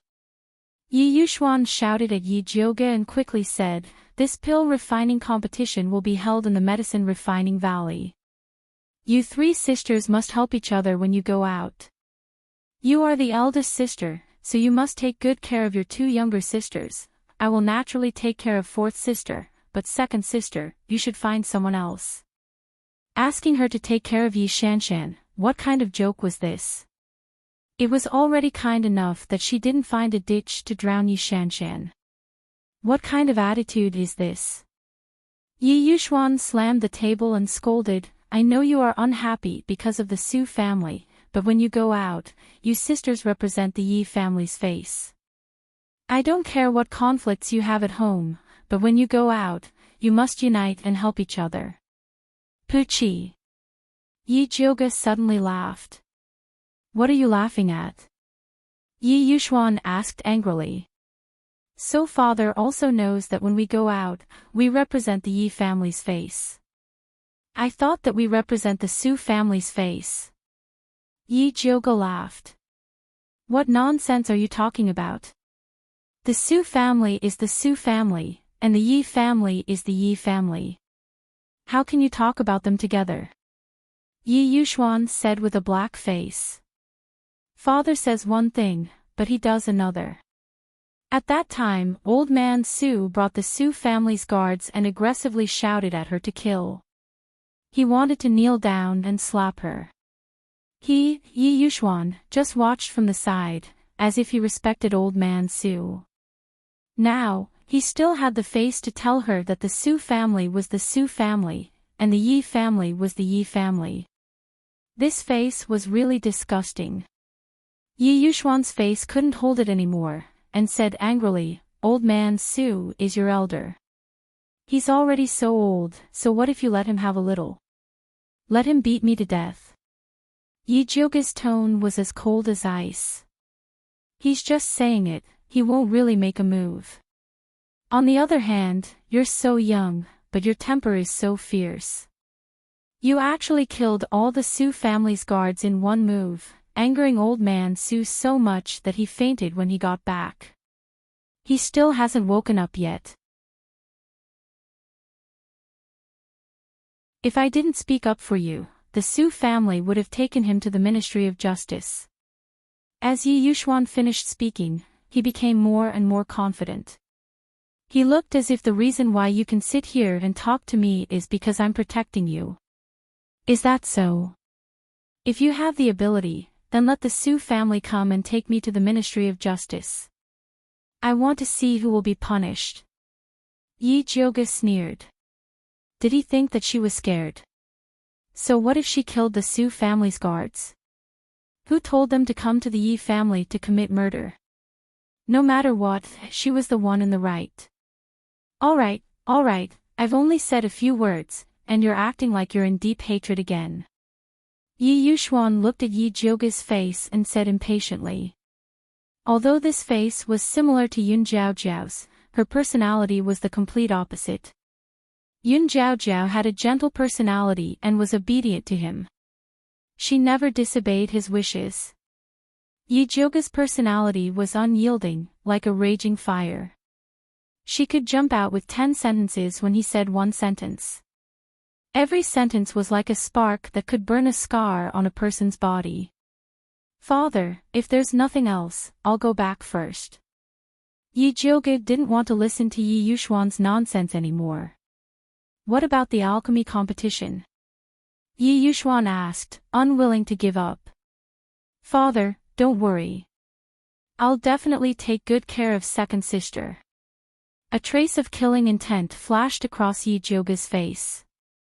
Yi Yuxuan cried and begged her to take care of Yi Shanshan. If she didn't agree, wouldn't he be very disappointed?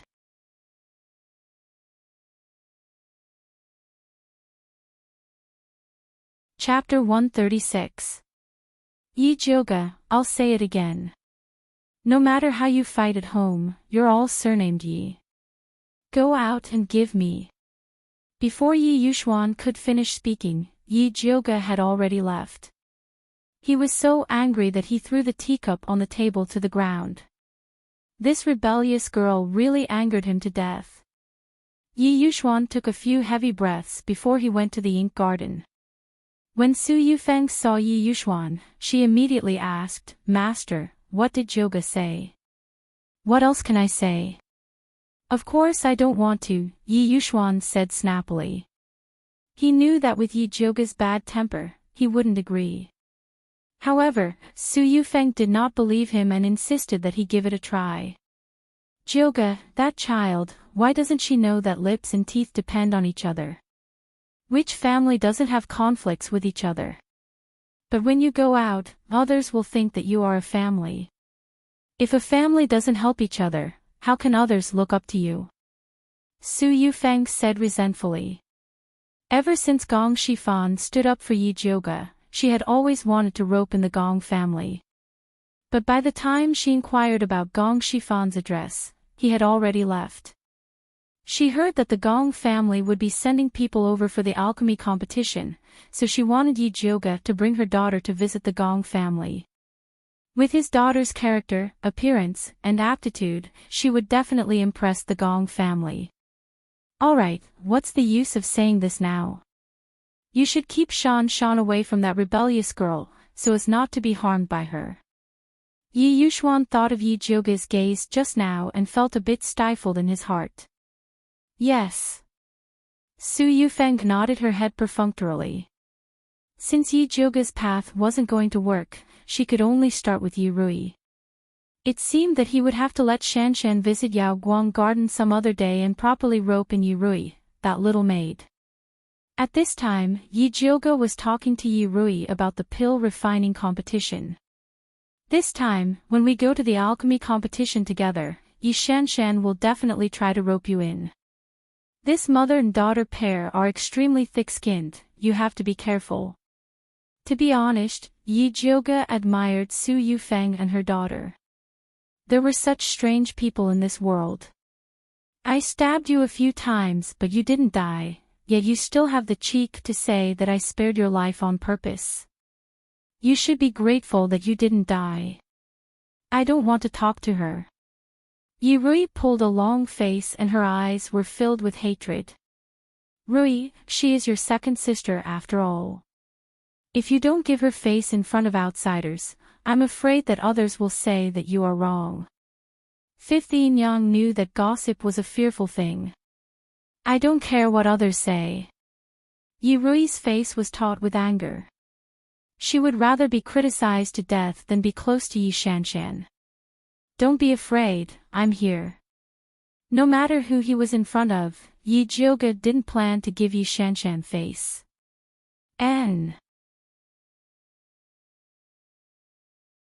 Yi Rui nodded her head vigorously. She knew that big sister would definitely stand on her side. Yi Jioge then tested Yi Rui's homework. Seeing that her knowledge of alchemy was very solid, he felt relieved and returned to Purple Forest Park. Eldest Miss, what did Master say to you? Mother Qing brought a cup of hot tea over. She was most worried that Master would get angry at Eldest Miss again. Nothing much, just a bunch of nonsense. After Yi Jioge sat down, he slowly drank a mouthful of tea and asked, I heard that you brought Hua Dai and Yu Dai to open their bones. Did it go smoothly? It went very smoothly. Hua Dai and Yu Dai both have grade 7 spirit bones. The bone-opening medicine that eldest miss gave us is indeed powerful. Mother Qing said excitedly. One must know that bone roots were also divided into high, middle, and low grades. Grade 9 to grade 7 was high grade, grade 6 to grade 4 was intermediate grade, and grade 3 to grade 1 was low grade.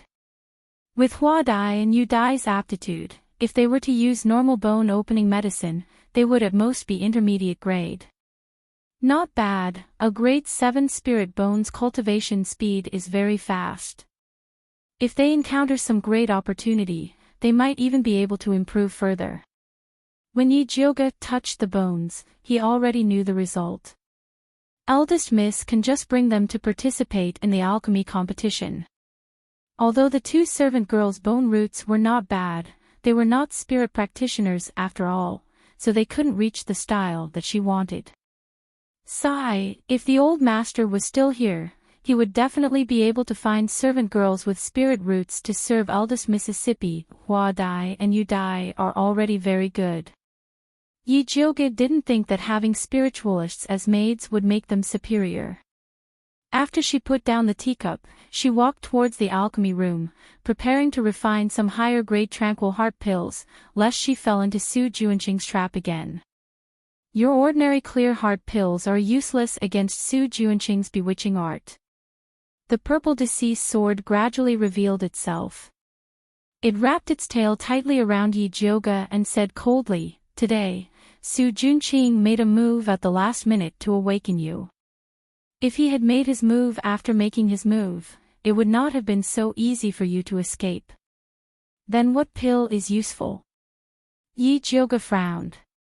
If she had known that Su Juanqing would become so powerful after eating Su Hansen, she definitely would not have let Wan Xiang and Yi Yu find trouble with Su Hansen. At least a third-stage clear heart pill, Zi Shang said. Only a level 3 alchemist can refine it. I'm only at level 2 right now. There's still a long way to go before I reach level 3. Yi Jioge frowned. It had been less than a year since her meridians were restored and it was already not bad for her to be promoted to a tier 2 pill master. If he wanted to advance to rank 3, he still needed to accumulate a certain amount of energy. But now that Su Juanqing was eyeing her covetously, he could not wait for her to advance. You don't need a level 3 pill master to refine it. Zi Shang said as he sniffed Yi Jioge's hair. How do I refine it? Yi Jioge was tickled by the hot breath that Zi Shang breathed out and could not help but turn her head. Ever since she was punished by Zi Shang for her smelly head, she washed her hair every day. She even specially used purple smoke flower to refine the honey horn to ensure that the fragrance would last forever. If you beg this sovereign will be merciful and tell you. Zi Shang looked dignified on the surface, but unfortunately, the tip of his coquettish tail was slowly moving up Yi Jioge's thigh. Yi Jioge gritted her teeth and pressed down on the tip of his coquettish tail. Then, she revealed a pitiful expression and used her most artificial voice to say, "Great King Zi Shang, please tell baby." "Good baby." Zi Shang rubbed Yi Jioge's dog head in satisfaction and said mercifully, "If I use spiritual fire to burn your small broken cauldron, I will be able to refine a third-stage pill." The spiritual fire that you are talking about, are you referring to the flames that are formed from the spiritual energy of heaven and earth? Yi Jioge blinked her watery eyes and asked. That's right. Zi Shang stretched out his hand to play with Yi Jioge's earlobe. Yi Jioge did not move and asked again, the red lotus lightning fire that I transformed from the sacred wood tree core was also spiritual fire, right? Of course, but this sovereign does not know where the red lotus lightning fire is. If he knew, he would have long gone to collect it for fun. Then what's the point of saying so much? Yi Jioge immediately turned hostile and slapped Zi Shang's hand away. TSK, spiritual fire is so hard to find. She might as well cultivate and advance as soon as possible.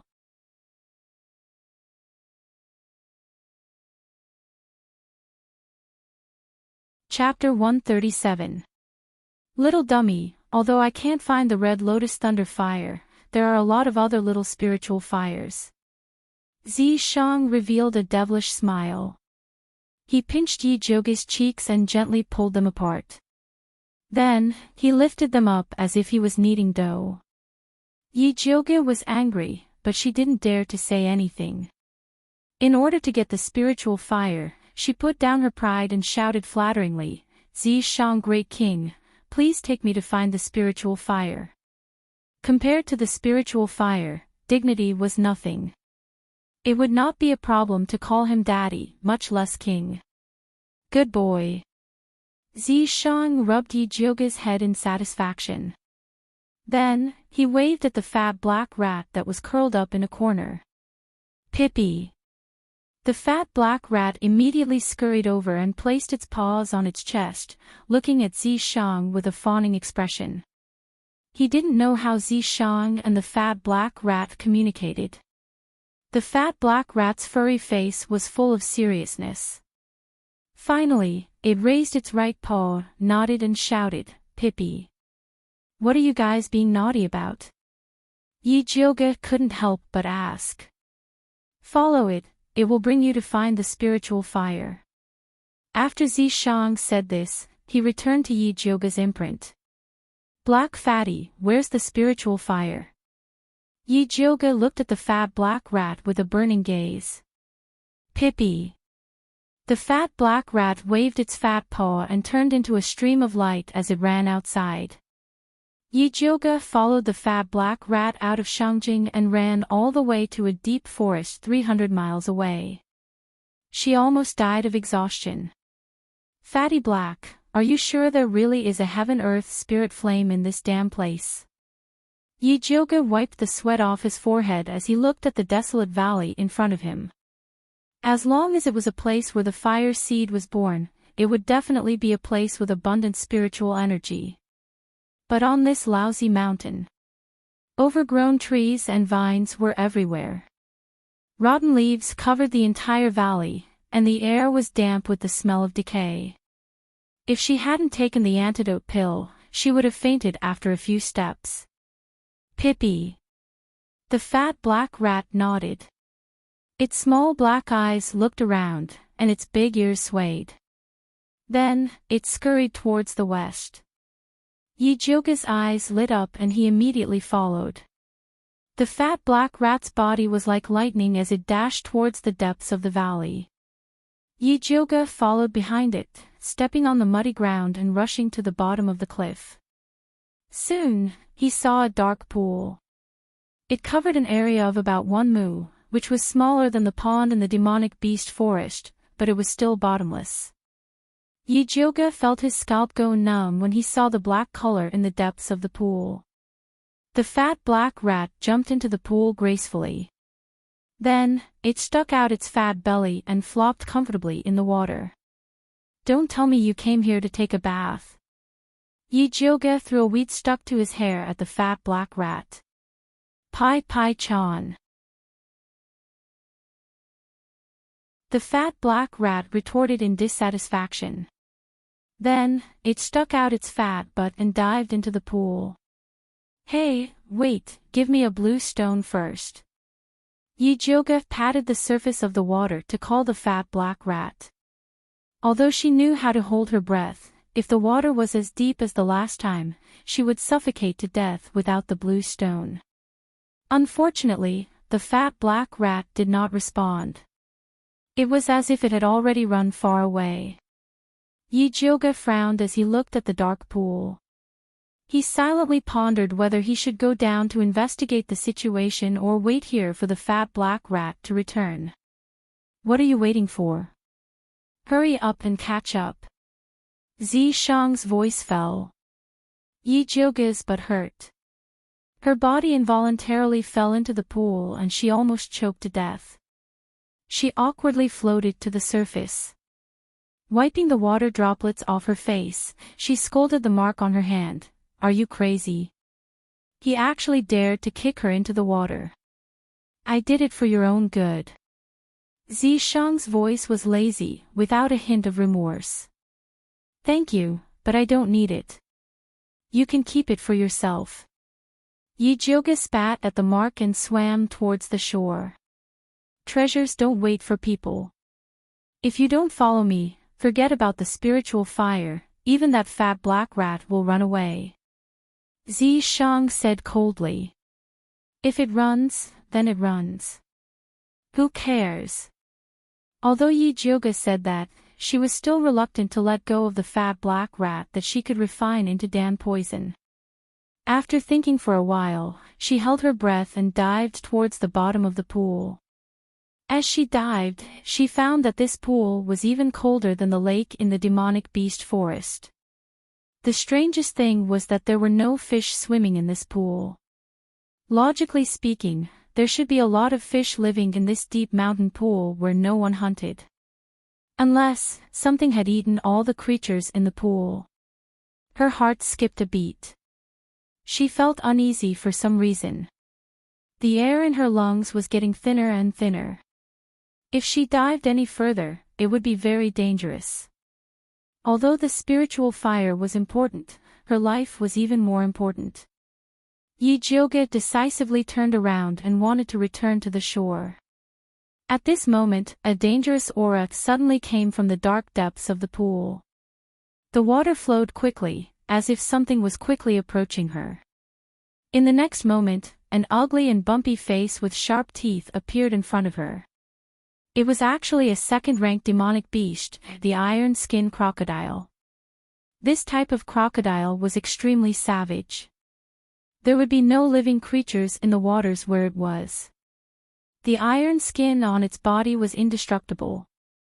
Its hard and sharp teeth could bite through rocks. It could be said to be the overlord of the water. Yijioga was a dragon on the shore but a worm underwater. There was no way she could fight against this iron-skin crocodile. However, in this situation, she couldn't run away. She could only face it head-on. Yijioga took out the Thunder Snake illusionary whip from her waist and infused it with spiritual energy to whip the crocodile. Although the Thunder Snake illusionary whip turned into purple lightning in the water, it still accurately landed on the iron-skin crocodile. The iron-skin crocodile trembled in pain. Its eyes revealed a fierce glint. It swung its thick tail and pounced towards Yijioga like an arrow. Yijioga whipped the iron-skinned crocodile's bloody mouth again. Using the rebound force, she slid backwards and dodged this attack. The black-skinned crocodile felt pain after being hit by the Thunder Snake illusionary whip. It became even more berserk. It opened its mouth and spat out a water column. Yijioga felt a dull pain in her chest from the waves. She lost her balance and knew that she couldn't continue fighting with the iron-skin crocodile. She had to settle this quickly. Yijioga raised the Thunder Snake illusionary whip again and stuck her finger into the snake's head. There were 2 snake teeth inside. Sucking blood could unlock the demon artifact seal. However, it could only be unlocked once a day. Unlock, Thunder Snake Demon Artifact. Yijioga muttered in her heart. After sucking blood, the snake's eyes lit up and instantly released a terrifying aura. It was like a starving beast that had been imprisoned for a long time and wanted to devour all living things. The iron-skin crocodile originally wanted to swallow Yijioga into its stomach. After feeling the bloodthirsty aura from the Thunder Snake illusionary whip, it swung its tail and wanted to escape. The Thunder Snake illusionary whip suddenly expanded and turned into a slender silver poisonous snake. In an instant, it pierced through the iron-skin crocodile. The iron-skin crocodile's body exploded. Blood dyed the entire water. The Thunder Snake illusionary whip swam in the water and greedily devoured the blood. With the crisis averted, Yijioga relaxed. She found that the oxygen in her lungs was getting less and less. If she couldn't breathe in fresh air, she would suffocate to death. You're tuning into the LoveLore Library YouTube channel. We're so grateful for your support, and don't forget to subscribe to join us on this incredible journey through captivating stories. Your generosity through donations truly makes a world of difference, as it's the primary source of revenue that allows me to expand and enhance this channel for you. Thank you from the bottom of my heart for being a part of this adventure.